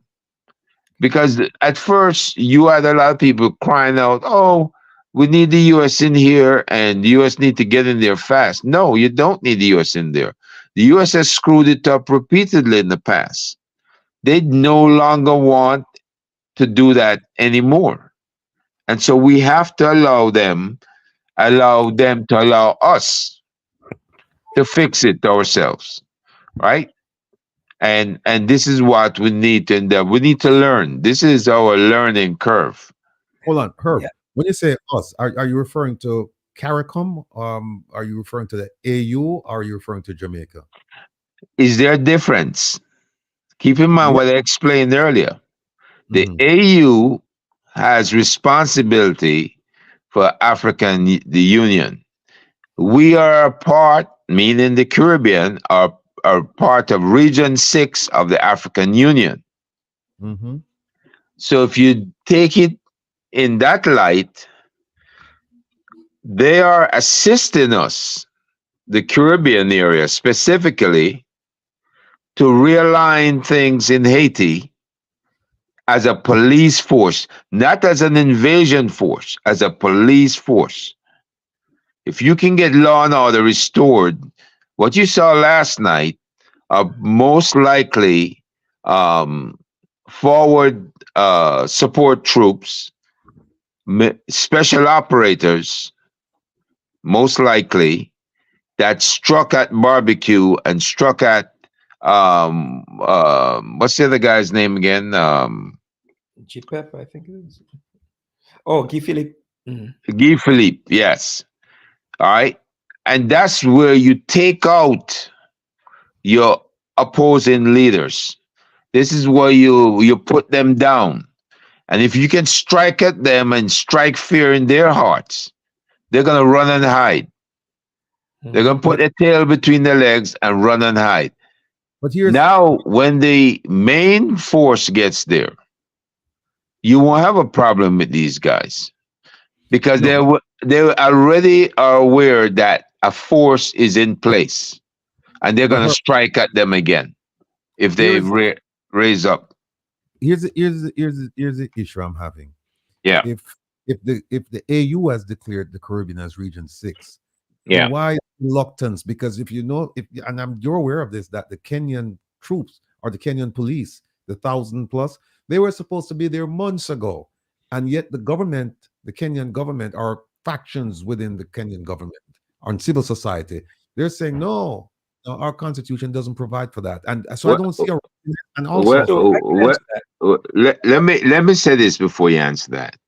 The EU doesn't have a problem dealing with Russia and the Ukraine, and you can go to the area where China and the others reside, and it's going to be the same thing.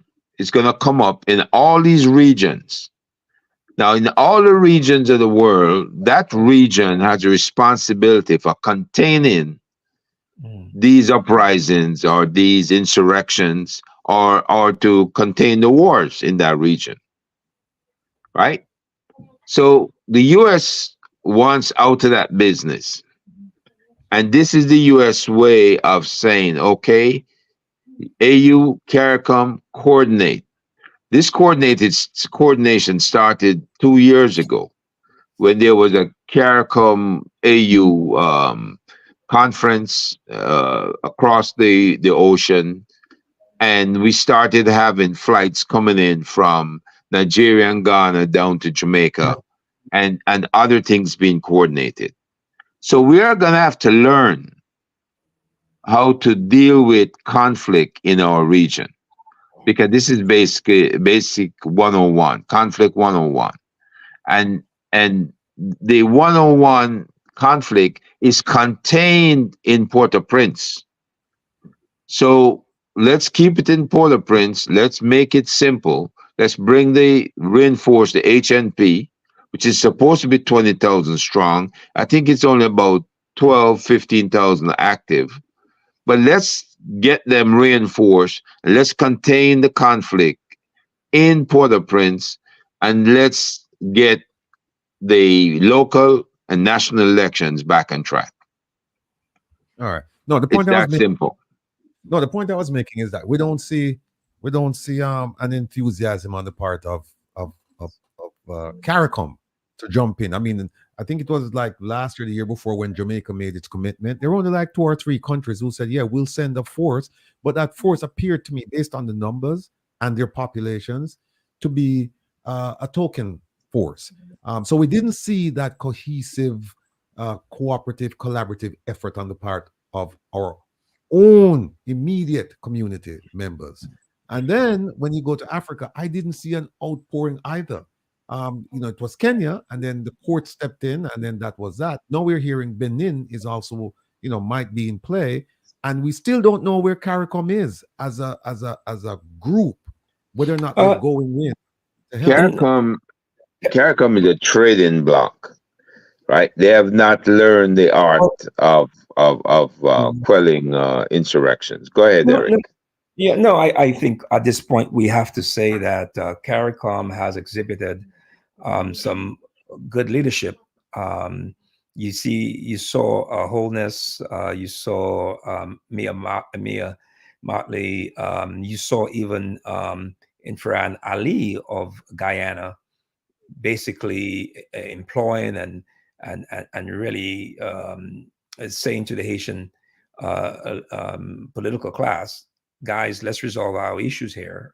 We're here to support you, but we want you to resolve this political impasse. And yes, Guyana has said that they would support. Suriname has said that they would support, and so did Antigua, so did the Bahamas. So I think you mentioned something very important, Herb. You mentioned that as an organization, as a region, CARICOM is actually maturing. Haiti is actually providing that space for, once again, CARICOM as a regional entity is basically playing the role as a convener in this. You cannot go into Haiti until you have had, in their minds, some agreement amongst the political class about the way forward. You have to have a government entity in place that you can actually engage with officially, because there's a rule of law issue there. What if, for example, a Jamaican policeman goes into Haiti and he shoots and kills a Haitian national, right? You have to have all the right protections, and the UN resolution does not give you that type of protection. You see the reluctance on the part of Kenya. It's not because that they do not have the will and desire to go. President Ruto has said, we are coming in as brothers, right? We're not coming in as referees. We're not coming in to support one side versus the other. We're here to support the core of the Haitian people. But there has to be an agreement on the leadership, whatever that leadership is.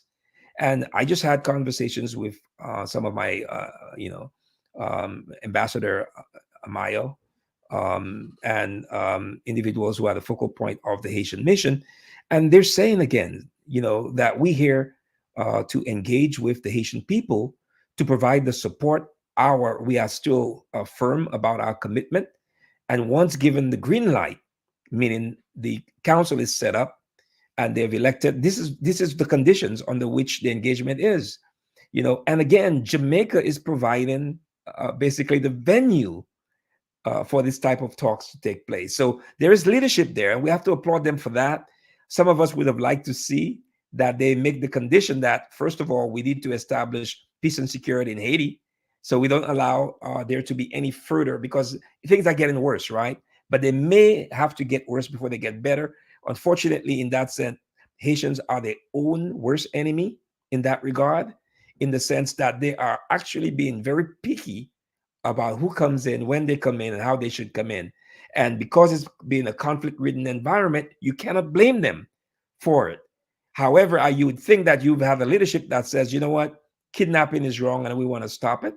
Burning of police stations is wrong and we want to stop it.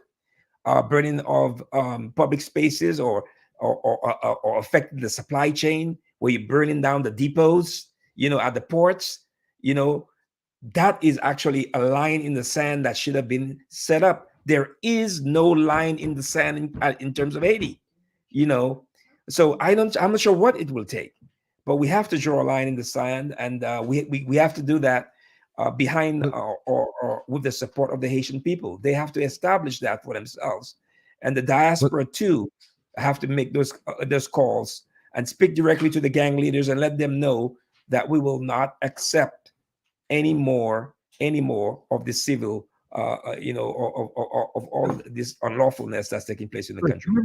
John and Regine here. But before doing that, let me just say that you say that there is leadership being displayed by CARICOM now.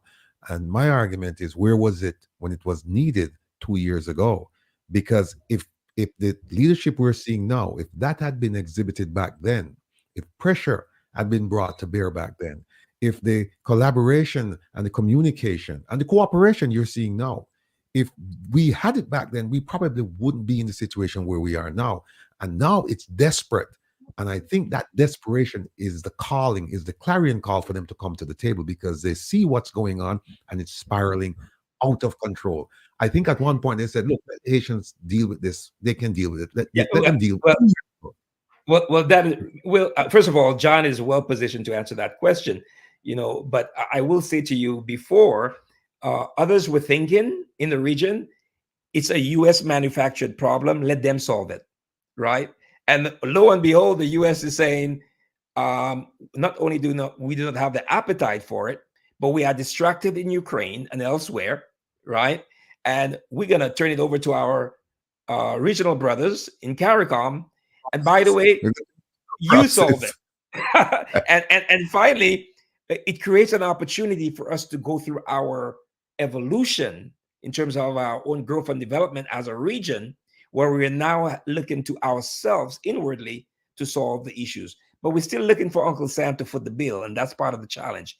We have to figure out how to create, either through fintech or whatever else. And by the way, Haiti is known to have resources, but so does Guyana and elsewhere. But we still don't know how to generate our own wealth, either through triggering, I'm going to end there. We have, through the appropriations of the Caribbean Engagement Act, by the way, the ability for CARICOM to say to Congress, we as a region trigger these appropriations, however amount it is. And it's been there for almost 3 years. Not one Caribbean country has asked for that money to help with, to deal with exactly what we are facing today. And that is the biggest, saddest story. Why haven't they? You know why?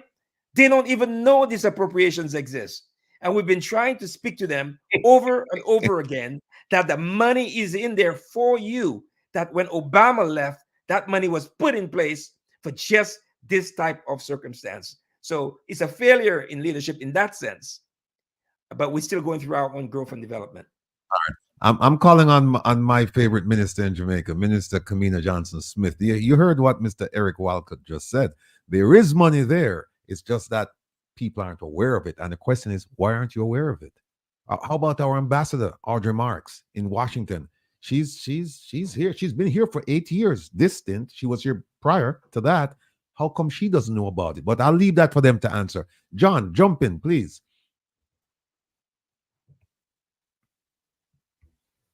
You unmute, John. Okay.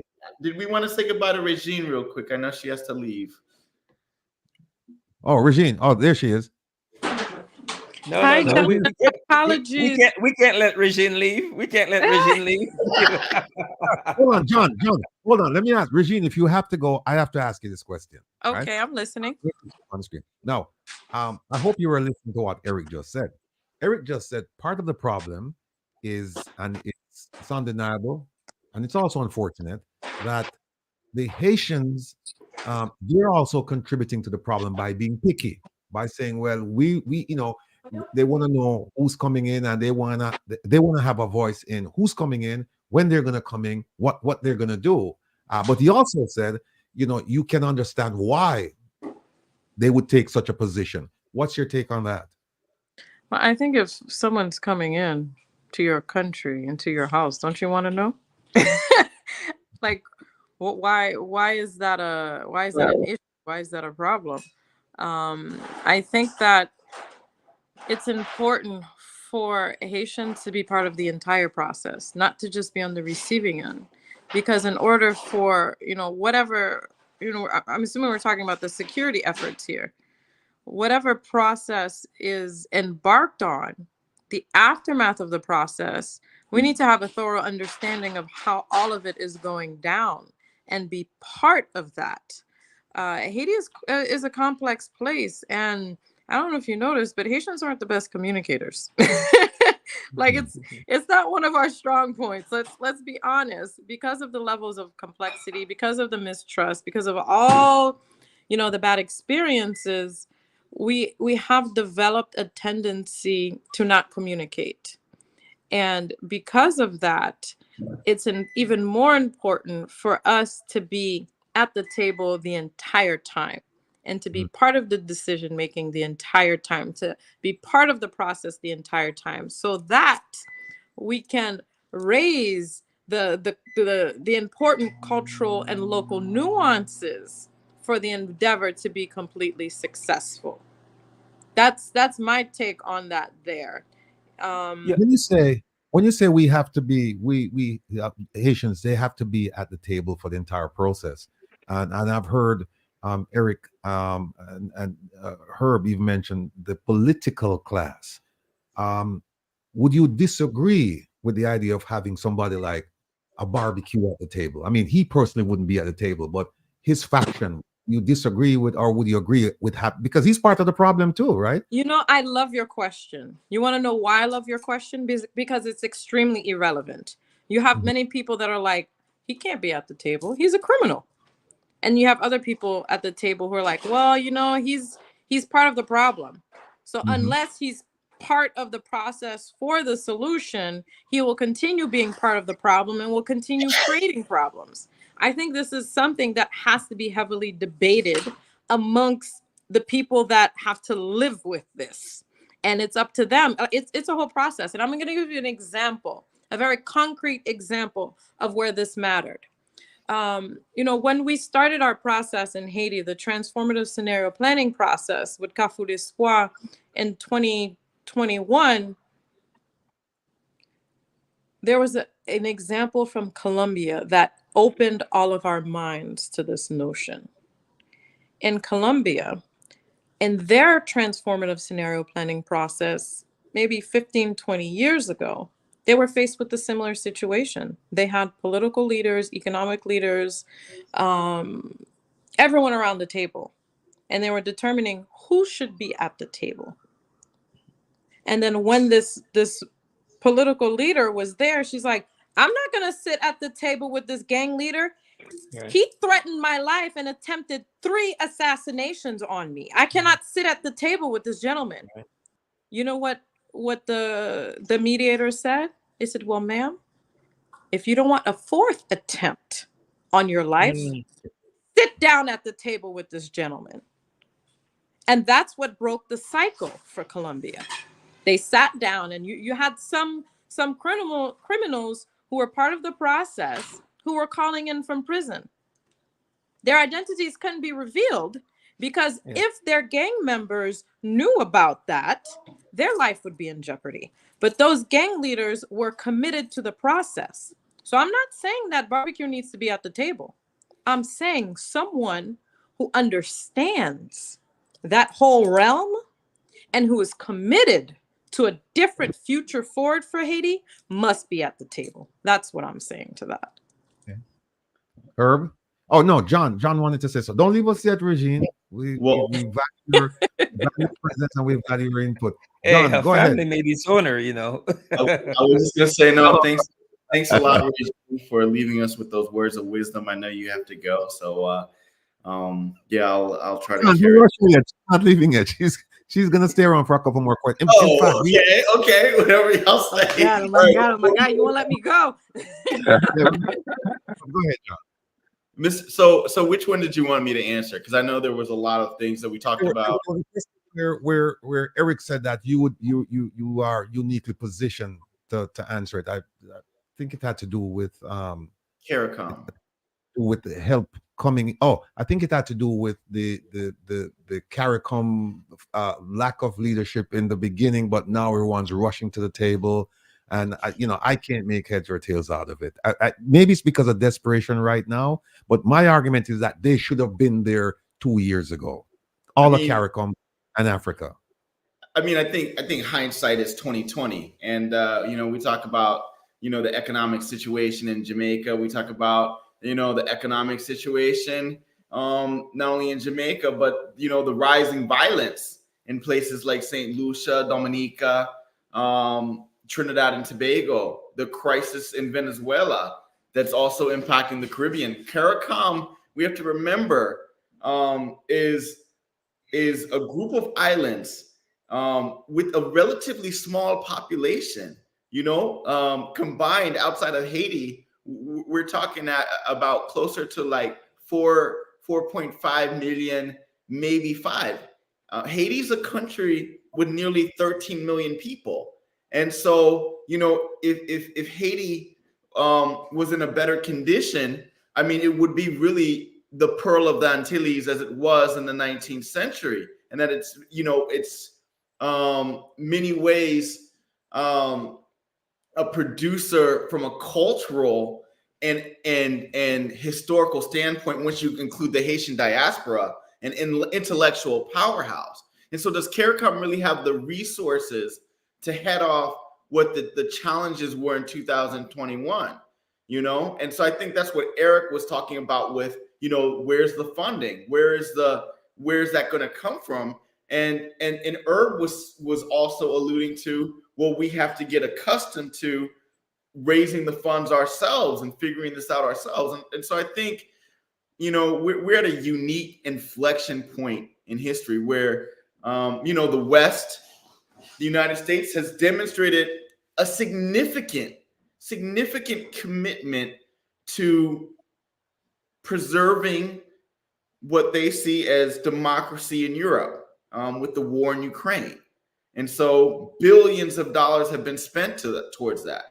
And then we look at the Middle East, as well as our commitments of the United States and the West, but specifically the United States to the Middle East. So I think this is a thing where it's kind of like a PhD student who has to do their thesis. And their thesis for global stability focuses on Ukraine and or the GCC in Israel. And so that's where they're going to, you know, spend most of their energy. And Haiti does not take a thesis in terms of the level of effort, in terms of the billions of dollars. And so what the United States has done is they've decided to focus on those priorities outside of the Americas region. You know, as someone who loves the Caribbean and somebody who is very much pro-Western Hemisphere, I think it would be good if there was more resources allocated towards stemming crisis in the Americas region. And because of that, countries like Haiti have suffered. But as Eugene pointed out, in Colombia, we saw the United States put their foot down, and we saw them put resources behind getting civil society leaders together and strengthening institutions. And so it can be done, and it can be driven by the people on the ground, in that the United States was committed to it, but it took the Colombian people to come together to make the decisions to move it forward. And so honestly, CARICOM does not have the resources of the European Union or the United States. I don't think anyone's going to argue with me there.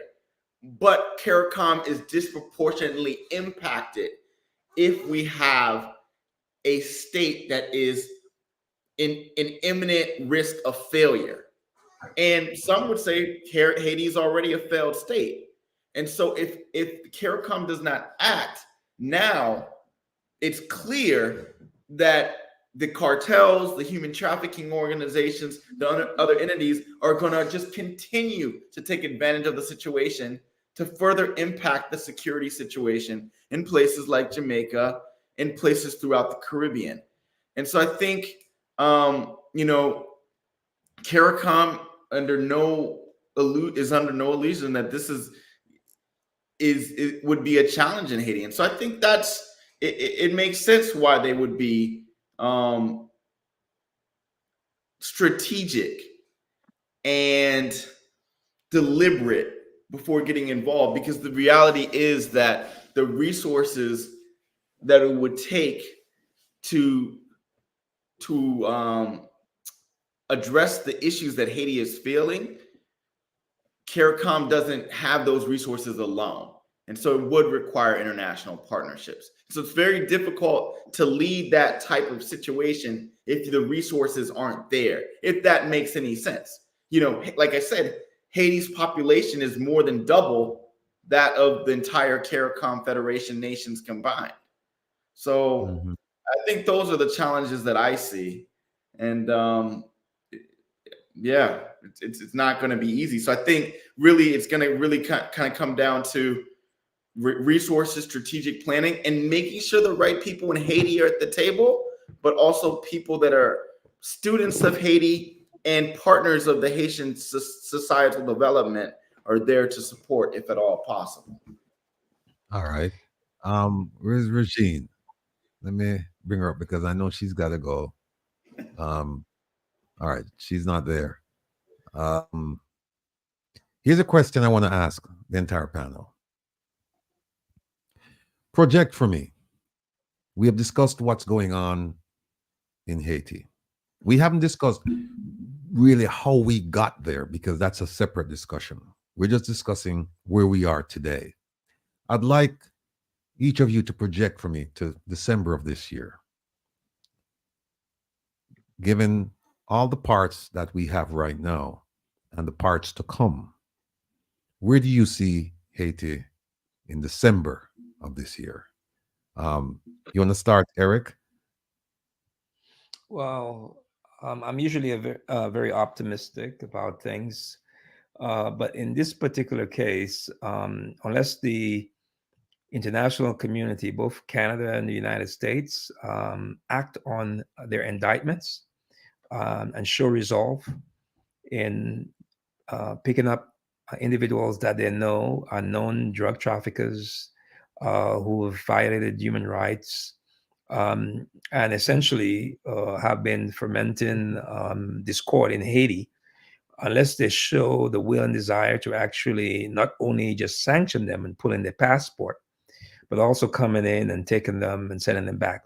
For the life of me, I don't understand why Guy Philippe was released 6 months ago or so, just to go back and create chaos in Haiti. I saw the same thing done in Guyana with Roger Khan and him going back, although he's been very quiet. But these are individuals, I think, that are known to be strong men in the country, and especially with a very delicate democratic or a political situation in the country, it was not necessarily the best thing. And so you saw the emboldenment of the gangs that led to the ouster of Ariel Henry, although some may say that Ariel Henry was his own undoing. Having said that, I don't necessarily see that the political class will change. I see that they will continue to dig their heels in, and we will have a continuation of the same unless we see something where leadership we deal with some of the fundamental issues that is plaguing Haiti right now. There's too many conflict, unresolved conflict.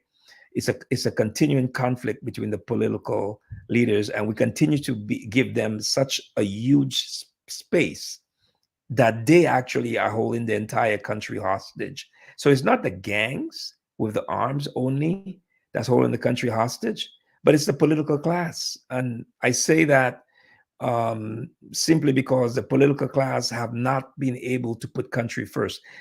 In Benin, where it is said that most of the culture of, at least 80% of the culture of Haitians come from, there's such a thing, a concept that is called Yovo.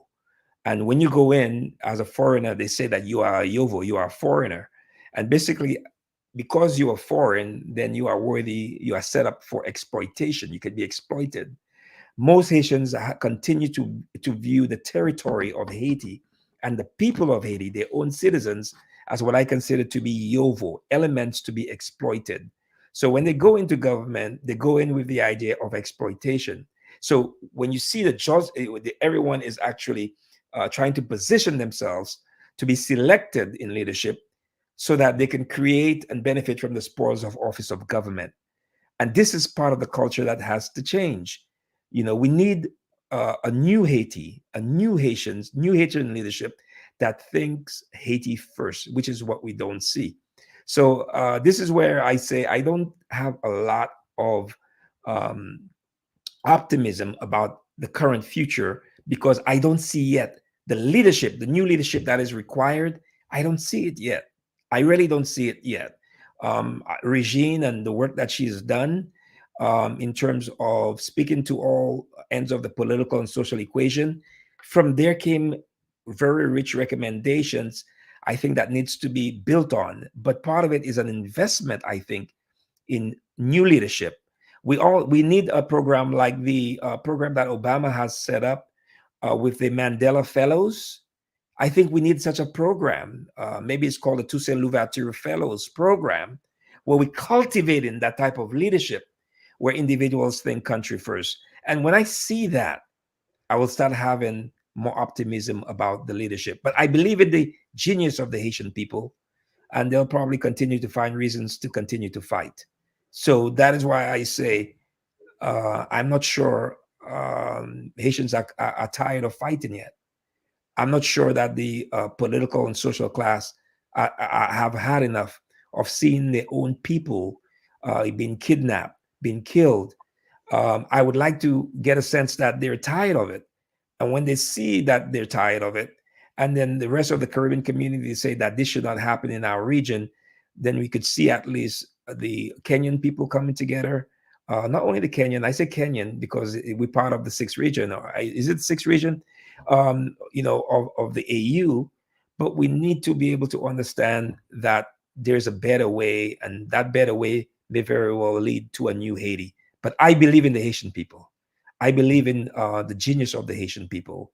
And with that, I'll end by saying that if we trigger in that genius that is there within the Haitian people, then we could have a new beginning, a new Haiti that could once again be the pearl of the region.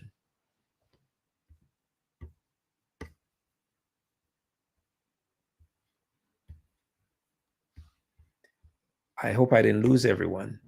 But John, I think you're up next. Okay, well, I heard you, Eric, loud and clear. I like Eric, I do believe in the genius and the capabilities of the Haitian people. I think that unfortunately right now the trajectory is very tough in that, as I alluded to before, based off of the data points and the like, the gang population is multiplying and the rule of law and order is deteriorating. As was mentioned before, a lot of this is, and I think Herb had mentioned this, a lot of the violence is propagated in and around the Port-au-Prince area. And so because a lot of it occurs there, I think this is an opportunity for any group, whether it's the security forces of Haiti or the what's left of the Haitian National Police or any entity that wants to support security, is you have to be able to look at making sure that people have access to food, supply chains, and basic essentials. I mean, Haiti has a long way to go, but the fact that a lot of it is concentrated in the capital means that there is a part of the country which is still suffering and being impacted by the disruptions and the instability. But if the issues can be resolved in the capital, they will have positive externalities for the rest of the country.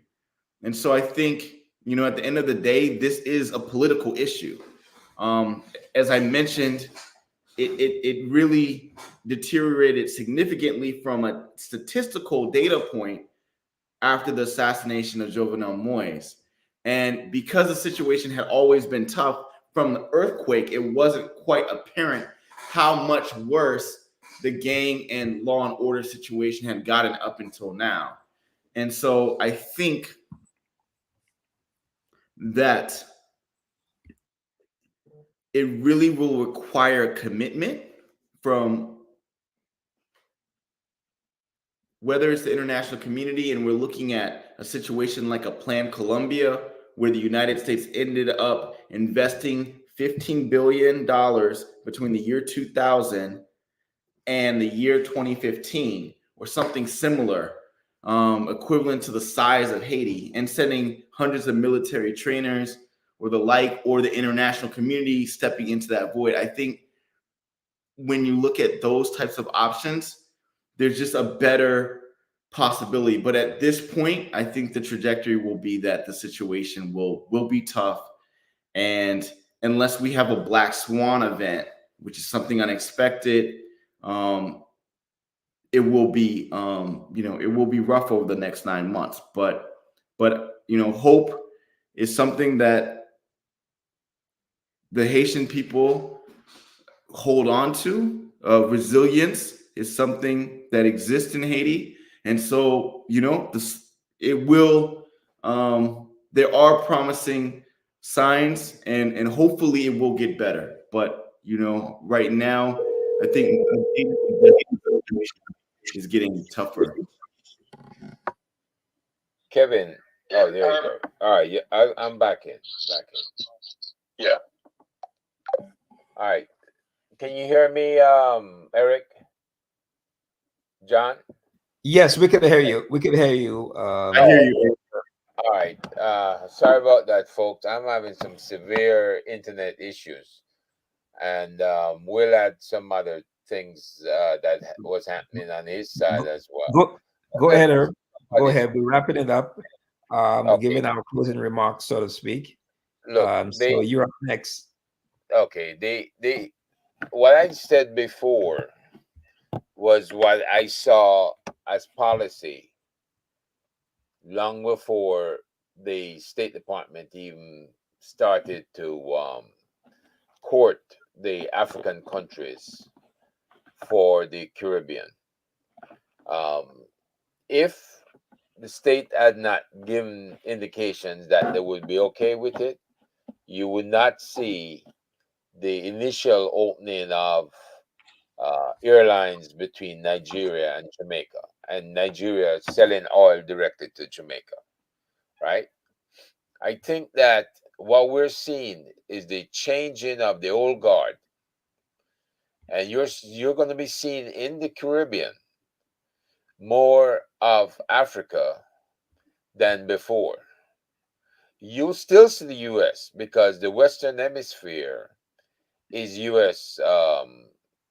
AOR, pretty much, area of responsibility.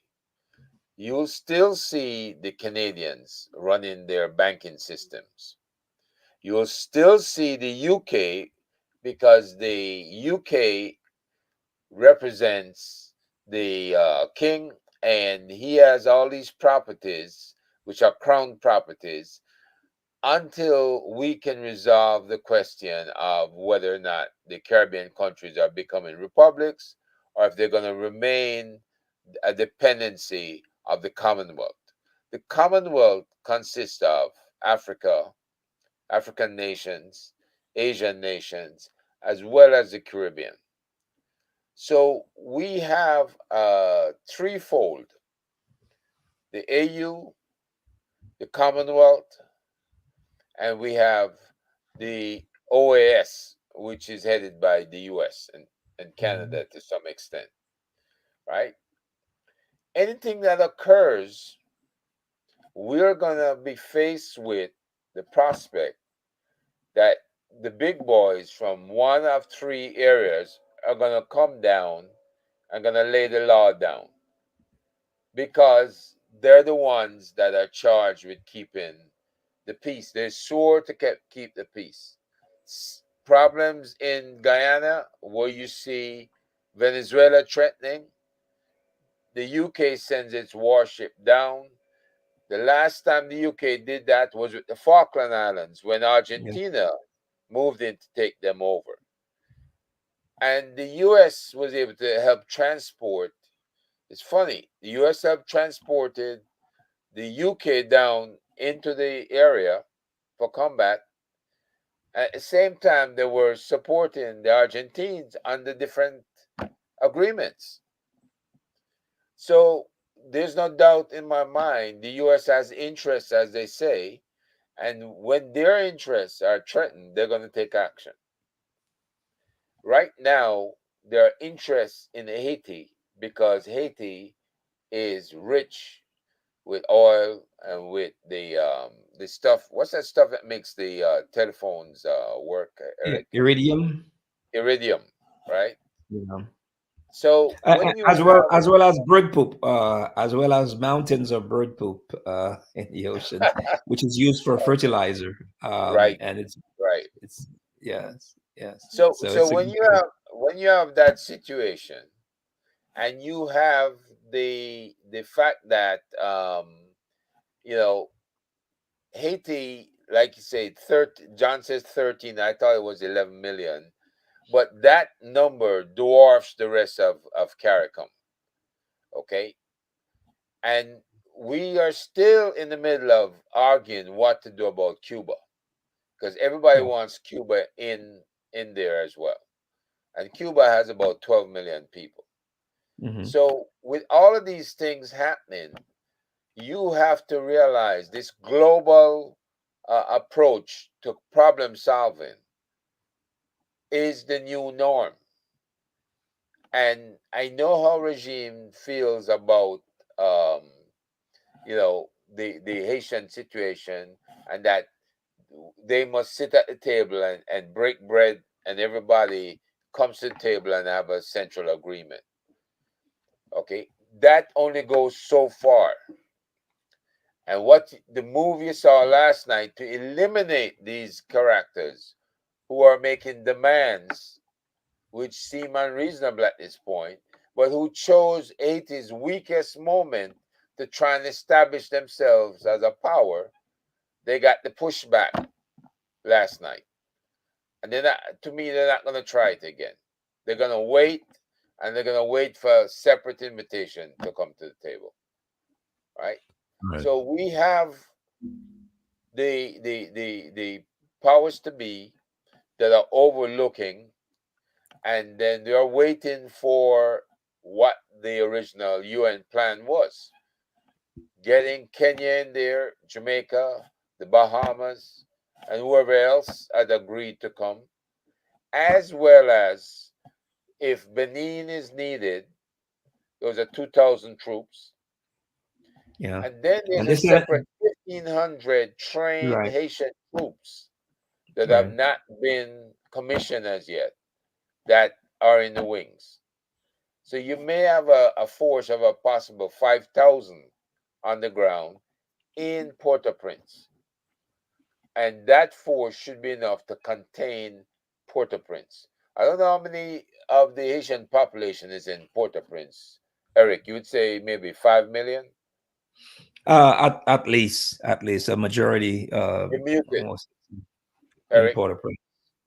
Oops. I'm not mute. Can you hear me? Can you hear me? Yes. Go ahead. Yes, a significant amount of the population is in Port-au-Prince. And you're right. A lot of the difficulty, the gang activity is concentrated in about 80%, I believe, if you would, of Port-au-Prince. So they have expanded significantly, for sure. But yeah, I think John and I think Herb alluding to the fact that there's an opportunity to decentralize, though. And there you see how all municipal services, everything is concentrated or originates from Port-au-Prince. And once Port-au-Prince is not working, as the gangs found out, once they shut down Port-au-Prince, the entire country pretty much is shut down as well. Let me just jump in and say that we have Robert waiting. I see him patiently there. I think Regine is gone, right? Yeah, Regine is gone. And John is still here. Yeah, I'm here. There. Yeah. All right. I'll tell you what we do. Let's just go around and kind of just wrap this up and kind of give people a sense of hope, because it's been nothing but despair and destruction. John, you want to, take us out with something that we can look at and say, okay, we can see the light at the end of the tunnel, and it's just a matter of time before Haiti can resume normalcy again. Although normalcy is a very subjective term, because I think like what Eric was saying at the beginning, like there's so much genius and intellectual resources in Haiti. Whether you're talking about like Thomas Alexander Dumas, who was one of Napoleon's best generals, and then his son Alexander Dumas, who wrote the Three Musketeers, the Count of Monte Cristo. Haiti has a long history of intellectuals people who have strong ethnic ties to Benin, who are known as Creole diplomatic ambassadors. When you go to Haiti and you meet the people, a lot of times, many of them speak multiple languages. They can easily pick up Spanish or English, and it's not an anomaly. And the data shows that when Haitian immigrants come to the United States, when they come to New York, when they come to Miami, they do extremely well. They have not only incomes, but educational results and outcomes for future generations that are better than other immigrants in general. And in some cases, some studies have shown that their income is higher than the average American. And so you have a lot of, very strong values, fertile ground. I remember, and Regine would have appreciated this because she's from New Orleans. I remember looking at pictures of New Orleans and saying, hey, the French Quarter, okay, this is the French Quarter. And then, seeing pictures of places in France and going to France. I remember when I went to Haiti and I said, oh my gosh, this looks like the French Quarter. And when you know your history and you look at your history and you say, the designs of the buildings in the French Quarter of New Orleans look more similar to anything in the world as to the buildings in Cap Haitien, Au Cap. Yeah.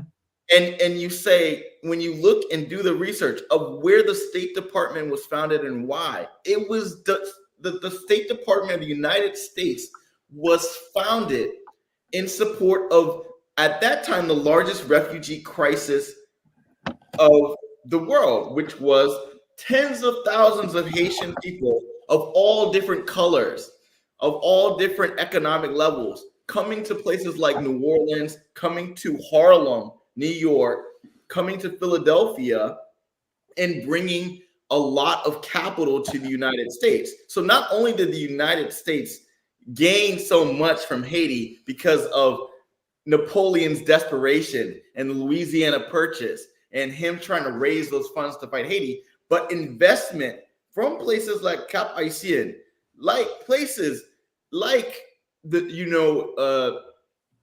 other regions in the north of Haiti, as well as in Port-au-Prince, coming to New Orleans and creating this rich melange of culture. And so I think in Haiti, you have at its essence a very capable people, a very rich culture, a very valuable history, and a people that have overcome and resisted, and a resilience that is powerful. With that being said, what Eric had mentioned, I think really leads to a point of there is an opportunity here. There hasn't been an exploration or an attempt to create a more federal system in Haiti. And so even today, we're looking at the flights going into Haiti. They're going to the Haitian airport in terms of the emergency flights to rescue people on the ground. That's where they're sending them. And so there's really an opportunity here if there's a commitment from the stakeholders, from the international community, for everyone to look at creating a more decentralized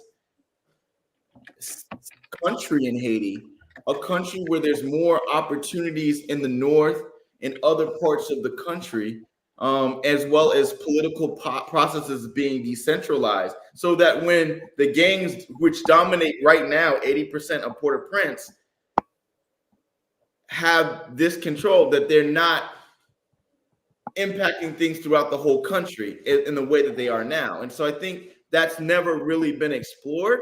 And that's not just something that's symptomatic of Haiti. That's throughout all of Latin America in general. There's only a few countries in the region that were able to create multiple cities in a federated way that had, investment as well as development and economic opportunity. And I think if you can decentralize that, there'll be a lesser impact on the population. So those are my thoughts. Don't want to, take all the oxygen in the room, but yeah. All right, John. Thanks. Don't leave it. Eric, you're up. Well, John just about said everything that needed to be said there. I would probably only add that the diaspora can continue to play a very important role in not only the stabilization of Haiti, but in the redevelopment and reconstruction of Haiti that will need to be done. It's unfortunate that the diaspora has not been invited in a big way to occupy one of the positions. And I think it's a failure on the part of this process that the diaspora was left out, given that they probably contribute in remittances upwards of about $5 to $10 billion on a regular base, on an annual basis. It is more of the combined federal contributions of the United States to Haiti. And it has been consistently that, at least for the past decade or so. So the diaspora, and the fact that they did not envision a role for them, I believe, is problematic. But again, the diaspora is the friend that knows Haiti best and the one that loves it the most, the forgotten child. But I don't think, I think they will find a way to continue to support and help Haiti, because long after the security missions come in, long after the international community has lost their interest and focus on Haiti, the diaspora will continue to be that focus. So I'm very optimistic, but I am also of the mindset that the diaspora need to actually come together to the extent that they can, and speak with one voice, which will be difficult to do. So in that sense, I want to support what John has actually resupported, in the sense that we need to form localized organizing communities, So you have the, for example, the northern part. Let's say you have the, the southern part. They need to set up their own localizing committees, and they come up with a vision for these actually regions, and be supported through investment, so that they can really feel like they have a stake in the new Haiti, because that is what that will need to be formed. Yes, we need to focus on technical assistance, capacity building, in reestablishing governmental institutions and so forth.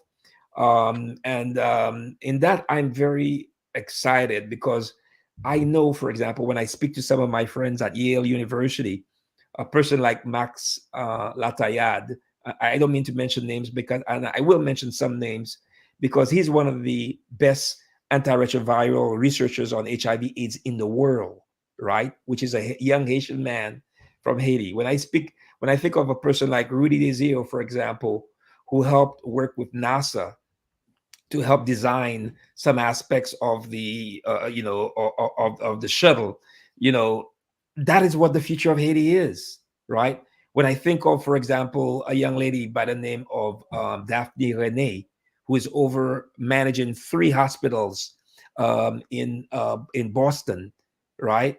That is the future of health in Haiti. When I think of education, the president, I believe, Xavier University or a couple of others, there are about 2 or 3 presidents of higher education universities in the United States who are Haitians. That's the future of Haiti. So we need to figure out how to meet Haitians where they are in terms of the local struggles, but we also have to leverage their networks in Canada, in France. That is the future of Haiti. So in the international community, I think it's good that they're trying to take some steps with the historical interference that was there. I think we'll be, we'll work through those things. But Haiti, as we speak, is going through its own cycle of maturation. And surprisingly, as one of the first republics in this hemisphere, we still had a lot of interference in terms of France, in terms of Canada, the United States, and other countries, simply because we don't want Haiti, or we think that we need to have Haiti as a example of Black country being ungovernable, right? That too is changing, because a viable Haiti is a good partner for the United States. A viable Haiti is a viable partner for the rest of the region, you know. And I think the workforce that will be needed in the next 20, 30 years can really come from a country like Haiti. It will be needed in Guyana. It will be needed in Suriname. And yes, it will be needed in Jamaica, St. Lucia, and elsewhere. So that is what I think is a positive that will come out of Haiti. We have a workforce there. You know, Rattigan, the long and short of it is, in an environment of an oven of fire, which is what Haiti is. That's where steel is being formed. You know, so we have geniuses that are coming out of Haiti. These are people who have a lot of innovation skills and what have you, and so we should not fear them. Bahamas, I said to them, you shouldn't fear Haitians coming in and working in your hotels. Give them a seat at the table because they could be part of your agricultural base. They are now contributing to the agricultural base of the Bahamas because Bahamians do not want to do agriculture, right? You know, Miami, welcome them. DeSantis, don't be putting up barriers and walls. Haitians, wherever they've come and actually added to the economy. We need to welcome these people.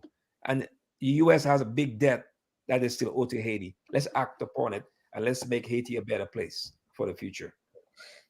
Thank you, sir.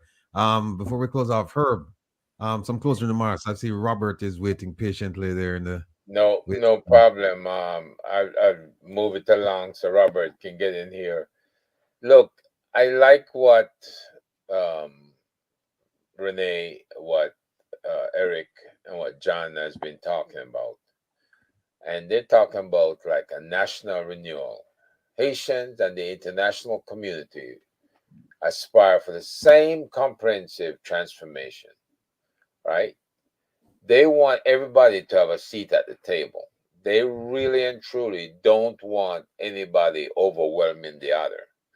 We know from the Canadians who have banned at least 3 of the billionaire or millionaire oligarchs in Haiti that these guys have been deliberately stirring up trouble. So they may have to be removed before everybody can feel comfortable at the table, or come up with a set of charges against them that will quiet them down, much like we're doing with Trump right now in this country, right? The leaders in Haiti, and I say leaders because there are 7, I guess, seats on the transitional council, and they want to forge a new social contract with the people of Haiti, working in partnership with global allies. The mob justice and the gang threats, that has got to go, right? From a crime and security position to food security to cyber security, Haiti has to establish these areas and have control over those areas, right? We're talking about elections and the reexamination of the issues as to why the mobs were able to take over. It's not because the army is gone. It's because the HNP with 20,000 members did not hold their ground. They got ground down. They got corrupt. Now, when your police force is corrupt, as we see in Jamaica, then we know that the mobs and the mobsters can take over. We know that the crooked politicians can survive and thrive. And so we have to find a way to control the corruption. A country of 11 million, that much corruption, and the failure of the HNP, which is a 20,000 person force, is just, unbelievable. Success hinges on striking a balance between foreign expertise and local experience, because you have all these industries that can be developed across Haiti. And we need to spread out the population, I guess, since the earthquake. everybody wants to hang out in the capital. You just can't have that. You need to have industries spread out across Haiti so that the workforce moves out into various areas of Haiti. Of course, local innovation is very vital. I guess outsourcing and other economic recovery tactics that is popular in Jamaica could work in Haiti, right? A lot of Jamaican programs, the PSOJ, the Project Star program with sports development in communities can work in Haiti.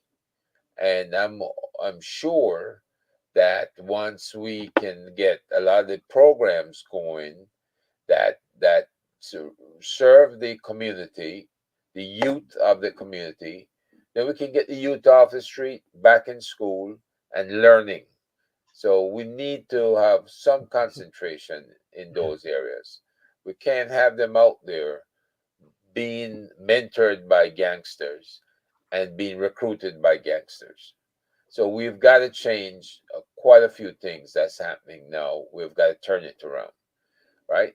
Haiti's success will lie in achieving stability and some semblance of prosperity, and have a society where people can live their lives with dignity and hope. And until that happens, people have continued to fight over scraps, and we can't have that. We're going to have some degree of law and order. And we have to have programs that engage people and give them a chance at working towards some degree of success. And pretty much that's where I am right now. Thanks. All right, let me just say thanks to Eric, John, and Regine for taking time out of their busy schedules today to come and sit and share their thoughts and opinions and experiences with us. In closing, there is a transitional council, and I'm just hoping and praying that they have the right people sitting at the table and that they can resolve whatever the issues are with, and this is a legal term, all due deliberate speed, because we can't afford to waste time. Enough time has been wasted. We don't even need to revisit that issue. So again, want to thank you, John, Eric, and Regine for joining us, and I look forward to having you guys again, because this issue, it's brewing and it's not going to suddenly be resolved. I think it has to be resolved, but I think over time it will.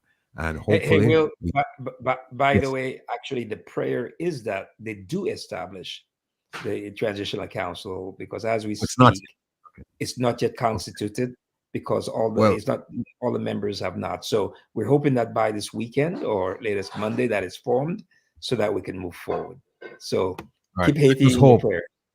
Right, yes. And I just hope that that they have the right people sitting, because if you have the wrong people sitting there, then it's just a recipe for disaster or for further disaster. So we shall see. We shall keep them in our prayers. So thanks again, all of you, and I look forward to seeing you real soon. Take care. Great show. Thanks for the invite. Guys, we'll talk. Thanks, John. Eric. Good work. All right, man. Thanks a lot.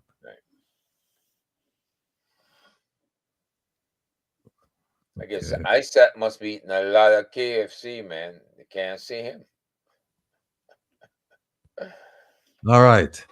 There's Robert. It was a great segment. Learn a lot, and I hope that you folks in the chat and those of you listening, watching, wherever, that you're picking up as we go along, because as you realize, we don't do much of the personal attacks around here, or get into people's business. We're focused on issues affecting us as a people, and every now and again we'll bring individual cases to the fore so people can understand, because sometimes when you deliberate and you express broad concepts, it it's a bit difficult at times for people to grasp, except when you start putting in personal experiences. Oh, I see what's going on there, and it makes it easier. Makes it easier for all of us. So, having said that, I have a very, very special gentleman here with me this evening. He's no stranger to the program. He's been here. Most of you, I guess, you probably haven't seen him before because he was here when we first started, and what a show it was. And now he's back to engage us with his knowledge. This time about the tourism industry in Jamaica. I present to you, ladies and gentlemen, none other than Mr. Robert Stevens. Robert, welcome to Reed Smith Rattigan again.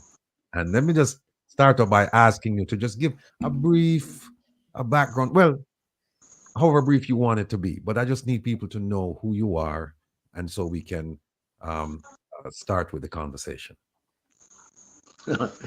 Well, good evening, everybody, and welcome to your guests and your listeners. I've been around in the tourism industry since the 1970s. And what happened was, you remember there was a period in Jamaica when most of the hotels were taken over by the government because they were all in decline.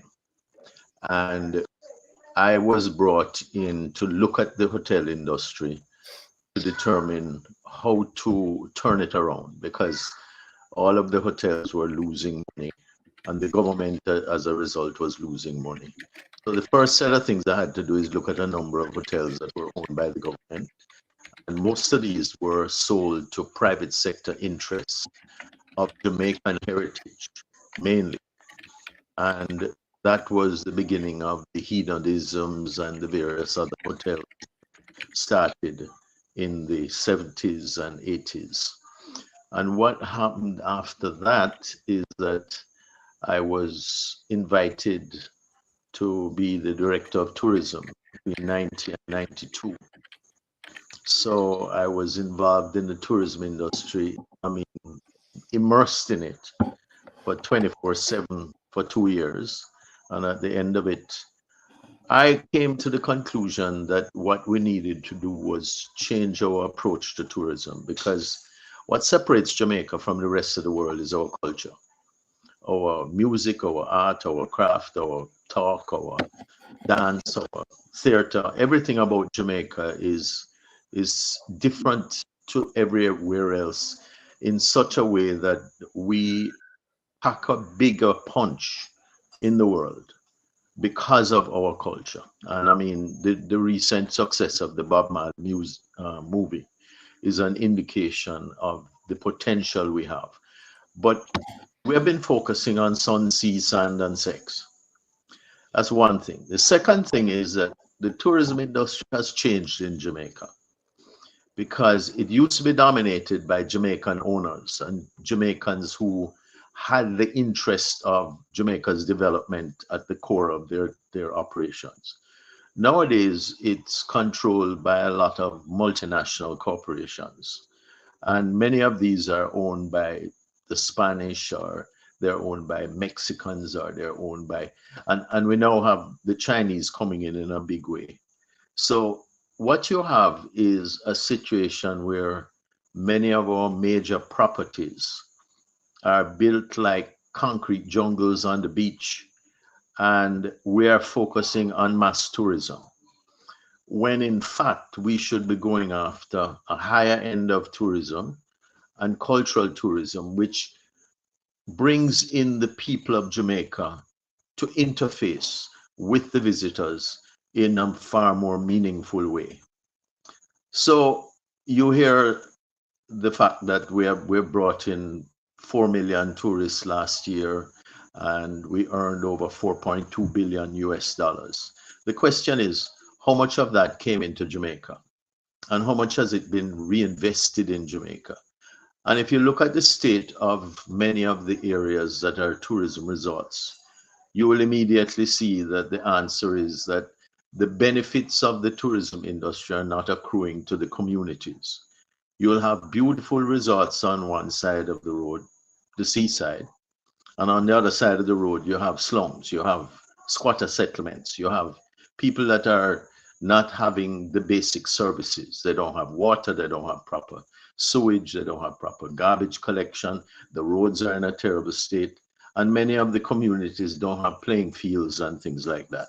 So that's a problem. You also have a problem with the housing of the workers, because in many cases, the workers live in these communities and come to work every day in fabulous environs and go home to situations which are substandard. So we need to find a way to begin to look at how we can have the tourism industry benefit Jamaica more and spread the wealth more. Because right now, how we are developing the tourism industry is not sustainable. It's not benefiting the majority of the people. And we are not looking into how we can impact the communities surrounding the resorts.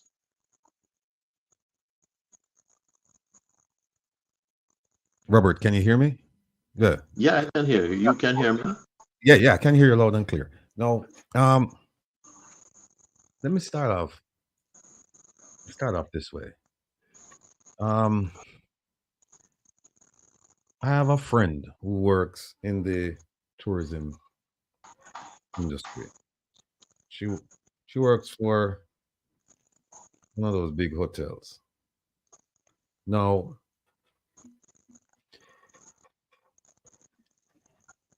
for every dollar, every US dollar that, and I want people in the chat and people listening, I want you to pay close attention to what I'm going to say, because this will amplify what Robert just said about the ownership, about the treatment of workers, so on and so forth. I'm being told that for every dollar, every US dollar she earns, she gets 25 cents out of that. A dollar is paid to the hotel, she gets 25 cents out of that dollar for her service. And that 25 cents is taxed. So she ends up with, I don't know, 18 cents, something like that. Out of, for every dollar, think about that. For every dollar, she's taking home about 18 cents, 18, 19 cents. I'm also being told that no one is taking up for the hotel workers, even the ones with unions, even the hotel workers who have some semblance of a union. No one is standing up for them, right? Another thing that the hotel and the hotels and the resorts are doing, they're removing people off of the roles of employees and making them contract workers. Why? They don't have to pay for the benefits. So they'll have them come on and they'll work for 3 months and they'll have them stay home for 3 weeks, 2 weeks, then they'll bring them back. I have personal friends of mine who work in the hotel business. They left because they were employees, and then they were designated after a certain point to being contract workers. So they'll work for 6 months, they'll lay them off for a month, they'll bring them back, and they didn't have to pay any benefits. And keep in mind that some of these places, they're charging up to 1,000, maybe more, US dollars per night. And these workers, if they dare to complain, they're fired. They're fired, and there's not much recourse. No, we have a minister of tourism, and I've I've heard it said that, oh, Rattigan, what was it? The Minister of Information said, I thrive on a bunch of negativity about the government. I have nothing positive to say. And I said, obviously, he hasn't been listening to me, because well over a year ago, I used to say that Minister Bartlett was my favorite minister. And even though I've said that Minister Carmina Johnson Smith is my favorite minister, I'm being facetious about that. I've said Minister Bartlett is my favorite minister. Why? Because of presence. I used to see him all over the place, even during COVID. He was here, there, doing this, flying the flag, come to Jamaica. And then with a stroke of genius, I watched him convince the Emiratis to make Jamaica a destination point. Now, keep in mind, Abu Dhabi and Dubai, they are destination, they're tourist destination points. And he convinced them. I don't know how long that commitment is for, or if it was just a token show, but nonetheless, he made that pitch to them and they accepted. Now, I've heard some disturbing things about him. We won't go into that today, but if he's watching and or if his friends are watching, his family members, just tell him that you can just tell him that I admire the fact that he's out there. He's doing a lot of things. He's traveling the world, encouraging people to support Jamaica and all things Jamaica. But there are some concerns I have with him, and in the near future I will reveal those things, because we're looking into his background right now, and I'm seeing some things that I'm very, very uncomfortable with. But we'll leave it at that. We'll leave it at that, except to say that in the cabinet that we have now, if you have to just do it based on, and I know they said that the Minister of Health, he was, I think, ranked number 1. I don't know who did that ranking. I mean, they're not well, whoever did that ranking, because the Minister of Health cannot, should not, never will be the most competent minister, the most productive minister. Cannot. I still stick with Ed Bartlett, and for no other reason but the fact that he's out and about trying to get things done. However, and Robert just mentioned it, we need to talk about the facts and figures.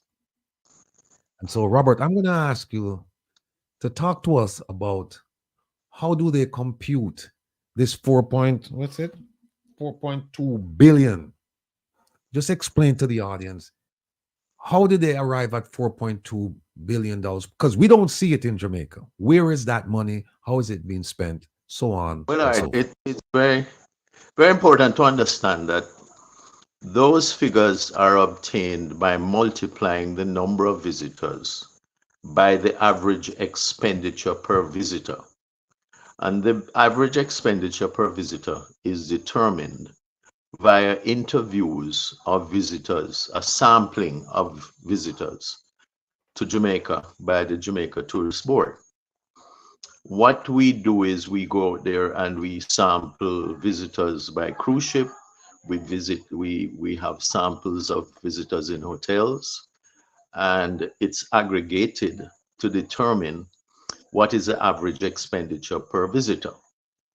So that is how you end up with the 4.2 billion.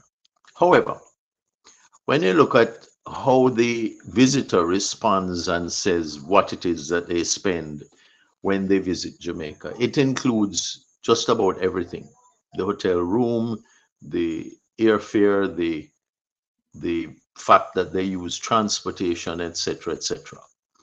So I feel that it is very important for us to understand how much of the 4.2 billion estimated comes to Jamaica, number one, and number two, remains in Jamaica. Because you do have an amount that is spent on paying the workers. You have amounts that are used for buying goods locally, which in some cases is not very high. However, there is a significant amount that is spent on buying, whether it is furniture or it is food or it is other items. And of course, there is the hotel tax. Now, in many cases, because a hotel is built in a particular area at a particular time, it may get a tax holiday. And that tax holiday may last for up to 10 years. And many of them renew the tax holidays by saying, look, I'm going to expand the hotel. So after the first 10 years expires, I need another 10 years because I'm going to add on another 200 or 300 rooms.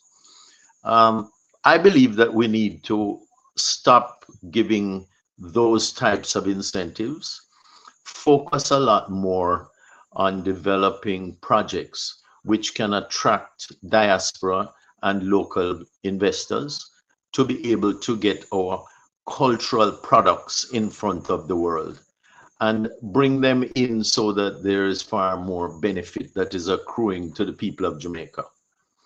We have, for instance, spas, in particular Milk River and Bath in St. Thomas, that are ripe for development, and they're being run by the Ministry of Tourism. The fact is, those baths should be looked at as jewels and expanded, but done right, done where it involves a lot of Jamaicans, as well as is not just given to a foreign investor. There are several other properties that are now being divested by the government, and there are plans to put, I think you must have heard about it, I think there's a 4-tower development that is planned called Pinnacle in Montego Bay. The big problem with some of these big developments is that one, for instance, as far as I'm aware, there's no impact assessment study, not only environment, but what's going to be the impact in terms of the protected area it sits on. What is going to happen with respect to water? Currently, we have too many hotels that are begging for water, and you have residents begging for water. You have situations where traffic has now reached horrendous levels. Driving from the end of the highway to Runaway Bay is a nightmare because the traffic is just snarled throughout all the towns along the way. Between St. Anne's Bay and places like out by Bracco and all that, you have a lot of problems with traffic. And Montego Bay, I know that they are now doing a bypass road, but there needs to be a serious look at the infrastructure that we have to ensure that it is keeping pace with the rate at which we are putting in new rooms. And I really believe that one of the things that we need to look at is maybe slowing down the pace of building new rooms until we have the infrastructure to be able to manage it. We need to look at new approaches also to transportation. Are we going to put in monorails, or are we going to put in things that are going to move people far more efficiently than the types of buses and trucks and cars that we have on the road? The train system really should be revived. Anyway, the fact is that I don't think we're having a look at all of the developments that are taking place from a macro perspective and planning them properly.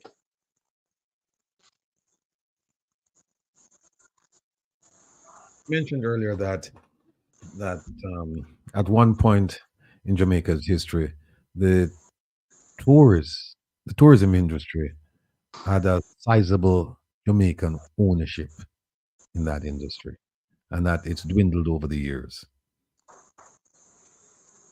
How do you, or better yet, do you have a plan, just a thought as to how we could get more Jamaicans involved in owning? Well, you have an organization called the Development Bank of Jamaica, and the idea was that they would get involved in putting private-public partnerships out there and inviting people from Jamaica as well as the diaspora to invest in these projects. But that, to a large extent, has not really excited or progressed to the point where I think it is a serious contender for moving the needle in terms of investment. What has been happening instead is that we get an investor who comes in, they are shown a number of properties, they decide they want to buy a property and develop the property for whether it is hotels or it is villas or it is apartments or whatever. And we give it to them, and the terms and conditions under which we're doing this are not transparent. What is happening is that many of these deals just, you just hear about them all of a sudden. I mean, that Pinnacle deal, for instance, was not something that was, it wasn't a situation where they said, look, we have this land in Montego Bay. We'd like to invite people from Jamaica as well as the diaspora to invest in projects. Put forward proposals and let's determine what is the best way to develop it.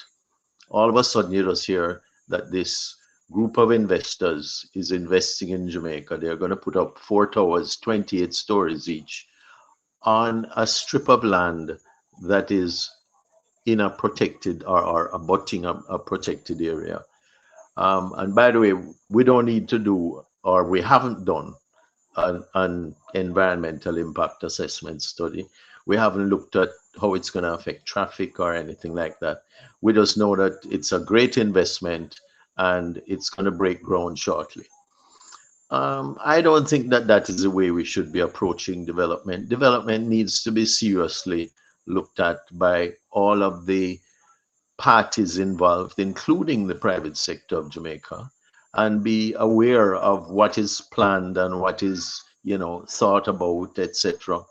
And then we get Jamaicans to commit to investing in Jamaica.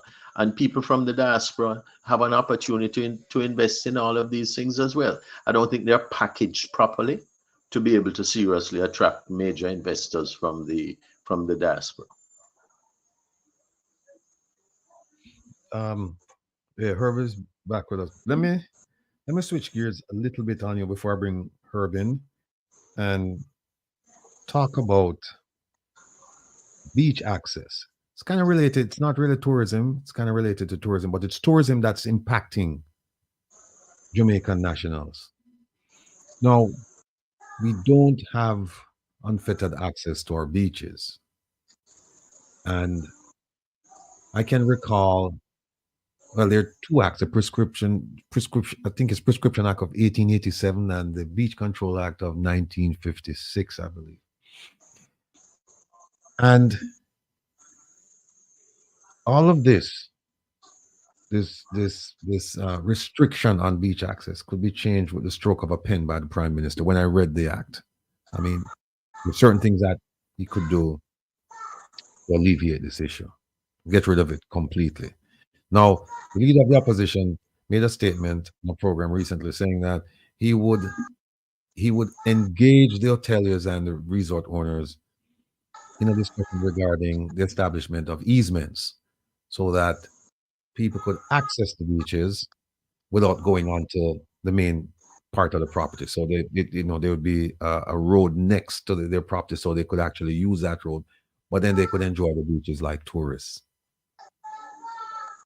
I don't see that happening, because when I say I don't see it happening, I don't see it happening anytime in the near future, because as we know, these properties are owned by multinational corporations, and the ones that are owned by Jamaicans, they're owned by Jamaicans who are heavily involved in the private sector of Jamaica. And the private sector of Jamaica, they're a major contributor to political parties. And I say parties because my understanding is that they support both parties to protect their issues.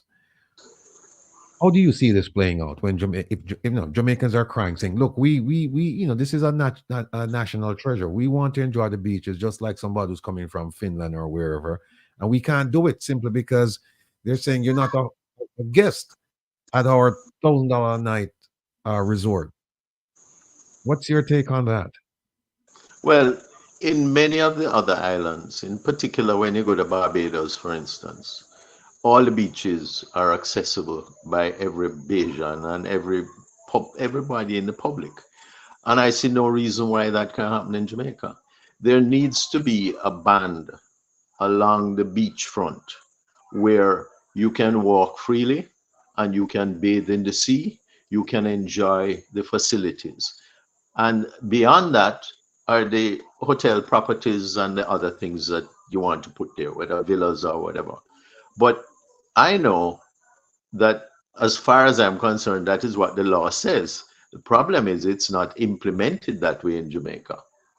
How it's implemented is that you have several hotels in a string and there is no access between or along that strip where those hotels are.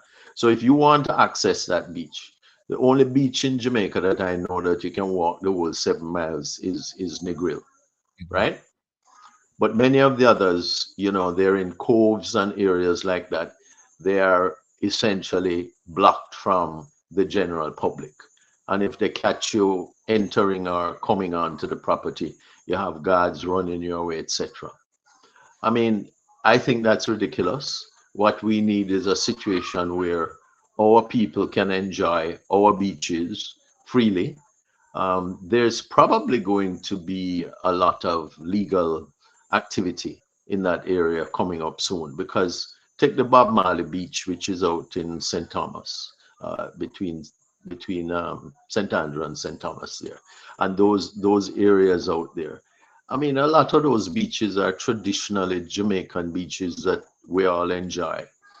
And now we're hearing that many of them are going to be sold to foreigners, and they're going to develop big resorts, and those beaches will no longer be available. So I think there's going to be some legal challenges to that, and we shall see how it pans out. But I do believe that all the people of Jamaica should have free access to the beaches of Jamaica. Herb?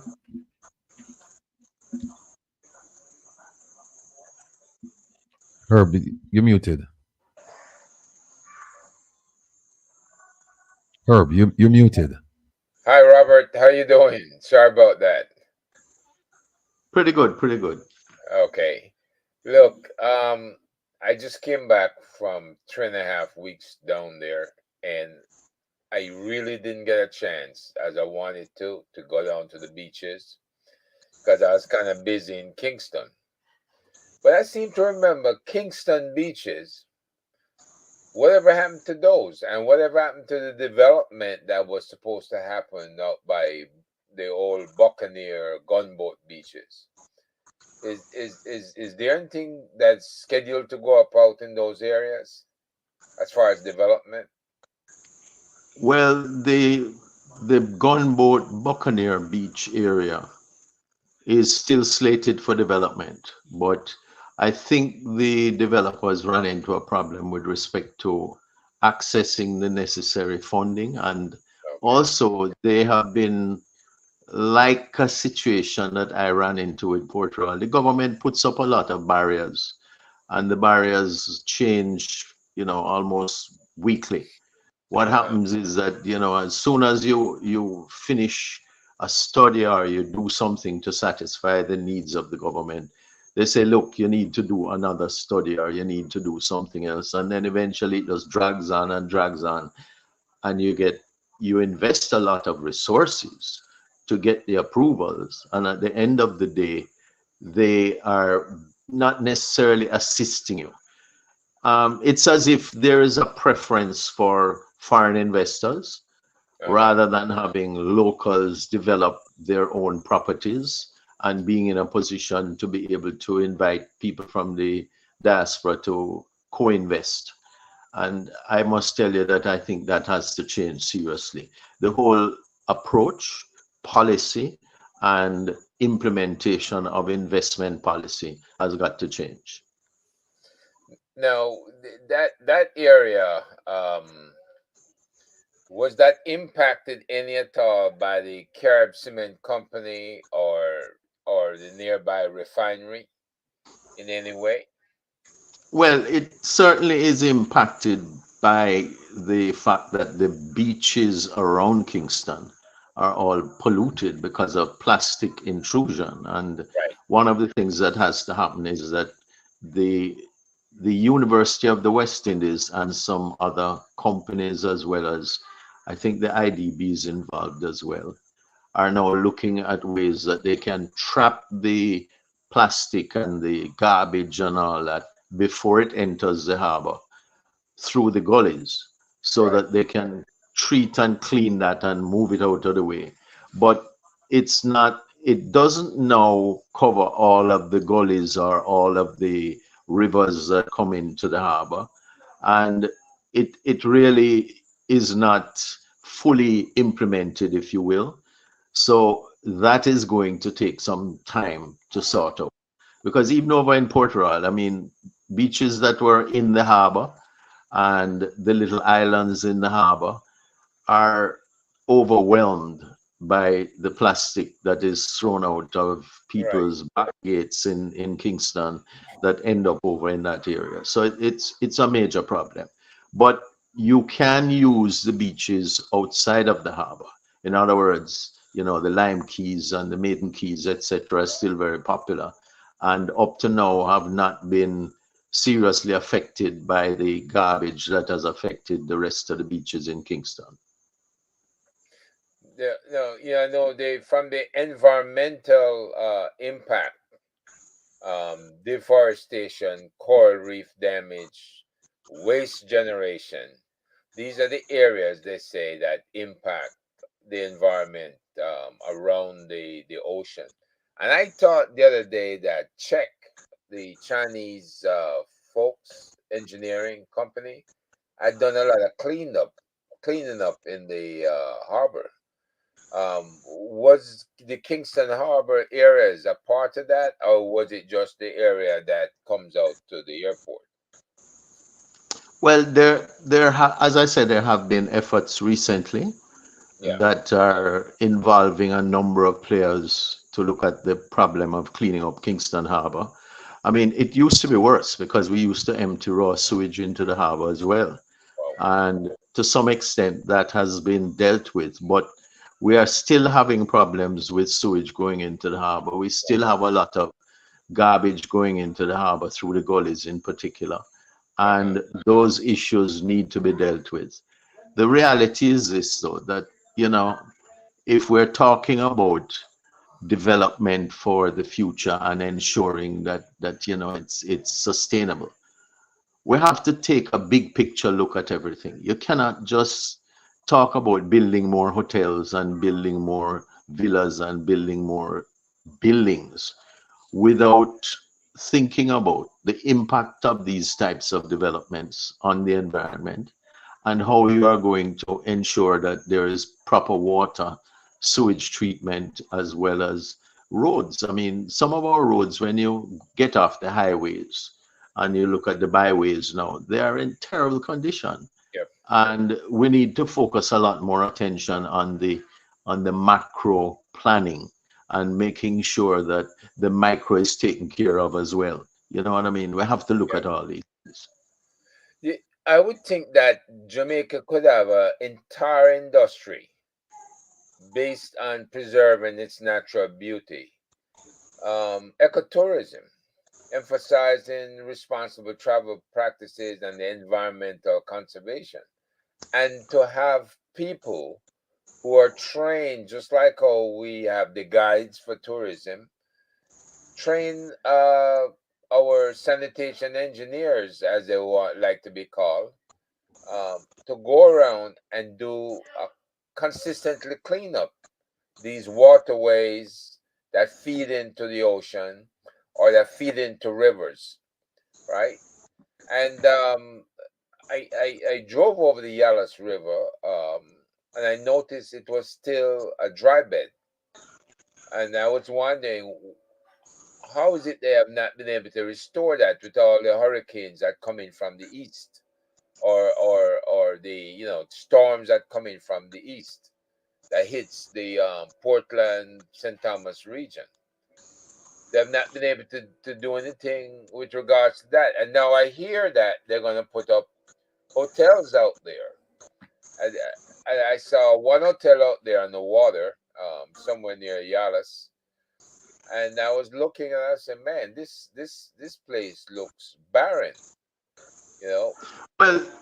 Well, you know, the highway that has been, it's almost complete now. Going to St. Thomas, opening it up, is going to bring a lot of investment, and people are going to build hotels and they're going to build other things.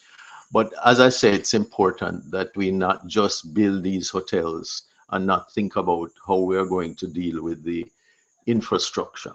The water, the sewage, etc., has got to be incorporated in whatever planning we're doing. And I don't think enough of that is being done. Furthermore, we have to train people in each of these areas to ensure that they're capable of filling the jobs that will become available.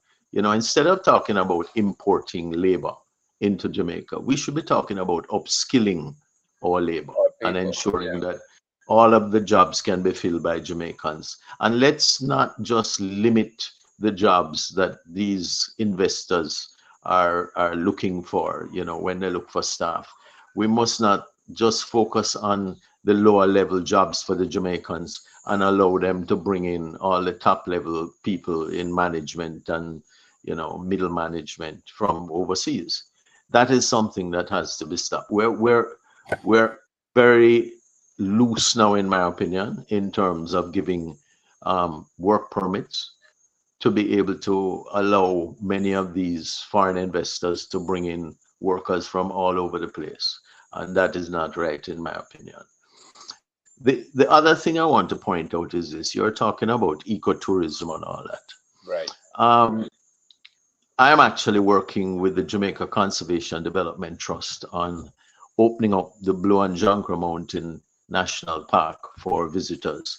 And a lot of the groups that we're working with are maroon groups that have fabulous attractions and historical and cultural things that they can show off to visitors that are off the beaten track, different, and very unique.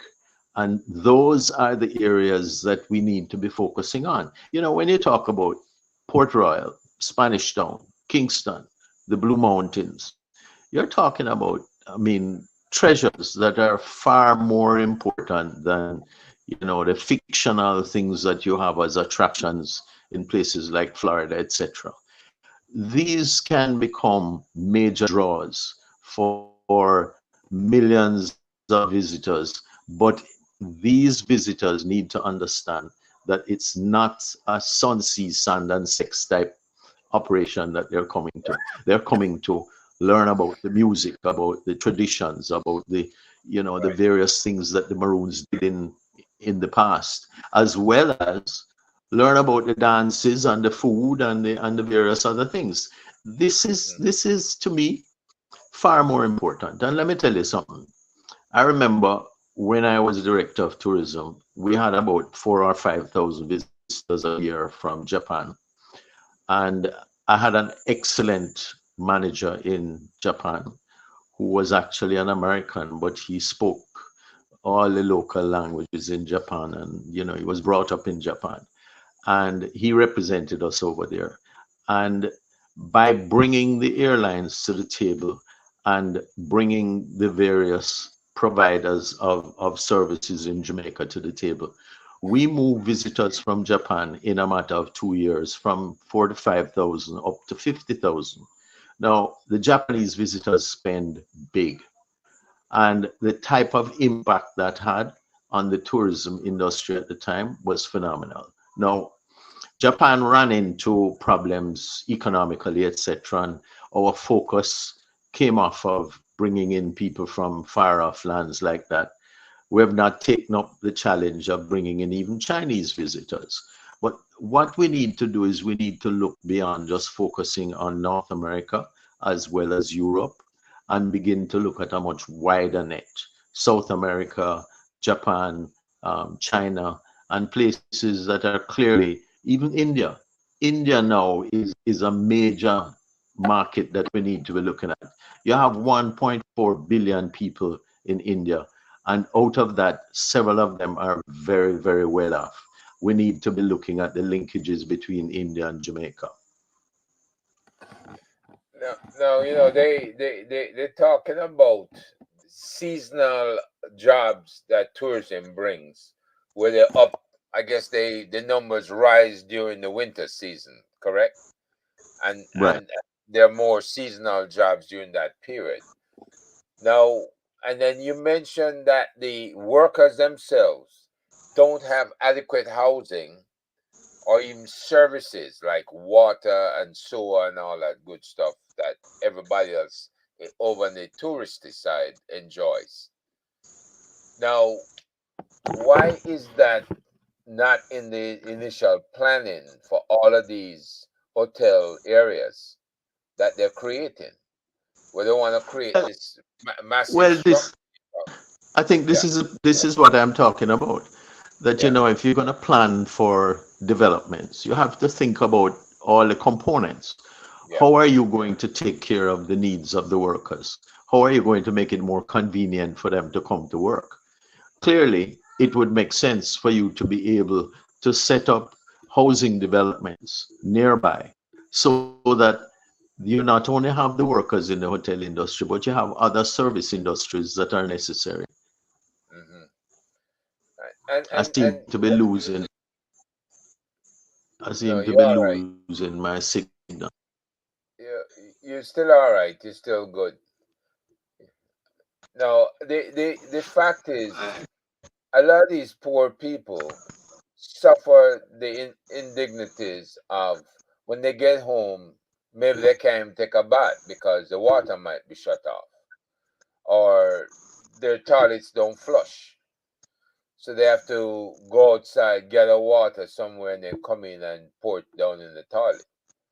I mean, so many things that they complain about that we just take it for granted that they're going to show up to work all spruce up the next day and be smiling and ready to go to work. But Right. they're not Let me unionized let me any tell at you. all. Let me tell you something. We have a national housing trust. I Yeah. was involved in the 70s as an early employee there, and I was in charge of projects island-wide. And one of the things that is important is for the housing trust now to morph into the organization that is going to deal with urban development in association with the UDC, looking at all of these slums and squatter areas and begin to upgrade them. You are not going to be able to build new houses for everybody. But we need to recognize that the majority of the squatted areas are never going to be developed into anything else unless you are willing to take a bulldozer and go in there and drive out everybody, which is clearly not the strategy that we should be adopting. What we should be doing is bringing them into the legitimate economy. And what I mean by that is, instead of talking about giving everybody a title, most of these lands that are squatted on are either owned by the government or the government has control over them. And what needs to be done is that you begin to divide them up in a way where you can give each person a long-term lease so that they have security of tenure and allow them to fix up their houses. You know, I worked with the World Bank in Accra, in Ghana, and in Nigeria. And the impact was tremendous on the squatter settlements that we put money into to turn those settlements into areas where the people could basically own their own little piece of the country. And the mental and the physical and the other aspects of their lives spun around tremendously because they feel as if they're now, they're now people. They have a property. They have something they can call their own. And you would be amazed to know how that affects the mental. It also did a tremendous thing in that crime was reduced in all of these areas. Now, we have a major crime problem in Jamaica. We should be looking at upgrading all of these squatter and slum settlements, and it requires putting in the mains, the sewers, as well as the water, as well as the roads, and making sure that everybody can have a piece of land that they can call their own. Even though it may not be a title, it can be a long-term lease, which gives them sufficient security of tenure to be able to go to the housing trust and get a loan to be able to fix up their houses. This is the direction we should be going in. It would bring in another 600,000 to 700,000 people into the net of being contributors to the housing trust. Probably not as much, because many of them actually are contributing to the housing trust. They're working in various industries, including the tourism industry. They're paying their housing trust dues, but they are not able to upgrade their homes because of the fact that they don't have any security of tenure. If you give them security of tenure, Lord, you would see a different Jamaica. Yep, that's true. Now, one thing concerns me is that when I looked across the Caribbean at labor rates, Jamaica seems to have one of the lowest labor rates in the Caribbean. In other words, the workers are not trained like, to be journeymen. They're not apprentice, then journeymen, and then step up to different levels. And they, as a consequence, they are consistently underpaid as laborers, right? They have no certifications that they do to certify themselves in their skills. And it just seemed like it's a deliberate act to keep them in place. Well, you the whole colonialism model and the model that we have in terms of governance is designed to perpetuate the taking advantage of the lowest echelons in the society and benefiting the upper and middle classes of the society. And that is something that we have inherited from the British. The fact is that most of these security force activities, the ZOSAs and all this, are really, sending in the troops, if you will, to quell the natives. And that can't be the right approach. We should be taking a far more caring approach to our people and beginning to sit with them and working out strategies where we can improve the lives of everybody, and not just focusing on protecting those who can afford to pay for their own security systems, but we should be protecting all our people. Yep. It's a shame to see the way our people are treated, and to realize that there are some people stuck in time. They go to the same high schools. The high schools only produce 40% graduates. A lot of those graduates cannot adequately read, write, and comprehend. And then it's a malicious circle that keeps going around, that to get into industry, they depend on political contacts.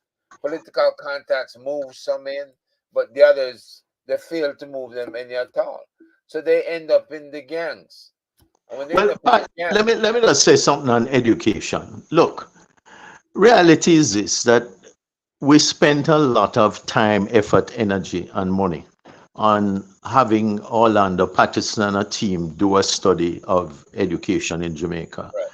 And he presented the report about almost 3 years ago. To date, that report has not been presented to Parliament for discussion. There's no pulling out that report and saying, okay, what is good about it? What is bad? What are the recommendations? How can we correct the situation? All they're doing is little, superficial things or superficial things to improve education without looking at this thing in a holistic manner. And I mean, I'm associated with 1 or 2 schools that are prominent high schools in Jamaica.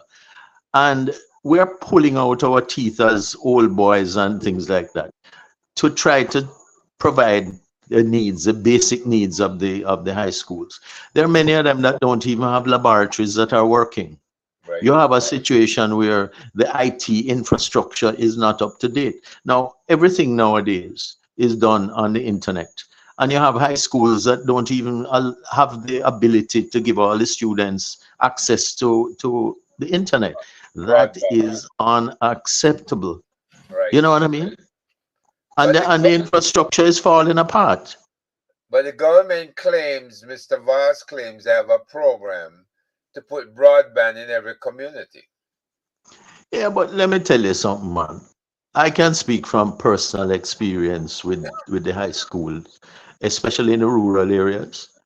It's difficult, and the level of support that is being given to these schools and the teachers and the various other infrastructure things is not up to standard. And what we need to do is put that Patterson report on the table.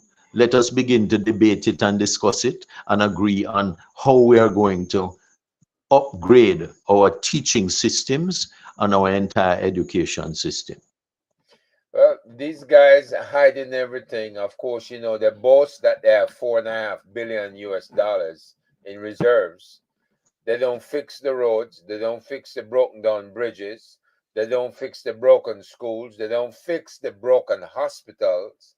They don't. The hospital equipment seem to be disappearing. People sleeping on truck tires with plyboard put over them.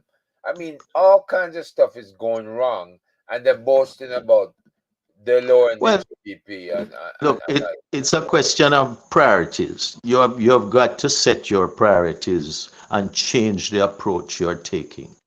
It cannot be, in my opinion, a priority to give 200% plus increases to top politicians and the governor general, and you neglect the teachers. When I say neglect, in terms of comparatively, right? The teachers, the people who are the nurses and the doctors and the firemen and the policemen and all that. Let me tell you something. We are sitting on a situation where I am very surprised that you don't have a lot more industrial action and a lot more street action, because of the fact that many of these people feel as if they've been neglected. And at the same time, you are in a position where you can give all these highfalutin increases to your top politicians. In my opinion, we need to focus a lot more on the basic things of life, right? Yes, we need to look at education. We need to upgrade the health sector. I mean, even the United States, in the issuing of that travel advisory the other day, though I disagree with it, to be honest with you, because as some people have said, there are many cities in the United States that have worse situations for the ordinary citizens. A lot of our crime is focused in inner city communities and not affecting visitors. But the reality is this, that our health system is not up to standard. Our education system is not up to standard. We have a situation where our infrastructure is falling apart. Okay, you're building all these beautiful highways and all that. What about the byways? What about the infrastructure in the rural areas? What about the poor farmers? We're going to have a serious problem now because of their sticking with WTO rules. What we're going to have is we're removing all the taxes on imported items. That is going to affect a lot of small farmers. You know, how are we going to cushion that blow? How are we going to incentivize and assist small farmers to be able to compete? Because if we don't, you're talking about 200,000 farmers who are going to be seriously compromised. Yep, absolutely. All right, Will. I think I've been chatting too much, guys, and is 8:16 now in Jamaica. Oh, well, I've been on for over an hour. Yeah, that's good. Yeah, It's all Robert. good though. Before you go, I just want to say that we've learned a hell of a lot from you. We continue to learn a hell of a lot from you, and I'm gonna be looking into my favorite minister because people are telling me that he's not looking out for the workers, and they're saying that the government concessions, they're not cascading to the contract employees, and that life is just very, very difficult for them. And when the tourists, they feel like these workers have provided a service that they should be compensated. You see, a lot of times, a lot of them, they come with no money, so they put it on a credit card, and then when it goes to the company, the resort or the hotel, that they have issues because they're not being tipped directly for the most part, and they're not making enough money for salary, and they're not getting their fair share of the tips. So it's going back to like slavery or indentured servants, and we need to do something about this.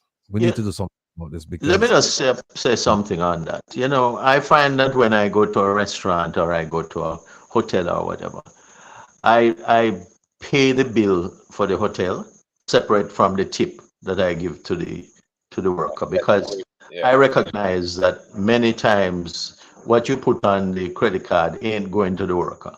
So as a habit, I just say, okay, let me just put the cash aside and give the direct worker who has served me. You understand? Or I don't mind if I'm split it with the people in the kitchen or whatever, but that's how I operate. But the point is this, though, that in addition to taking the funds that are put on the credit card, there are ways that the owners and operators of these businesses take a big portion, as you indicated, for the business and do not give it to the worker as a tip directly. And then, as you say, there's tax on top of it as well. So I think that whole system has got to be looked at. Secondly, it is important that we begin to reach the stage where there are people who are being employed that can get benefits throughout the system. There should be people who are paying their housing trust and being able to access the funds from the housing trust in order to improve their homes. And as I say, it's very important that they now look at the whole system of allocation of the lands in squatter and areas that are substandard and decide how they are going to deal with it, and not necessarily give them titles, but give them long-term leases so that they can build or improve their own homes. Let me ask Anyway, you a quick follow-up here, Robert. Unions. Are unions still alive in Jamaica, or they've been killed off? What's the deal? Why they're on paper. You still have the traditional unions and you have the civil service union, etc. But the strength of the unions has, to a large extent, been marginalized. And some of the people who were, really strong union leaders have either died out or have moved on to other things. And to be honest with you, I think the union movement is certainly not as strong as it used to be in Jamaica. So what percentage of the workers are represented by unions, would you say?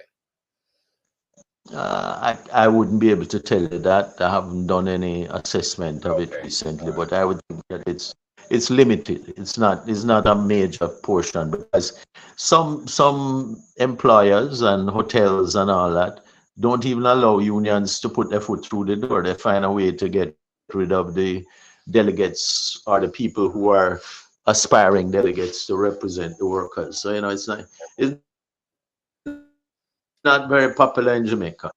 Yeah, but it's typical elsewhere as well that they're killing the unions off, using the same tactics, and the workers suffer as a result. Yeah. All right, Will. Thank you, Robert. Thank you much. All right. Good night and thanks, guys. That's a good set of issues we dealt with. Very broad, but you're the best. Take care. All right. Take care.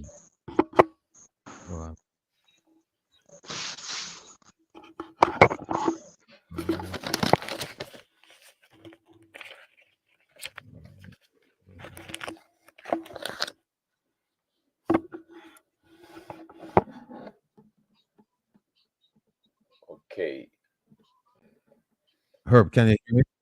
Yeah, I hear you. You're good. Okay, because I'm seeing two of me on screen here. There is one of you now. Okay.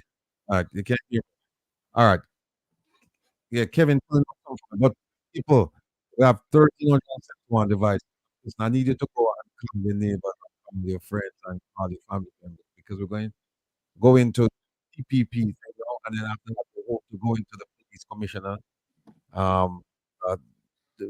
want to look at the I'm getting up.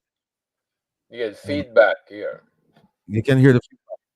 Yeah. Kevin, Kevin. Huh?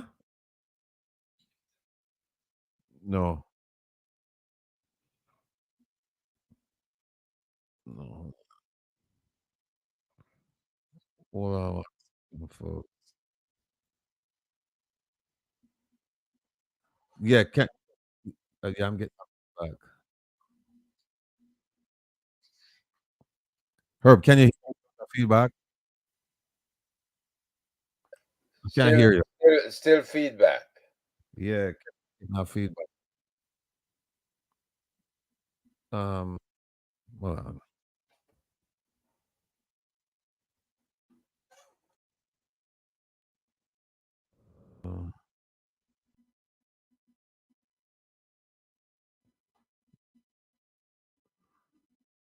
No, we need Google for this. Hold on. Stay with me.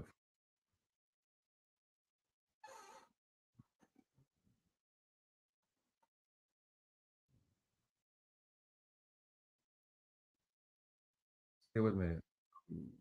Well work.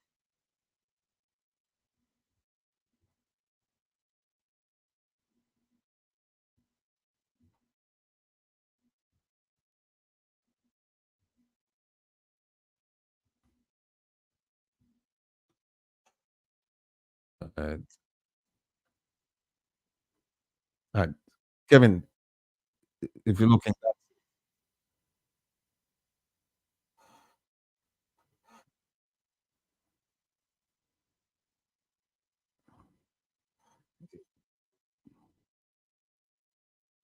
yeah, Kevin, that it's right there. I'm gonna cut some feedback. And then after if you look right below the screen, you see right there. Need to remove.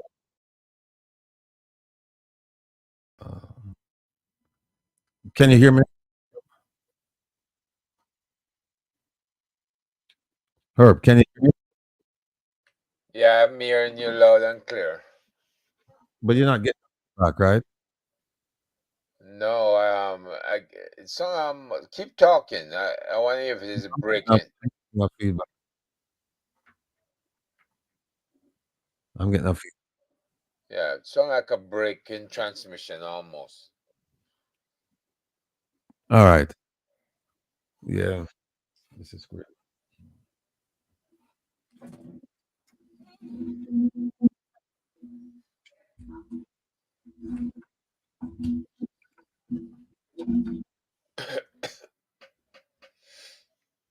Yeah, can you hear me now? Yep. Yeah. I'm still getting up.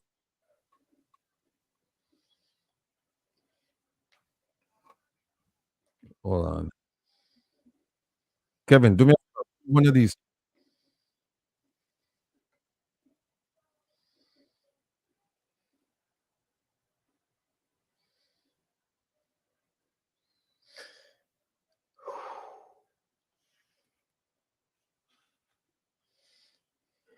Stay with me.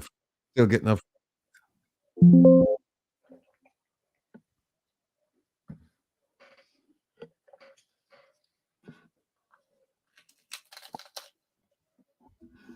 Testing.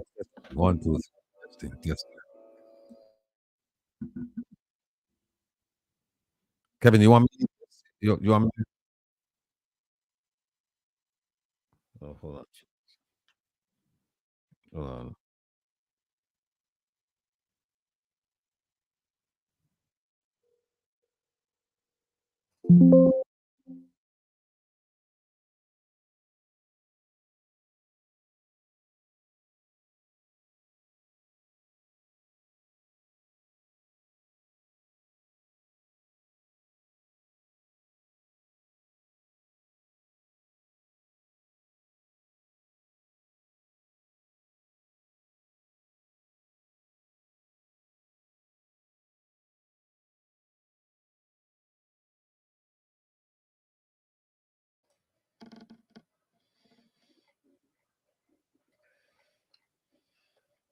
I hope we'll be back shortly, folks. Still trying to fix the feedback in our sound.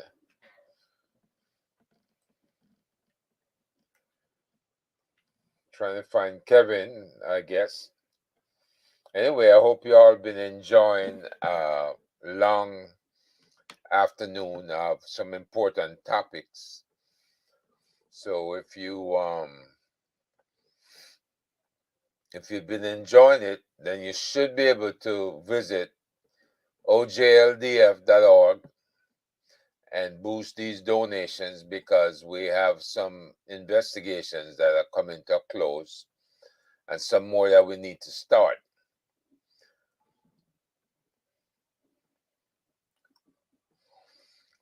Somebody's asking, what are my thoughts on why Jamaicans don't protest like we do in the US or elsewhere? Jamaican people, I found out just by being there with them, they're afraid. They literally are afraid to do anything because, yes, they feel intimidated and threatened by law enforcement, and they feel intimidated and threatened by their own MPs.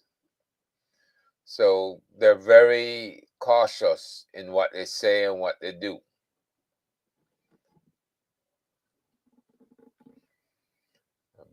Captain, my background making you dizzy? I don't know. Let me see what kind of background is here. Hopefully that's better.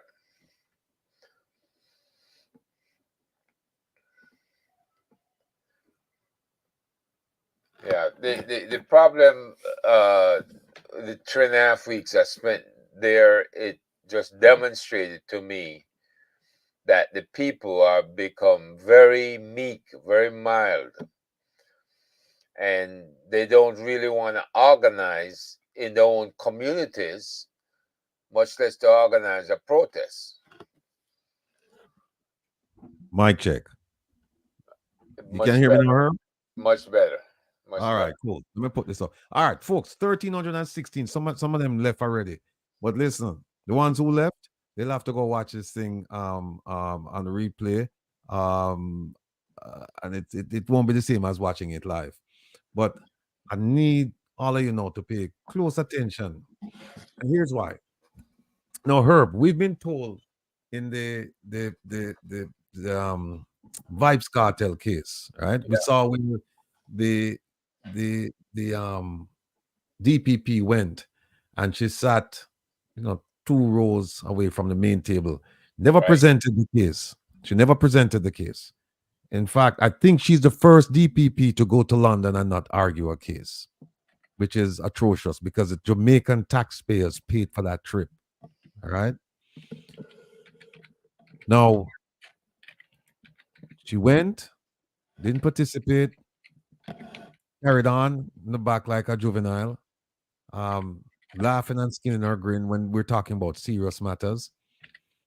And people went. I knew I knew that they would quash this the conviction. I knew that. What we didn't know was that the Privy Council was going to quash it and then send it over to the Court of Appeal and say, this is your baby. Because what they could have done, they could have quashed the whole thing and just said, look, the evidence was tampered with, the jury was tainted, and therefore this conviction cannot stand. That's the end of the case. But they didn't. They only looked at one issue. They looked at one issue, and then for that one issue, they said, okay, the jury was tainted and we're sending it back. And so now the Court of Appeal, they now have this thing sitting. There's a descriptive term I'm thinking of using, but I won't use it because this is a family-oriented program. So now they have it, and they're saying, you do what you want to do with it. You can either retry him or you release him. So the Court of Appeal now, they have it. But, family, we didn't have to be here. We did not have to be here. And I'm going to show you why we didn't have to be here. Because you see that DPP that we have, she has gone past her expiration date. It's time for her to leave. We are in the situation we are in right now simply because of her. And I'm going to show you why. Here.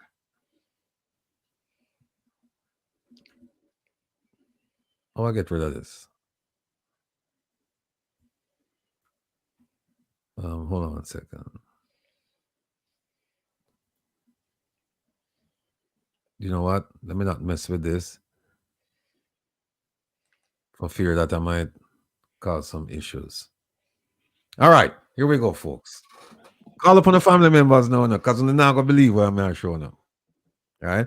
You know, let me take a chance and get rid of it. Can you see this, Herb, this thing below you? Yeah. Sunshine much better? Yeah, sunshine. Yeah, I don't know where that came from. Let me see something.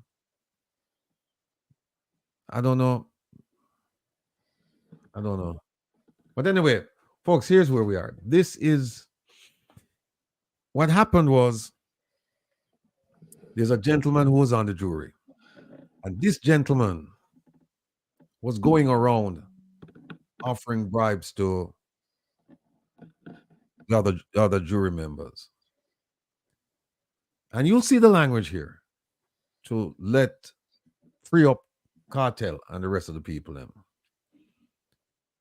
in fact, this gentleman wanted to be the foreperson of the jury. He didn't get that position. A lady got it. And eventually he went around trying to get people to accept a bribe. Then he went to this lady, and the lady, it wasn't the first time, but on this occasion, she went to the court and she complained. She also taped him. And I'm going to show you. I'll let the document, because what this is a transcript of the conversation that took place. Now, this conversation that took place, it took place in chambers. It wasn't in open court. The judge decided to have a private, a hearing. And it was just the judge, the DPP, maybe some people on her staff, and the defendant's lawyers. And they actually called in the foreperson of the jury for her to specifically tell them what happened. So keep in mind that this, what I'm showing you now, is a transcript of the hearing in chambers. It's not in open court. Now here we go. Right? Now, what you'll see is as a person is speaking, you'll see the name, and then you'll see the narrative next to the person's name. So for example, you see right here where it says His Lordship. Let me see if I can make this bigger. Okay. Can you see that, Herb? Is that big enough? Yeah, that's too big. Yeah, that's perfect. Too good. Too good. That's good, right? Yeah, that's good. Okay. Now you see where it says His Lordship. That's a judge, right? That's him speaking. And what does he say? He said, "I must thank you for coming. It was brought to my attention during the luncheon adjournment by my fellow judge that a report is made to her by one of the court officials to the effect that a member of the jury had attempted to persuade another member of the jury by offering $500,000 to do a particular thing." Right? The judge is still speaking. He said right here, "It is an obscene thing, and it is against the background where this is the third time I'm having something like this in this case." So that thing with the jury, it wasn't the first time. It's a third time.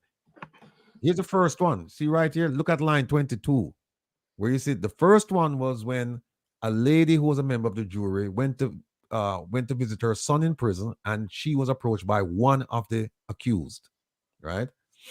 Let me make it a little bit smaller so you can see. Okay, there you go. And the judge said, "We had all the persons here just as we are assembled here," meaning now. And he said, "This pains me greatly." 4 months of effort. 4 months. In that situation, she was approached and she came in here and had to be discharged. So they took her off of the jury. I bet you a lot of people didn't even know this. That was the 3 situations that occurred with this trial regarding the jury. The first one, a lady went to visit her son in prison, and she was approached by one of the defendants. They didn't say who it was, if it was Vibes Cartel or somebody else. And she reported it, and they kicked her off the jury. That's the first time. The second time was there's a gentleman, right, who ended up in one of the attorney's chambers. I don't know if that, well, he obviously he shouldn't have been there. And if you look at line 15, it says he went to the attorney's chambers and everybody was frightened. And being a gentleman and an officer of the court, he came and told us. So somebody went and told the judge, right? And he said, look at 21.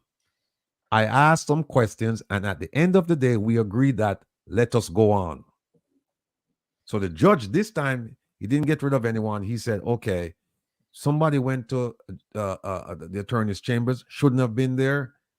It was reported, and he said, but we're going to continue with the trial. Second incident. Now, here's the third incident. No, he's listening. He's getting ready now to listen to the third incident. The judges, right? They haven't brought the woman in yet. The four person of the jury. They haven't brought her in yet. But they're getting ready to bring her in. Now, here's what the judge says, because the judge is I don't know what happened here. I'm not going to describe him. I'm just going to let you read and draw your own conclusions. He said, I am now what I propose to do, and I'm asking your assistance because I'm just a frail fellow. That's not the kind of language you expect out of your judge. Right? What I propose to do is this. Line 11. I'm going to be summoning, firstly, the person to whom the proposition was made. And he said, 13, he said, we understand sensibly that she has it on tape. All right. Kind of strong. Yeah. So,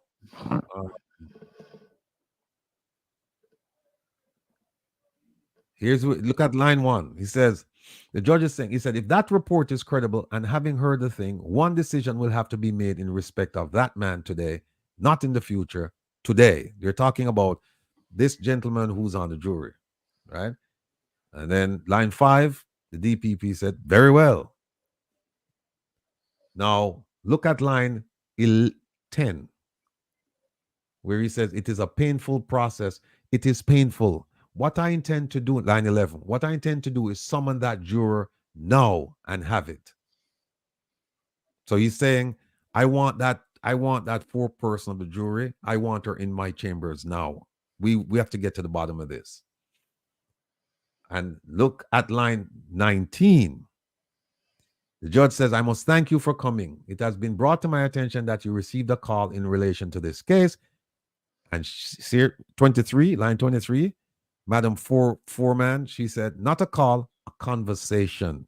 And the judge says, a conversation? All right. Look at line 4. First of all, for the record, because they're making a record of this, right? The stenographer is there. Line 4, he said, first of all, for the record, you are a member of jury in the case, the Crown and Adidja Palmer. That's Vibes Cartel. Line 7, she says, yes, sir. Line 8, and when was this contact made with you?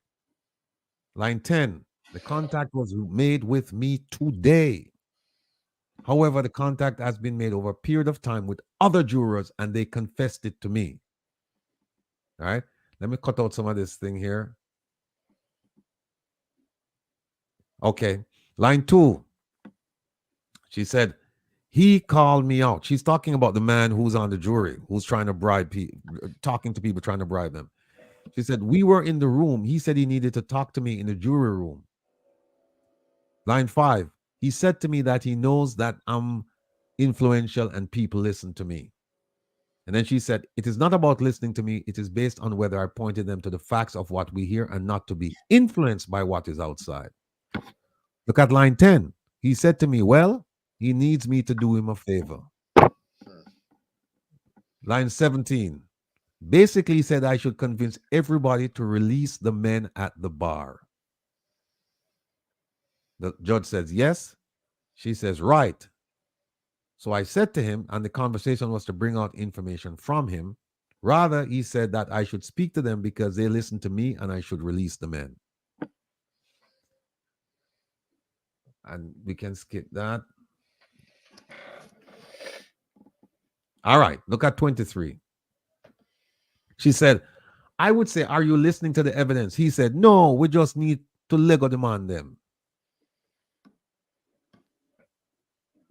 Then she went to lunch. She said look at line 3. She said and I'm going faster because we're pressed for time, but she said the conversation lasted about 5 minutes, and then I went back because we were supposed to resume.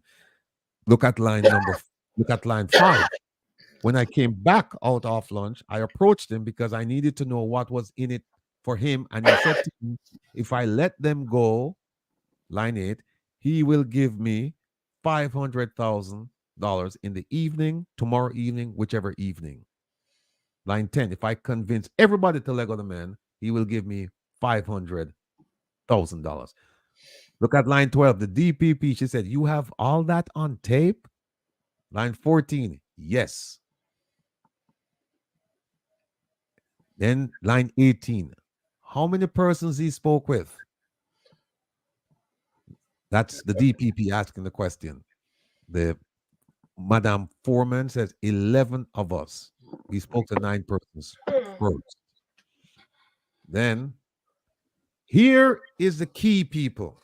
No, the woman, and she taped the man. And by the way, just so you know, that man is in prison right now because after the trial, he was arrested for this.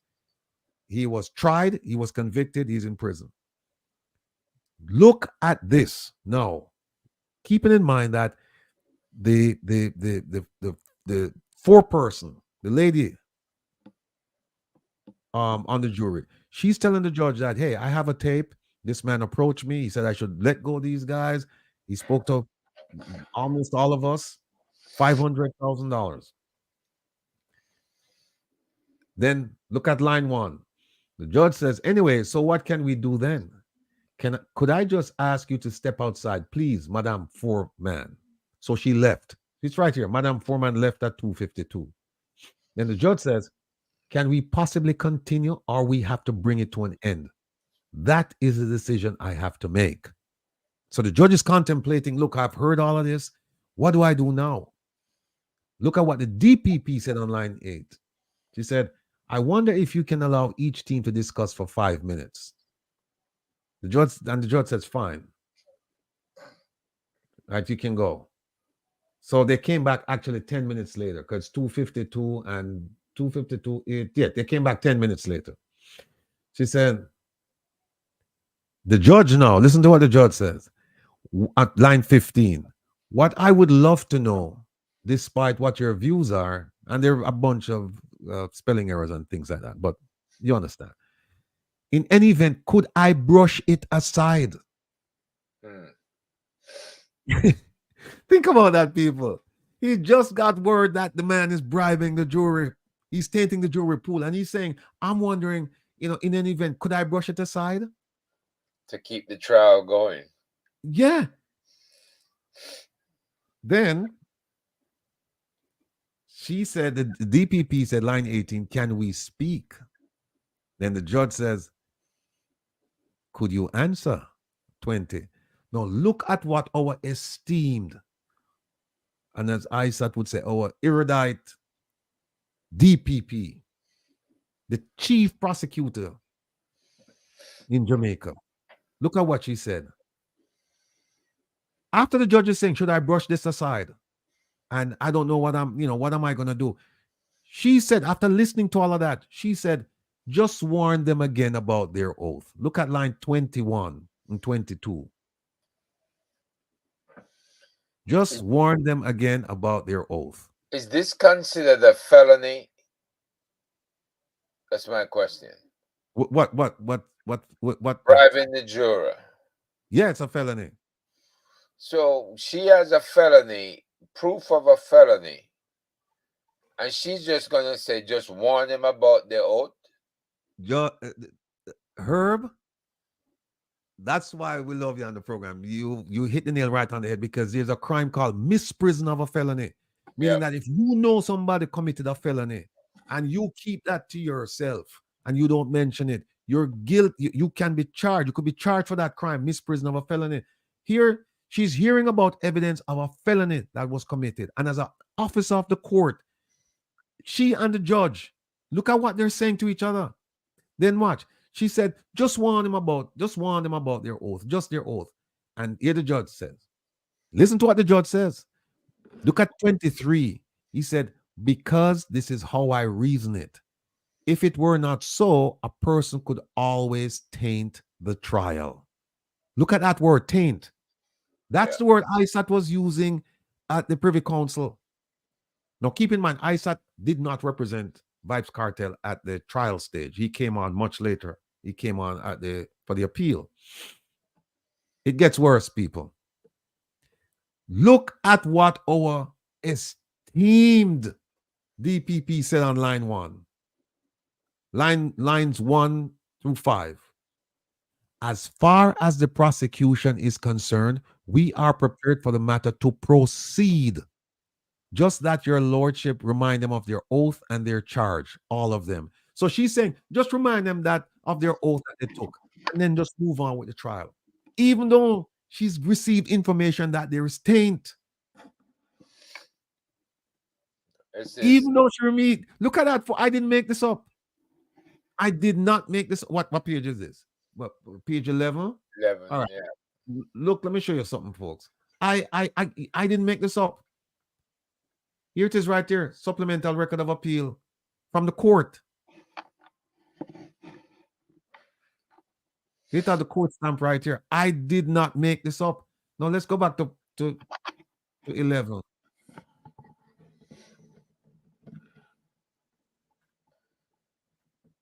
Somebody saying the both of them knew the law. Yeah. The judge knew the law. Miss Llewellyn knew the law.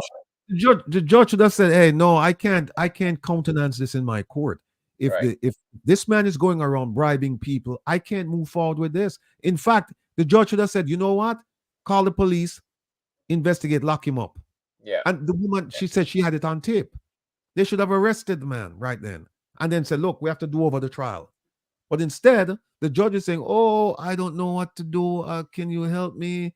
And, there's a little taint here. And, this is how I reason it. And then look at the DPP. She said, as far as the prosecution is concerned, we are prepared to move this trial forward with the taint. Yeah. Man said that person could always taint the trial. She said, we're prepared for the trial, for the matter to proceed. Just the only thing you have to do, Judge, is just remind them that they have an oath, right? Now, look at what happened next. The judge says to Tom Tavares Finson, president of the Senate, who was representing, I don't know who he was representing here, but he was representing one of the defendants. Mr. Finson, the judge, after the judge heard this from the prosecutor, he looked at Tom Tavares Finson and said, Mr. Finson, and look at what Mr. Finson said. Mr. Finson is no fool. Look at what he said. He said, look at line 7. He said, we are of the view. We don't see how you could proceed under these circumstances where you have a person who's making an allegation that someone is going around offer the jurors money, and she obviously have some tapings. Her role is very serious. I don't see in those circumstances. He's saying, Judge, no, you can't proceed with this trial. Look at another defense attorney. No, look at what she said. Look at what she said, trying to get the judge to continue with the trial. She said, line 14, she said, remember, she has not really told us. She said that the charge that she has remember what the judge is saying. So in other words, is you must be true to your oath, and it is only the evidence you must be guided by. In other words, out of the both of us, it is the prosecution who's most at a disadvantage. If you're at a disadvantage, you tell the judge, we cannot, I agree with the defense. We cannot proceed this trial. But you didn't do that. Then, look at what the judge, look what him said.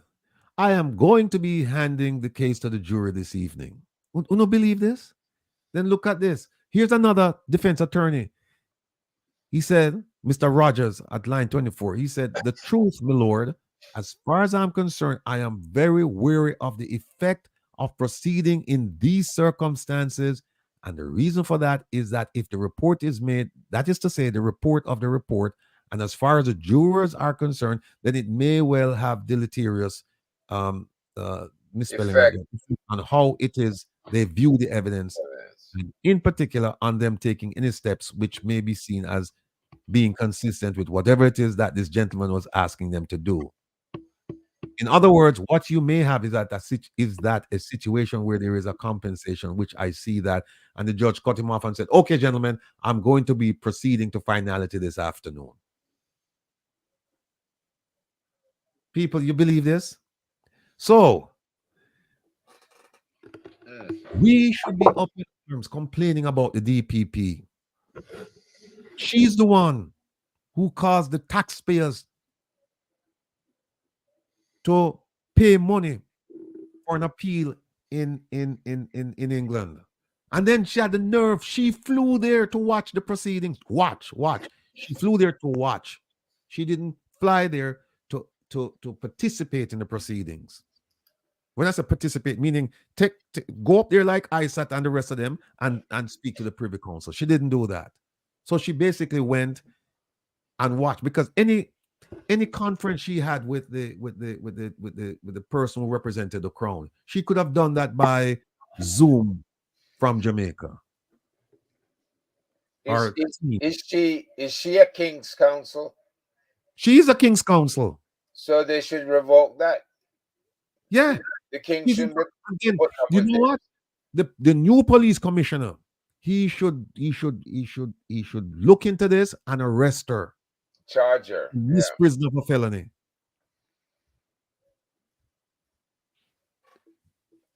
This is Look, crazy. there's a statute in America. I know it's here. I believe it's on the books in Jamaica, where if you see a felony being committed, you know about this felony,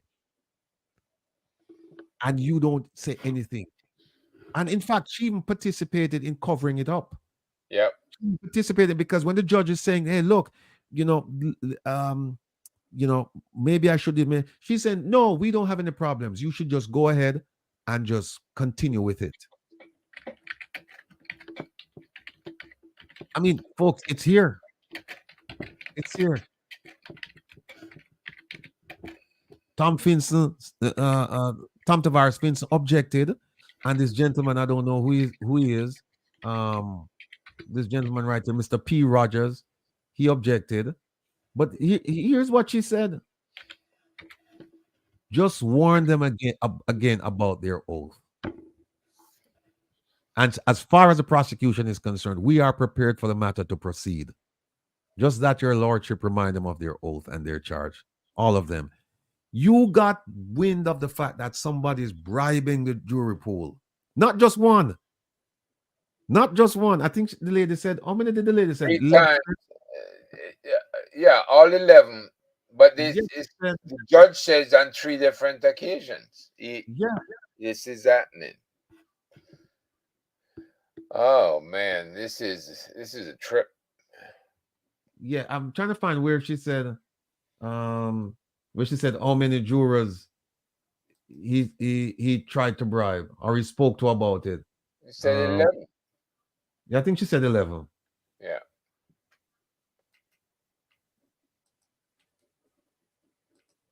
It's somewhere here.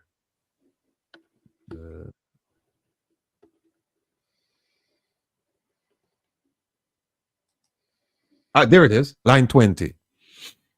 When line 18, the DPP said how many persons he spoke with. Line 20, she said 11 of us. I mean, folks, I rate my lawyer. I rate Isaac Buchanan. I appreciate what he did as a professional and how he presented this case. But it didn't have to go to the Privy Council. It didn't have to go to the Privy Council. There it is. Plain and simple, folks. I can't make this up. I can't make it up. And why is it that the media is not talking about this, by the way? Why is it mainstream media in Jamaica is not talking about this? They're corrupt, equally corrupt. Yeah, I don't know why they're not talking about this. So, folks, this is very, very troubling. Very, very troubling. The man have give the man have said to people, I give you $500,000 and you Lego demand them. And the lady said, I have it on tape as well. And the DPP said, she even asked, look at 12. She said, you have it on tape and look at line 14. The lady said, yes. At that point, she should have said, Judge, we're going to have to prosecute this individual. Right? You're going to have to stop the trial. Just said, stop the trial, declare a mistrial, and get dissolve the jury, and let's charge this man. And you know what, folks? They ended up charging him. The DPP ended up charging the guy anyway. The guy was charged and convicted, and I believe he's in prison right now. But see, she already committed herself. Well, somebody must do something about this. Yeah, the answer came back. Yes, in Jamaica, there's a charge known as misprision of a felony. There you go. This offense occurs when an individual is aware that a felony has been committed, but fails to report it to the authorities. Essentially, it involves concealing knowledge of a serious crime. The current penalty for misprision of a felon in Jamaica is 2 years. There you go. So the police commissioner, him need to do something. Him need to do something. You gotta call him out.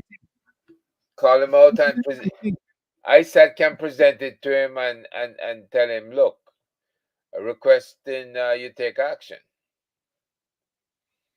This is in writing right here. This is a transcript right here. This is not something that we're making up. I mean, Yvonne is right. There has to be cognitive dissonance right here. This is unbelievable. I didn't know this until I got this document. I didn't know that she was aware and that she agreed to it. Well, now to make matters worse, they said recently there has been discussions about strengthening penalties for those who hide criminals or facilitate criminal activities, emphasizing the need to address it. Right? So if that's true, then it's time to slam her. There's a need to address the issue. I'm telling you, man, I had a pound right now because, if this isn't wrong, then I don't know what is. And then not only that, she had the nerve to go to England, knowing that this was one of the issues on appeal. Knowing that this was one of the issues on appeal. In fact, I believe this was the main issue on appeal. And she was part of it in the sense that it was brought to her attention and she said, no, Your Honor, just proceed with the trial. The judge is also culpable too because he heard this. Yeah. The judge heard about this. That's unfortunate. It's now, this is, and then the Jamaican Court of Appeals heard this in April 2020. Yes. And upheld the conviction. And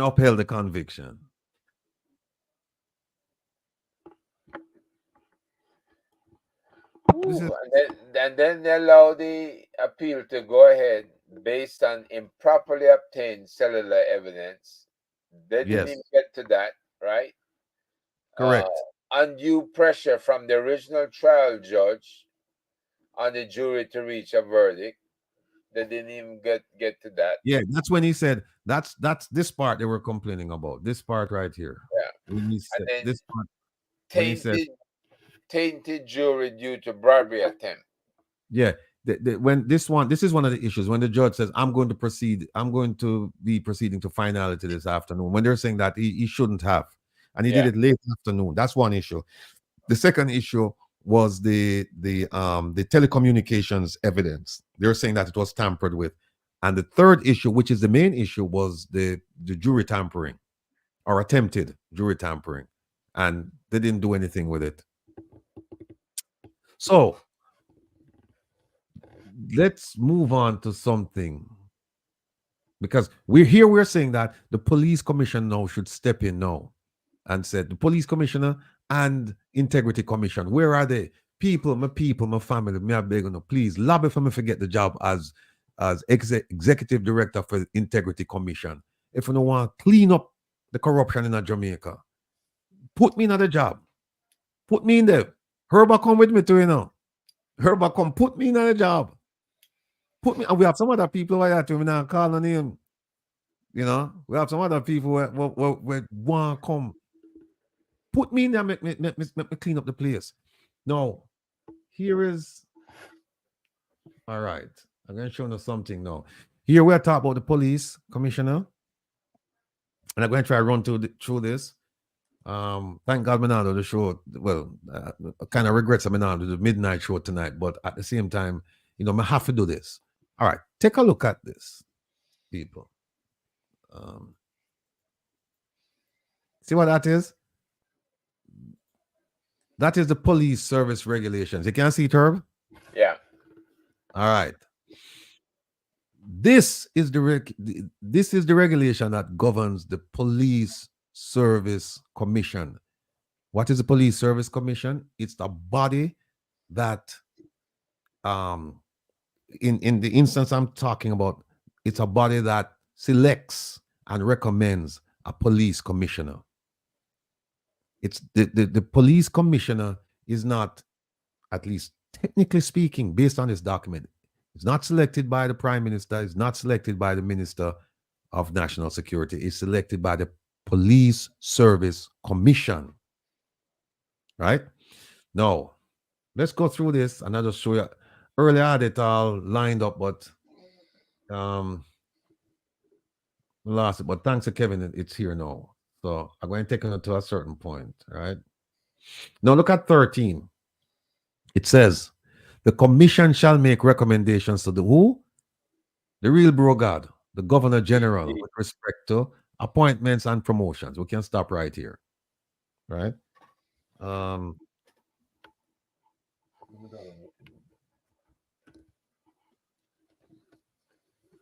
Okay. So who shall make the recommendation? The commission, right? They're the ones who are responsible for identifying, selecting, and recommending, right? No.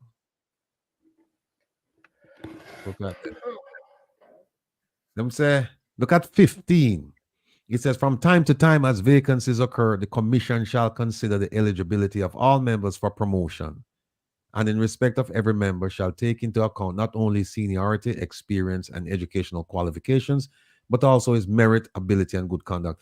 First of all, it's sexist. Them shall change the language because women know women have become a very significant group in all facets of consideration. In all facets. So they should change that. But be that as it may. And them say, here's what you do. You look at his general fitness, his seniority, his basic educational qualifications, and any special qualifications, any special course, blah, blah, blah, blah, blah. The duties of which he has had knowledge and experience. All right. The duties for the post which he's a candidate. Blah, blah, blah, blah. All right. Now, look at 17. Take a good look at 17, people. Take a good look at 17. And for those of you who cannot see it, let me see if I can make it bigger. No, it's too big now. It's gone off the page. All right, I'll read it for you. It says, where the commission considers that there is no suitable candidate in the force available for the filling of any vacancy, that includes the police commissioner job, the commission shall take such steps, including advertisement of the existence of such vacancy as it may think necessary for the filling of such vacancy. So what this means is that when you have a vacancy, right, police commissioner vacancy, the commission is going to look at the JCF to see if they have qualified people there who can take over and run the organization. So they're going to look at the assistant, the assistant and the deputies. They're going to look at them, right? And if they can't find anybody in there, if they say we don't have anybody in there, then you see what they're supposed to do. They're supposed to take such steps, such as advertising to the outside. So first you look inside, and if you don't find anybody inside, then you go outside and you advertise. Now, based on things I've read, they did this back in 2007, I believe. And that's when they got Commissioner Ellington. Now, here's a problem. They advertised that, and they advertised it inside of Jamaica, outside of Jamaica, internationally, and they said you could even apply by email. So they're saying we have nobody qualified in the force. Then what did they do? They pick someone from within the force. So what does that tell you? It tells you that you didn't get somebody who was actually qualified to lead.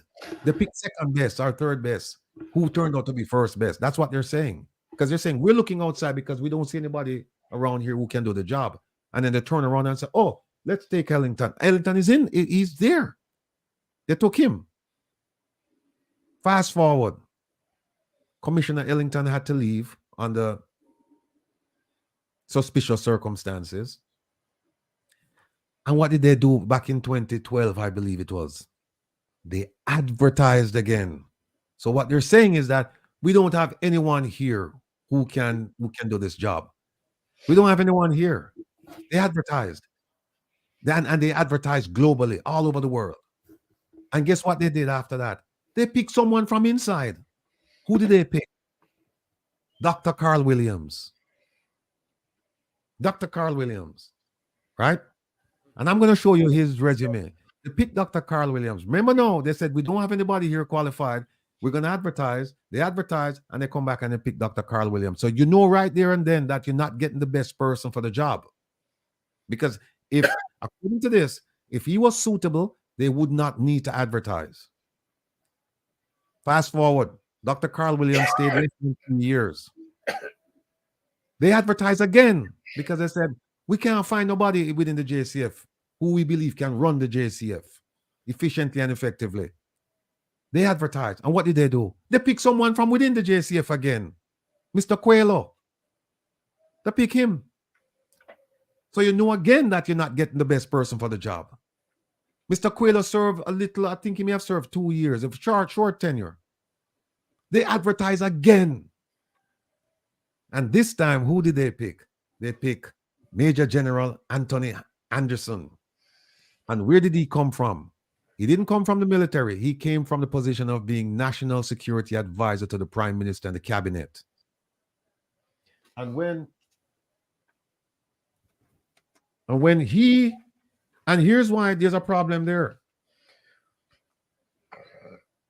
When he was leading that office of the National Security Advisor to the Prime Minister and the Cabinet, Jamaica had.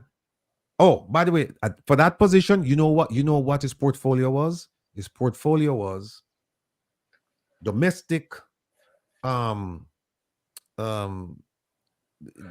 was in charge of the domestic intelligence, foreign intelligence. No, it's not domestic intelligence. It's domestic,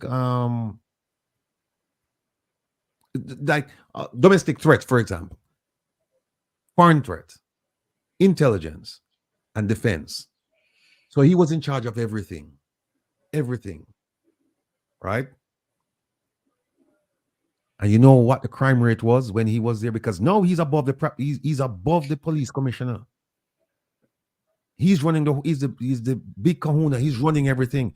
The crime rate that year when he was there was 1,616 people slaughtered, murdered in Jamaica.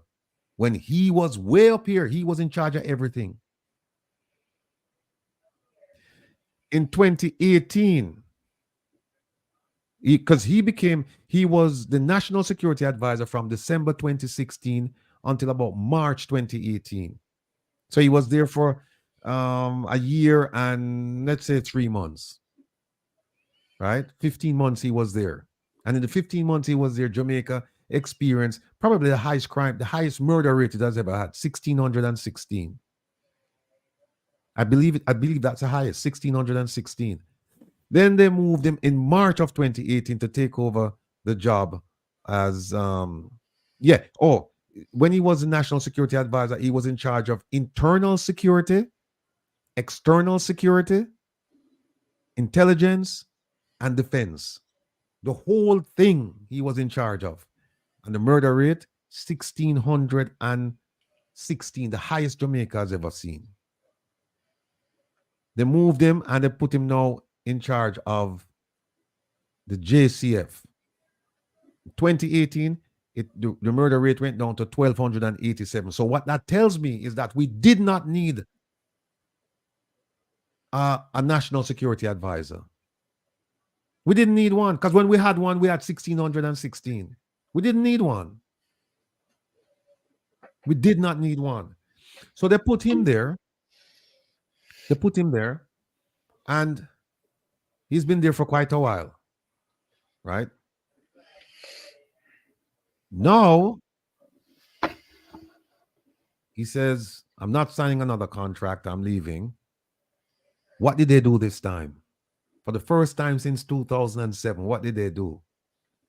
Or what didn't they do? They didn't advertise outside. They didn't advertise outside. So what they're saying is that we believe, based on 17, look at 17 again. They're saying we believe that we have a suitable candidate who can take over the JCF and run it effectively and efficiently. So we don't need to advertise outside. Look at 17, folks. Right? Now,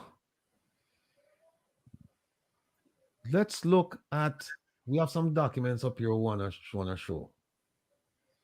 Let me try the man behind the post. No, not him.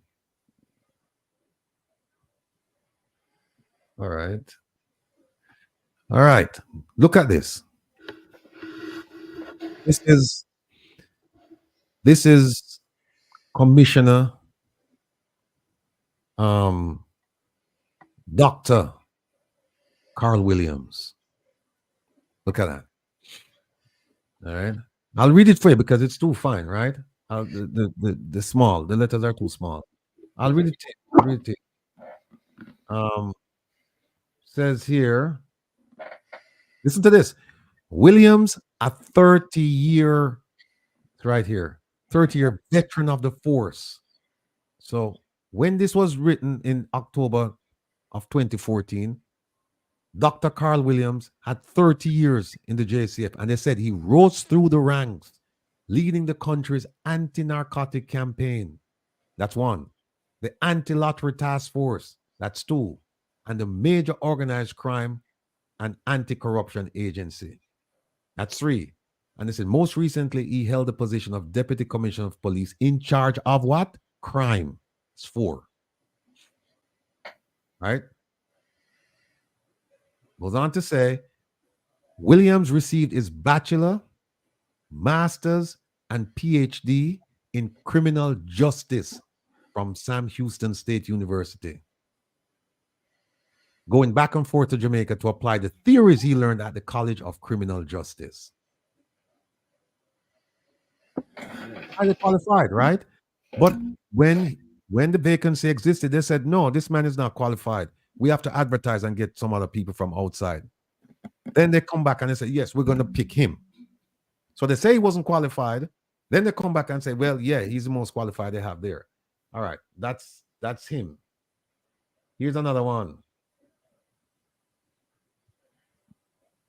That's one of my favorite ministers right there. Seriously. Argentine.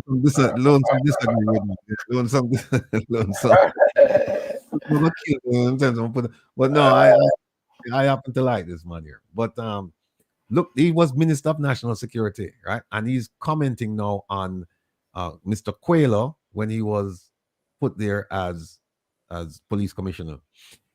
At the time that he was selected, right? He's the 29th Commissioner of Police.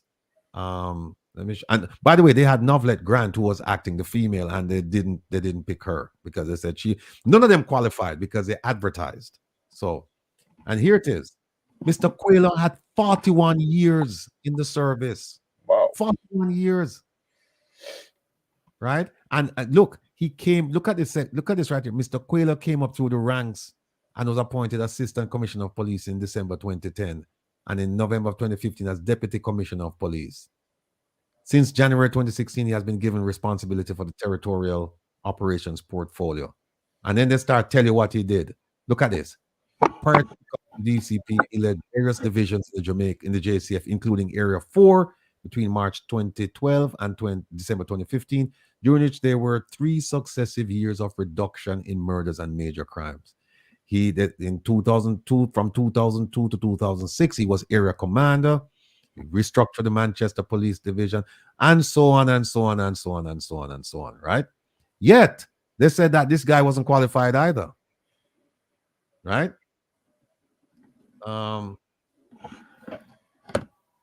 Let me see something else here.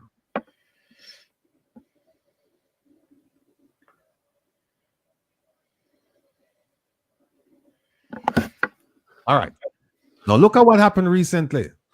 This is March 8th of this year. This gentleman, our esteemed Minister of National Security, Dr. Horace Jang, he said the new Commissioner of Police to replace Major General Anthony Anderson will come from within the ranks of the JCF. How him know that? This is supposed to be within the province of the Police Service Commission, not the Minister of National Security. But he knew it before. He knew it. He knew it. He said, no, the next person will be from within. And they didn't advertise. Right?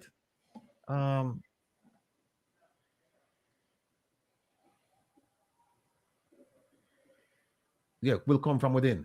No, this gentleman who they picked, let's take a look at him. Let's look at his, as Lone someone said, make we look upon him CV and say if this man is truly qualified. Here we go.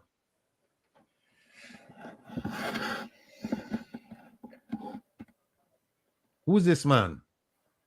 ACP Kevin Blake, the man behind the post. There he is. That's him. By the way, folks, that's the man who's in court or was summoned to go to court with in the case concerning Chairman Rowan James when they were trying to get the police to install a system so that the policemen and women could be paid overtime on time. And remember, a court ordered the JCF to implement this system. They ordered them in, when was it? It was March 2022 or February 2022, and they told them make sure this system is implemented by, I think, March of 2023. They gave him a year. System has not been fully implemented since. And this is a gentleman who's in charge of IT. Right? Now, let's look at his CV. Remember, we saw Dr. Carl Williams, move up the ranks, in charge of this, in charge of that, in charge of crime, in charge of that. We look at Mr. Quayler, in charge of this, in charge of that, in charge of that. And both of them, they were unqualified. They were deemed unqualified by the commission, so much so that the commission had to advertise the position. And then they came back and picked them. Now, look at this gentleman here. He's a computer geek, right? Look at this. He lived for computer science and technological advancement, right? But look at how we came into the, look at how, and by the way, I'm come from my part of town, Olympic Gardens. But look at this.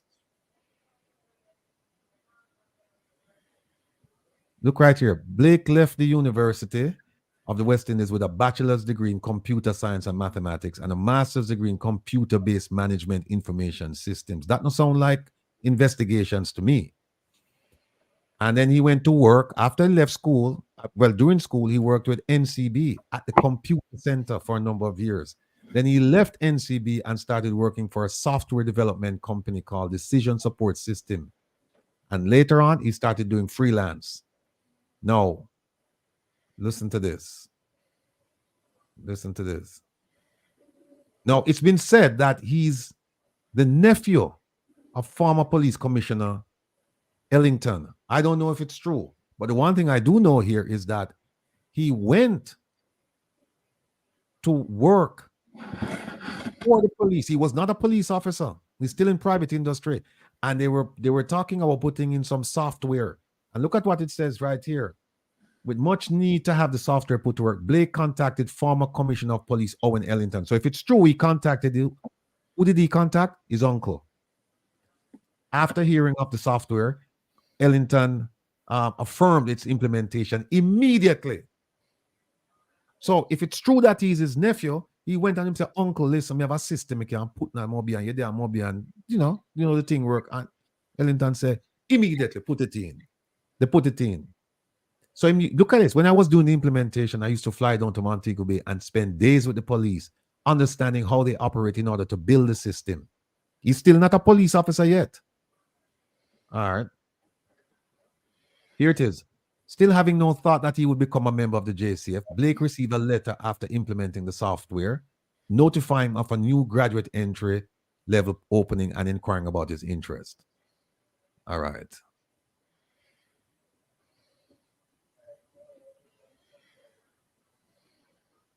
So he applied. And look at this. Blake, this is a very significant sentence. Blake, who successfully completed the requirements for entry as an assistant superintendent. Blake never come through the ranks like Quayle. Blake never come through the ranks like Williams. Blake come that way, yeah.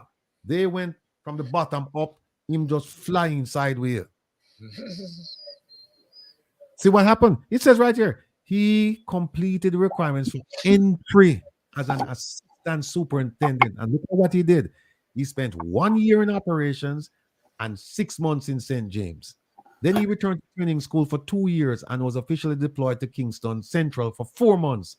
Then later took a post at the National Intelligence Bureau before being appointed Assistant Commissioner of Police for Area 3. Now, people, tell me if something wrong with this. You have a man like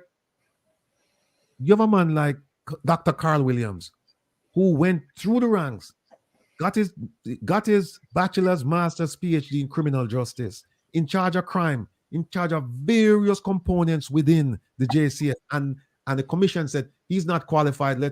Let's advertise a position, and they did. Quayle, same thing, and they said he's not qualified. Let's advertise a position. This man coming sideways, and they don't advertise it. Them say no, we're going to select him. Them say we're going to. Look at him, even surprised. Him say, when I was told initially that I would take up this new post, I wondered about what good I had done to deserve this honor. Said that cheerful Blake. No, I've asked around. I've asked my contacts in the JCF whether or not Mr. Blake has ever arrested anyone. I've asked several people, and they said to the best of their knowledge, he has never arrested anyone. To the best of their knowledge, he's never testified in court, including cases involving computer forensics. They said he's never testified. That's what I was told. Never testified, never arrested anyone, because he come in on assistant superintendent, or at that position. You're a manager. You don't arrest people unless a crime committed in front of you. And we see how that work out with the misprision of a felony thing with the DPP, right? A crime committed in front that she became aware of, and nothing done, right? So that's where we are with him, with this gentleman. So now he's a new police commissioner. He's a new police commissioner. Now, there are several people I know of in the police department who would be better for the police. And I'm going to call out some names, and some of you will know these names. SSP, acting ACP Anthony McLaughlin. You know him, people, because he's in charge of CTOC. He was the man when SSL started, and the Minister of Finance was saying the FBI is here, the FBI is here. He was the man who came out and said, listen, the FBI is not here. And when we need them, we will call them because this is a local investigation. And so we don't need the FBI. But if we need them, we'll call them. And the moment he said that, you don't hear anything more from him. Highly qualified man. Then there's SSP Christopher Phillips from St. Catharines South Division. Outstanding public servant. Then you have ACP Clifford Chambers from Area 1. Then you have ACP Donovan Graham from Area 4. Then you have ACP Calvin Allen from Area 2. And of course, you know my favorite, Chairman Rowan James from the Police Federation. I just given you 1, 2, 3, 4, 5, 6 names, more qualified than this man you see on the screen right here. In fact, I would submit to you that the man you see on the screen here is not qualified. Not qualified. You can put his CV up against any one of the 6 names I just mentioned, and you'll see what I'm saying. Right? He should look, but here's the thing. He got the job. So, what we are going to do now? I know this is my personal plea to Commissioner Kevin Blake. No. Herb, you have something you want to say before me give him some advice? You know, if he's gonna do justice to the job, then I'm hoping that he has some scientific methodologies, like using software that we told him about before to do predictive policing, right? Software successfully used in New Orleans Police Department to do predictive policing to where they could map out the entire city of New Orleans, which is the population of Jamaica. And then they could predict with accuracy who was going to retaliate against whom, which crimes were going to go down, where and when, with 80-90% accuracy, right? If he is the one that can introduce that and come up with a system to stop crime before it happens, then, you know, he might prove us wrong. But I'm still waiting, you know. I'm still waiting. All right. So now here is my advice to him. You have been selected for this job, Commissioner Blake. And I have some advice for you. You and I know that just on the basis of qualification as set out by the Police Service Commission, that you're not qualified for this job. There are other people there. You and I know that. So I don't know what happened, who spoke on your behalf, or if you spoke on your behalf. I don't know. But something happened, and now you've been selected. I want to say to you, sir, congratulations. Because nothing I do will have the Police Service Commission reverse its decision. So I have to just go along like everybody else. We have to go along with you as our commissioner. No, as our commissioner, I want you to succeed. Even though you're unqualified, I want you to succeed. Believe me from the bottom of my heart. I want you to succeed. So here are some pointers for you. I mentioned last week that I gave a speech to St. Andrew North, JCF. And while I was waiting to speak, I jotted down 40. I said 42 last week. It's actually 41. I have them right here. 41 recommendations to improve the JCF. And this is just right here. This is without even sitting down with a group of people, right? And I want to give you the benefit of some of these recommendations. The first thing I would suggest you do is you need to get rid of the High Commission. Why? The High Commission, I think it's like it's a few people. Jealousy is a natural human tendency. And especially in an organization where these people are looking at it saying that it should be based on meritocracy and not who you know or who made a speech on your behalf or who beseeched someone on your behalf. So those people who went through the ranks and they were sitting with you 2 weeks ago, they're more qualified than you, much more qualified than you, at least on paper. And now you are their boss. The sharp knives are coming out for you. Be very careful. Don't trust any of them. In fact, I would say to you that there's a gentleman there by the name of Fitz Bailey, who's in charge of crime. If I were you, I would say to him, Mr. Bailey, I need you to give me a report on the major cases. Because remember, no, you don't know nothing about what going on, you know. You only hear, but you don't really have no experience. So ask him. The High Command, not High Commission. Sorry. Maret Milton. Thanks for the correction. So let me put that thing. High Command, not Commission. Right. So we'll have to sit down with him and say, Mr. Bailey, I need you to give me a report on the cocaine that we found at the Ian Fleming Airport that you promised the Jamaican people that there would be arrests shortly thereafter, and so far no arrests. Give me a report on that. I need you to give me a report on the Patrick Bailey incident where a man was found dead in this man's house, and to date we haven't heard anything.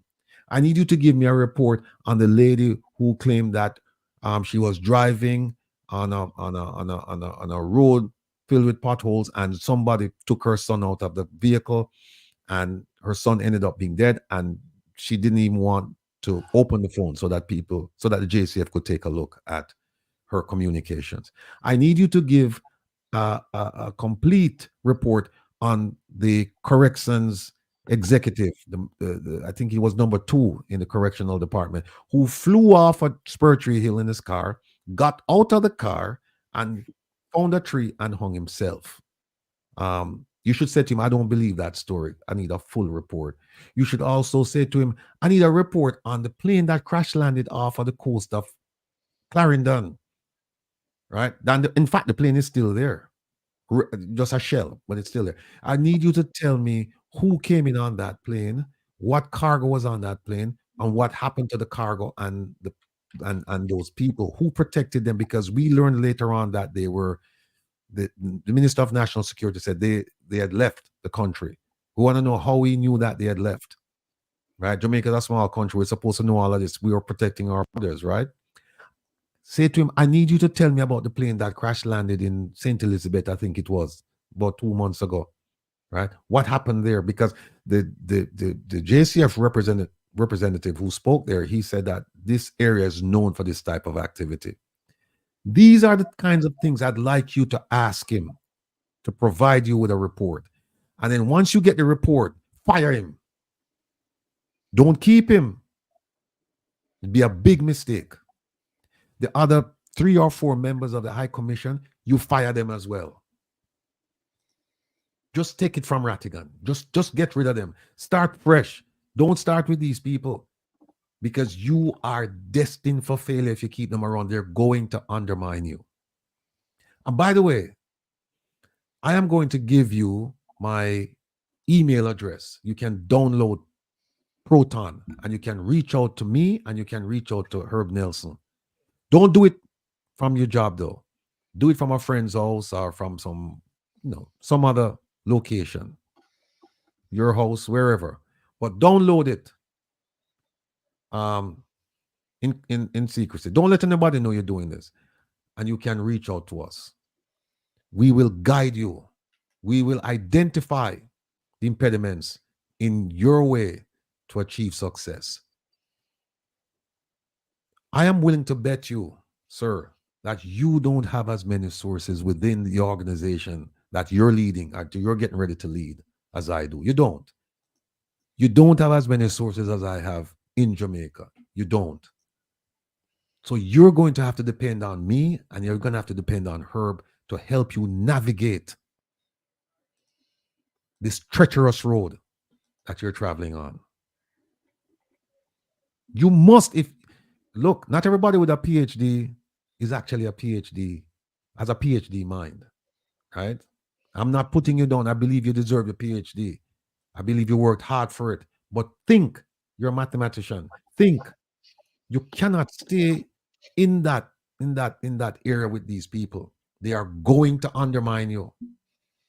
So you need to get rid of them. You cannot trust them. You cannot trust them.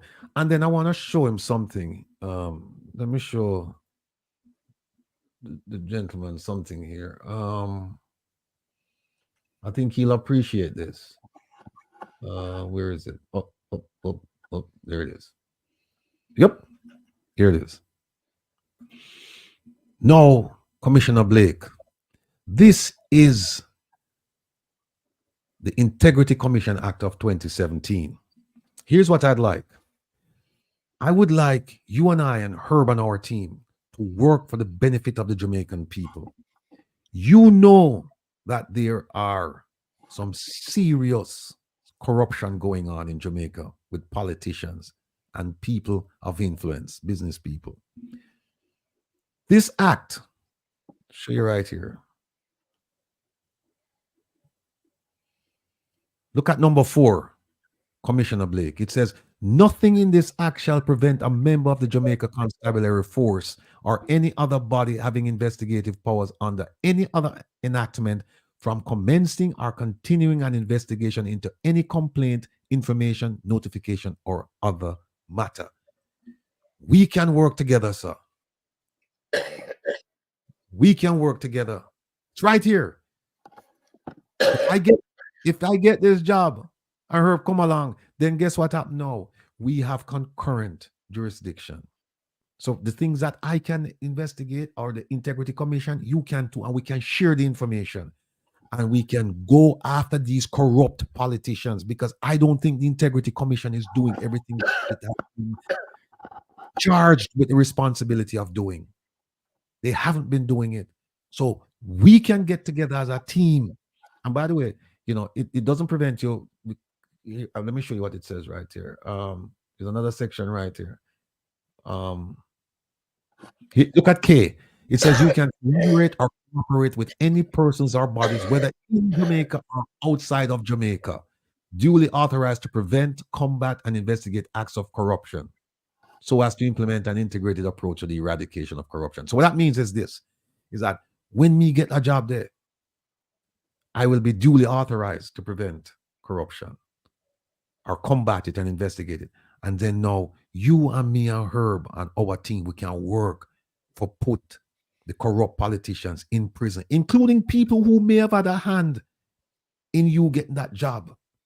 Because you cannot, for one moment, think that your allegiance is to a politician.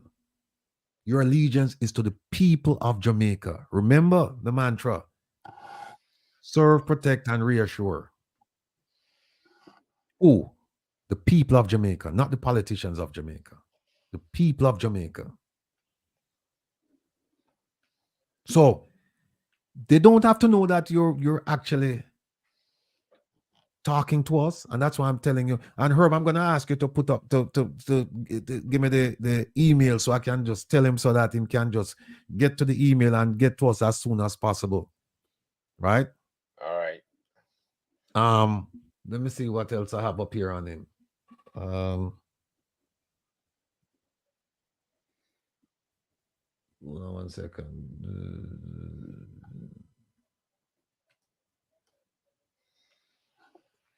All right, you see this, Mr. Blake, Commissioner Blake, a job well done. Now, this man was an abject failure. This man was a complete failure. Complete and utter failure. He was the third installment of the military experiment. There were 2 military men before him. He was the third installment of it. And he failed far worse than the previous 2. A job well done. Well, by the time your tenure has come to a close, I'd like to see that headline up there, a job well done, but a job well done because a job was well done. Not this nonsense. This commissioner is a complete failure. And I said it's because he's still there. I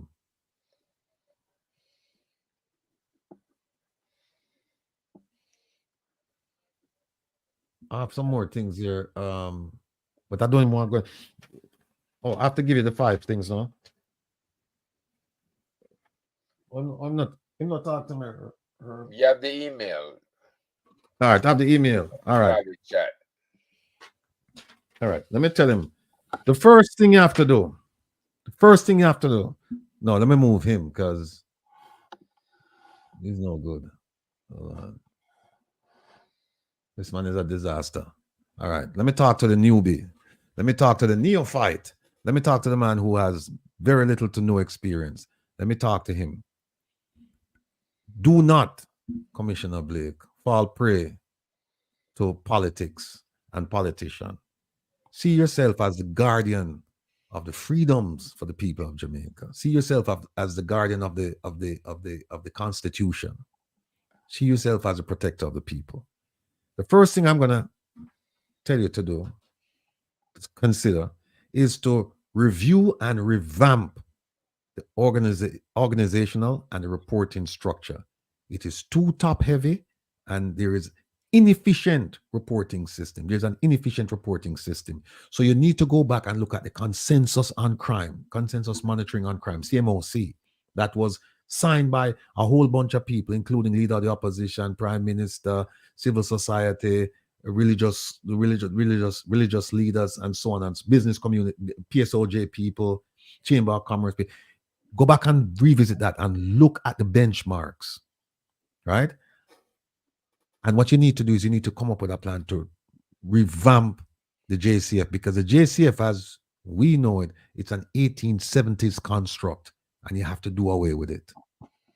So that should be one of your first tasks, in addition to firing the high command.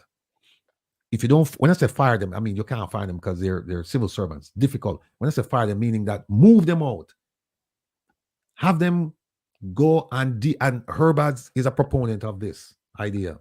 Cornwall, Middlesex, Surrey. Put one person in charge of each county, and every morning at 8:30, you have a meeting with them, and you find out from them what they did within the last 24 hours in their county and what they plan to do the next 24 hours. And I'll tell you, I'll give you a little, I'll give you a heads up about intelligence. Can you say you work in the intelligence bureau? Are you working in intelligence? In intelligence, there are 3 things you need to look at. 3 things. And by the way, you say you work in intelligence, and I'm absolutely sure if I ask you right now, what are the top 3 priorities of the JCF, you probably can't tell me. And if I ask you if you know the intelligence cycle, and ask you, and if you say yes, and I said, okay, explain it to me. And if you can explain it to me, I'll ask you, how is it implemented in Jamaica? Them, they're tough questions. Them will trip you up. I tell you, them will trip you up. So I'll give you a heads up. Go ahead and look at the intelligence cycle. Try to understand it. See if it's implemented in Jamaica. We know it's not, but try and what you should do is make it your duty to try and implement it in Jamaica. Right? Their top-heavy, inefficient reporting system. Get the CMOC. Get the National Security Plan. Get Plan Secure Jamaica. And then read the 5 or 6 crime plans that they have. That's your homework. You have to do that before we start talking. Because if I start talking to you and Harve start talking to you, you won't understand where we're coming from. And it will be a wasted effort. So go read those things and then we can talk. Right? But like I said, what you should do is you should make it a point of duty that every police officer in the JCF, that they know what the top priorities of the JCF, what those top priorities are. They need to know them, because you can't put people out on the street and they don't know what is it about, what are they supposed to be doing, what is the organization supposed to be doing. You can't do that. It's a recipe for disaster. And that's why you see police are box down people and kick people in the belly and all them stuff, because they don't know what they're supposed to do. So it's brute force. 1870s construct. Come with us to policing in the 21st century, where it's not reactive, it's proactive. And we're moving to predictive, which means intelligence. Here are the three things you need to know about intelligence. First thing you need to do is say, what do we know? Any subject, pick any subject. What do we know? You make your list. Next question. What don't we know? You hear people say you don't know where you don't know. That's not true. You know where you don't know. Because what you're going to do, you're going to identify gaps now. So the first question is, what do we know? Second one is, what don't we know? So for example, you know that you're not qualified. Right? So that's an example. Third question. What are we going to do about it? And therein lies the path to strategies. So you get your team, not this team that you have that around you now. Get a different team. And just ask those three questions. What do we know? What don't we know? What are we going to do about it? And then you also, study the intelligence cycle. And it should always start with requirements. It should be requirements where somebody come to you and say, listen, I need you to do this. I need you to start this investigation. I need to. When I say that, you know what that means, though? That means now you have to have a fusion center or an intelligence center. I don't know if you know about that. Or I don't know if you know how they work, but we have Herb Nelson here. He can tell you all about it. I can tell you all about it as well. Oh, I should have looked on the screen. I can keep on a look over here. But so you start out now trying to get, because there are fusion centers in Jamaica, intelligence centers. The tourism industry, they have one called the Resilience Center. CTOC has one. Our semblance of it. MOCA has one. Military Intelligence Unit. They have one. And I think they may have been like 2 or 3. But guess what happened? They're not true intelligence centers because they act in silos. They looked at an issue in a myopic fashion. You need to look at an issue in a panoramic view so you can see everything. So instead of looking at one person, you're looking at an enterprise. You're looking at a group. That takes skill, that takes training, that takes dedication, and that takes resources. You have Herb Nelson, you have me, and we have others. We have a team behind us. We can help. We want to help. We don't want you to be a failure, because right now, if left alone, you're going to be a failure. You're going to be a failure. So that's the first thing. The second thing was to divide the country into 3 divisions along county lines with 1 commander for each county. And by the way, any day that you know more about what's going on in that county than the person you put in charge of the county, you fire that person. And when I say fire, I know you can't, dismiss them or remove them from the roles of the JCF, but you can transfer them. So you transfer them to take care of the band. I think they don't have a band. Or you transfer them to take care of the horses. Or transfer them to, I don't know, bikes or the mechanic shop. But you remove him from operations. Because remember, the Minister of National Security is responsible for setting the policy. So he will say, look, Commissioner, I need crime to be cut by 7% the next fiscal year. Your job is to make it happen. You're the operational guy. He'll give you broad brush strokes about what the country, what is most beneficial for the country as far as law enforcement is concerned. And investigations and prevention. And your job is to make it happen. Next thing is to, and I mentioned it, establish daily video teleconference with your commanders. Daily. And alongside that, you have to go out and meet with the public. You can't do like this one that's there now. You go out for a photo op. Here's a piece of advice. Get in the car with your driver. Don't tell nobody where you're going. You get in the car with the driver and you say, listen, we're going to a police station in St. Mary today. But only you and the driver know. And you just show up. Just show up. The next day you end up at Montego Bay. The next day you end up at you go from St. James to Westmoreland to St. Elizabeth, and you come back round. Do that for me, sir. Right? Another thing is you need to establish and train what they call a tracker team, TRACKER. And their job, for each county you have one, and their job is to apprehend the most wanted criminals. You cannot have in the country of Jamaica a top 200 wanted list. That's nonsense. That's utter rubbish. You establish a tracker team. You provide the resources. You provide the training. If you want them to get trained, I can help you with that training. Why? Because I worked to establish the first tracker team in South Africa, and they were a tremendous success. Even when other aspects of the South African police service, when they were failing, the tracker team was a resounding success. I can help you with that. I can help you get the training. Right? But that's what you're going to need. How much we're gone already? How much we're gone, Herb? Oh, here's another one. You have to establish a 90-day file review for your detectives. You cannot have a detective with 200 cases. You cannot. Because it won't work. You have to have supervision.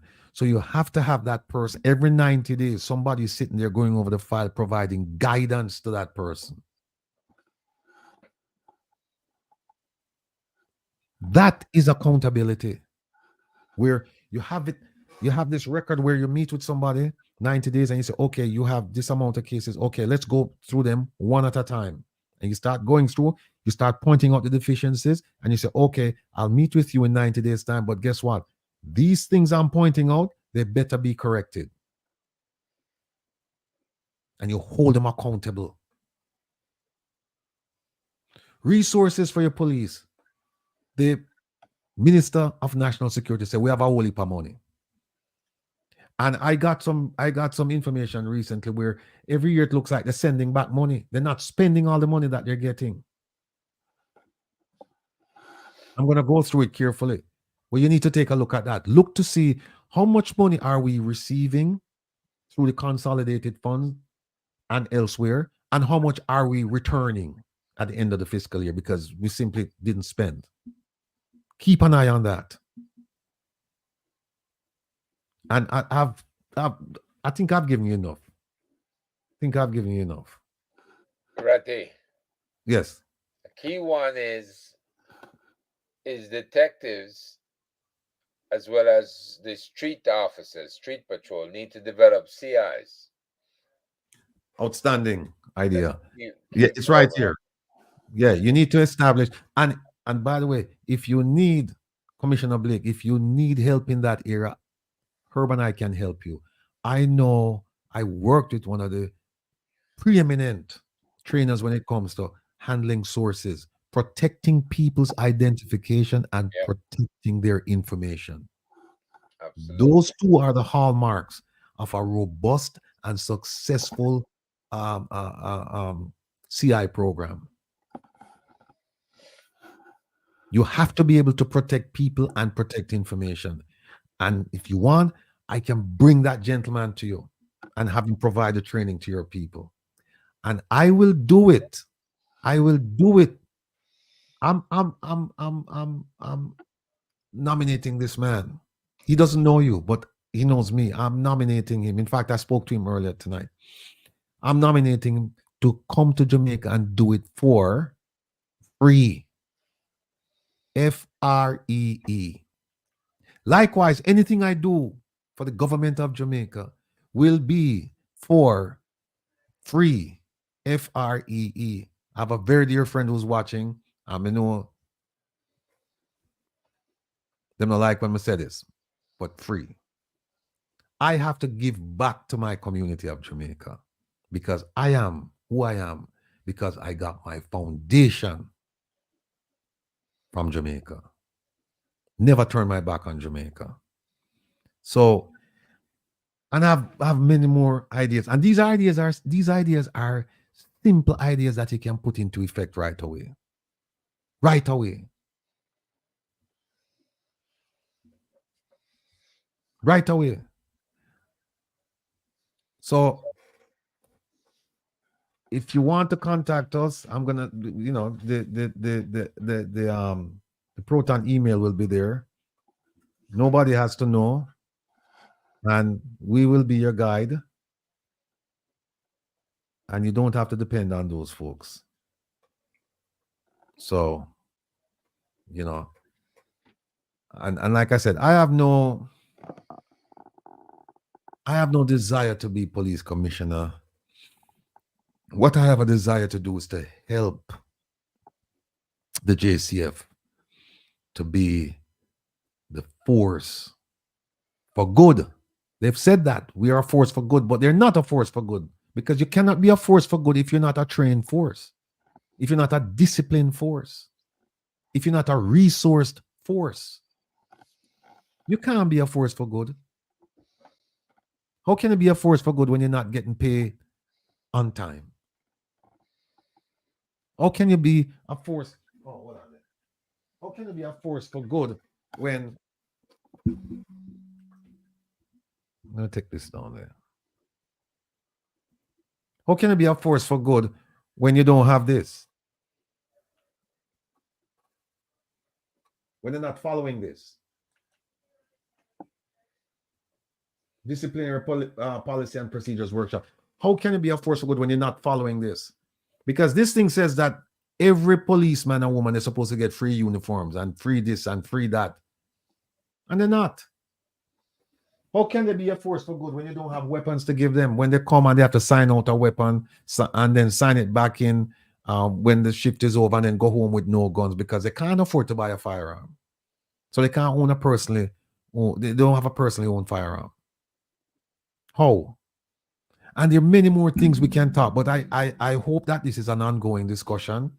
And I hope that people of goodwill, they will see what we're trying to achieve here with you. And you will either reach out to us or they will reach out to you and say, look, you need to call these people. Because again, I go back to the fact that you are unqualified for the job.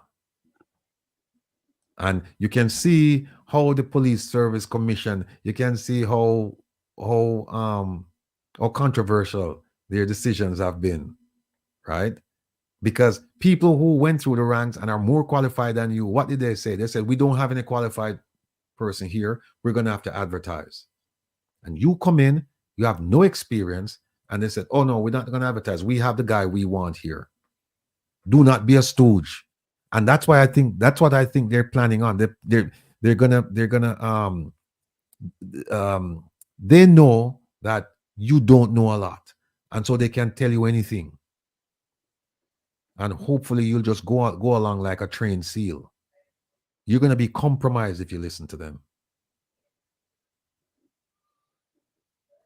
Ilian says it. Do not allow the PM and security minister to dictate to you. So bye, Herb. Do my best. Bye. Give me advice. Well, yeah. If you have tell me about nothing, if I miss nothing, just give me a link, you know, so we can mention it to the police commissioner. Remains to be seen. More to come. What was that, Herb? I say remains to be seen what he's going to do. No, folks, here's what happened. I have a marvelous presentation concerning the diaspora's right to vote. And then also we have something here that, where is it? I have to show this thing. Hold on. Where is it?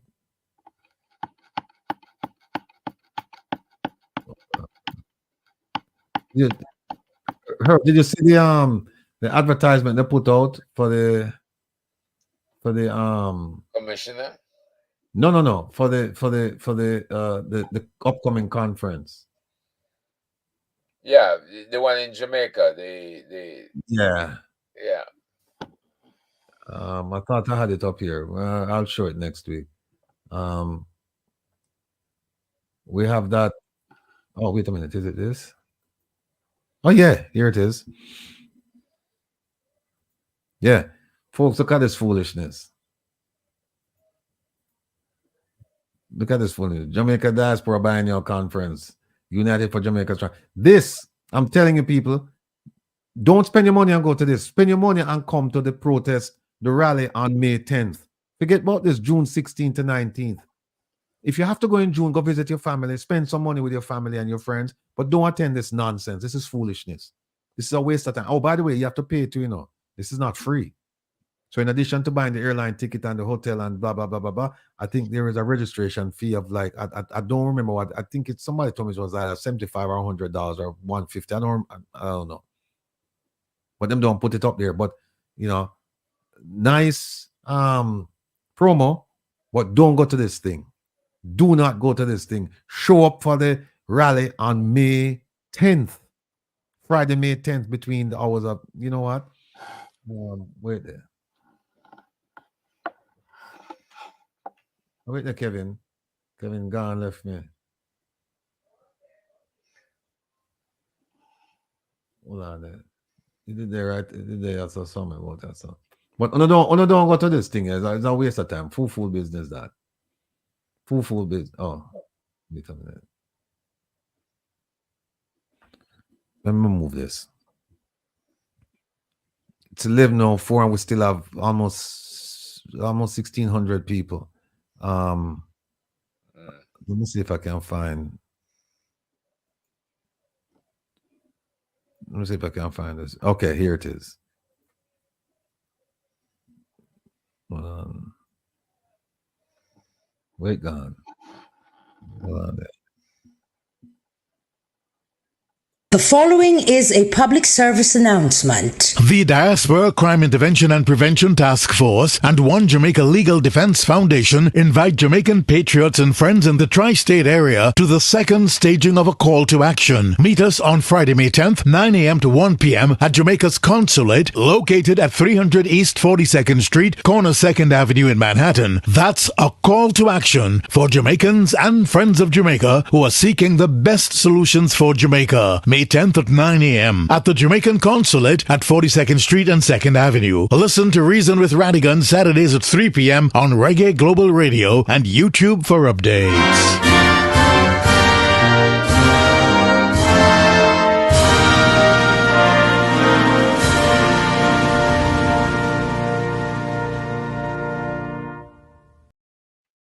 Yes, people.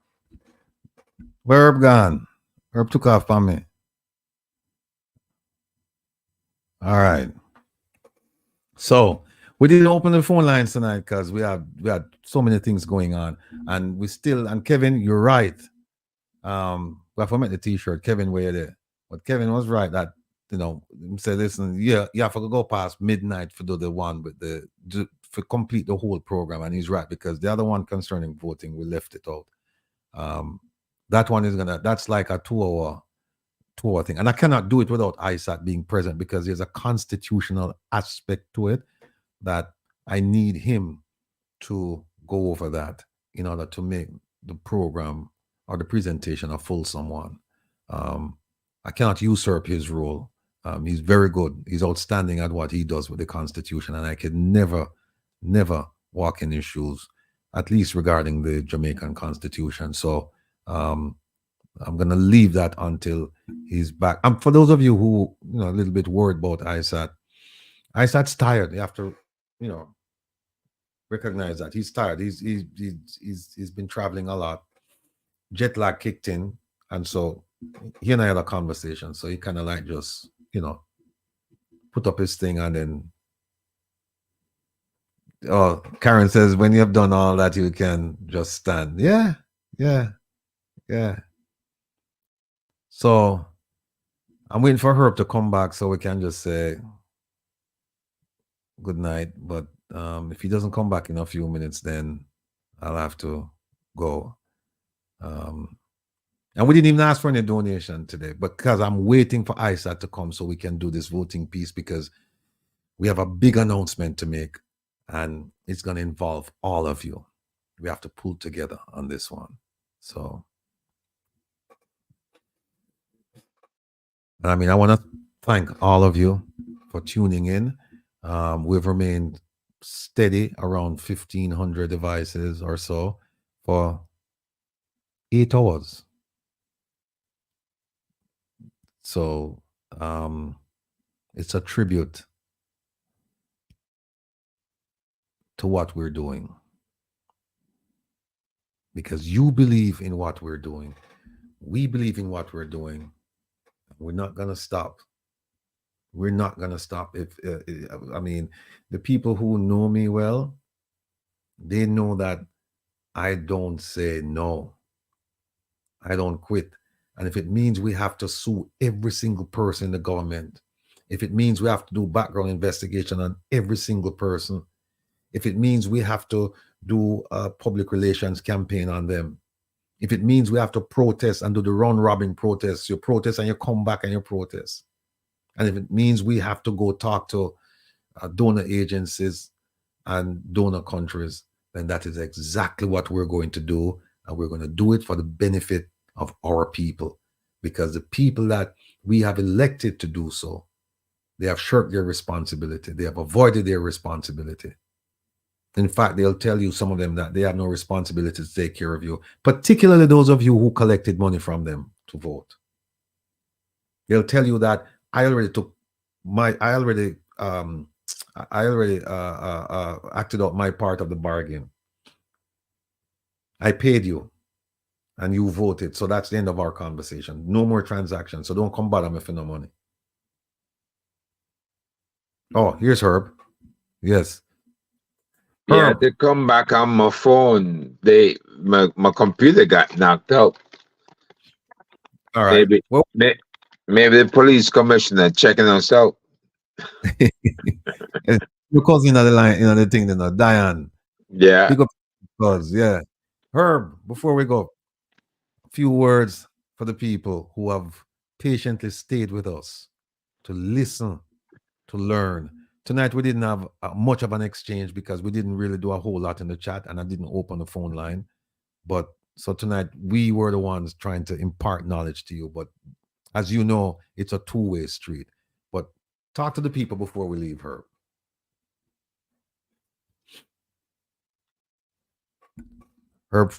Herb, freeze up. That's it. Herbalist. Herb, freeze up. I guess we just have to kind of wait for him to come back. I have no place to go, man, but stay with my people. So, Claudette, thank you so much. Thanks. Who else? Yvonne, big up yourself. Fatima. Ransford. Who's this? Kenny Eli Lindo. Carla Evans. Maria. Yes, Vivian Swiby. Heard and understood clearly. Well, that's our mission. Am I hungry tonight? Yeah. Joe Blocks, big up yourself. Carrying me hungry. Yeah, that's true. Kerosene oil burning tonight. Dr. Love, big up yourself. Big up yourself, my brother. Missy Bram. Too bad we can't do our thing tonight, right? And you can't rent a tile. But you know it go, Where Herbal is there? Think him phone concord. Yeah, so next week, I won't be on any programs for the rest of the week. Oh, here's Herb. But next week I'll be back here. And next week we'll have a dynamic program as usual. And we're going to have some outstanding guests. And I promise you, we're going to do this voting thing. And when you see what we're laying out for you, you will have no choice. Believe me, if you're a true patriot, you're going to say, you know what, I have to join forces with these people. That's if you haven't joined forces with us yet. Most of you in the chat, you have. And we just want to thank you for your support and your encouragement. Herb. No, I was telling our folks. Uh-oh. Never. Shackleford, Eddie, big up yourself, Eddie. Big up yourself. Yes, people, see, Neville Shackleford at 1113 used to live right in front of me, right across the street from me in a water house on Penwood Road. Good man, very good man. Bright boy. I'm not put up with nonsense. And when you come and reason with Eddie, you can't reason with a fool way because Eddie will rubbish you. Yes, Abina. Gypsy girl. I let him telling a gypsy. Valerie. No, Janet. Yeah, I sat asleep. Tired. Herb needs Starlink. Yeah. Mr. Bram, you can go relax tonight and you don't have to come out and jump up and down and rent a tile and it go. Just rest tonight because when I come back, big things. OT. Yeah, big up yourself, OT. Mr. Dave. Diane, yeah, Trish, Newman. Who else is here? Oh, Ransford, thank you very much. Thank you very much. Ransford, I don't see myself as a teacher. And, it's one of those things that I never, believe me, if you had spoken to me like 3 years ago, and if you had told me that this is where I would be on a Saturday night talking to my people, I would tell you, no, you have the wrong guy. It's just one of them things, Glenn, big up. Samantha, Tall P. Oh, Tall P, when we have a reason with the UIC president, I've reasoned with the former president and the vice president, but not the current president. Debbie, yeah, my people them come from Manig. My father come from Manig and St. Anne. Oh, here's Herb. Let me see, man. Herbalist. Herb. Yep, I'm back. All right. I don't know. Go ahead. I keep getting knocked out every time I start, but no, I'm telling the people out there, we're proud of you. We're proud of your participation, and we want you to stick with us, and we want you to make a dent in the corruption and the crime that we're trying to fight. And we're going to have to do this strategically and tactically. We're going to listen to you, but you also need to pay close attention to those things we tell you, because we're going to have to work on this together. And we need you to have faith in us and understand exactly what we're doing. I appreciate it, and thank you for being with us today. Yeah. Right. Carla, I see you, Carla. I see you. Janet, big up yourself. Samantha, walk like a champion. So what motivated you to do this each Saturday? Look behind me. That. And the people them. Oh, Missy Bram. Missy Bram. Yes, indeed. I'm going to miss you guys tonight, but rest assured I'll be back real soon. Merlene. Jaro. Marlene. What are we about quiet? The thing is, I spoke to my brother. That's the Minister of Information, the Honorable Robert Nesta Morgan. I spoke to him. You all bear witness to that.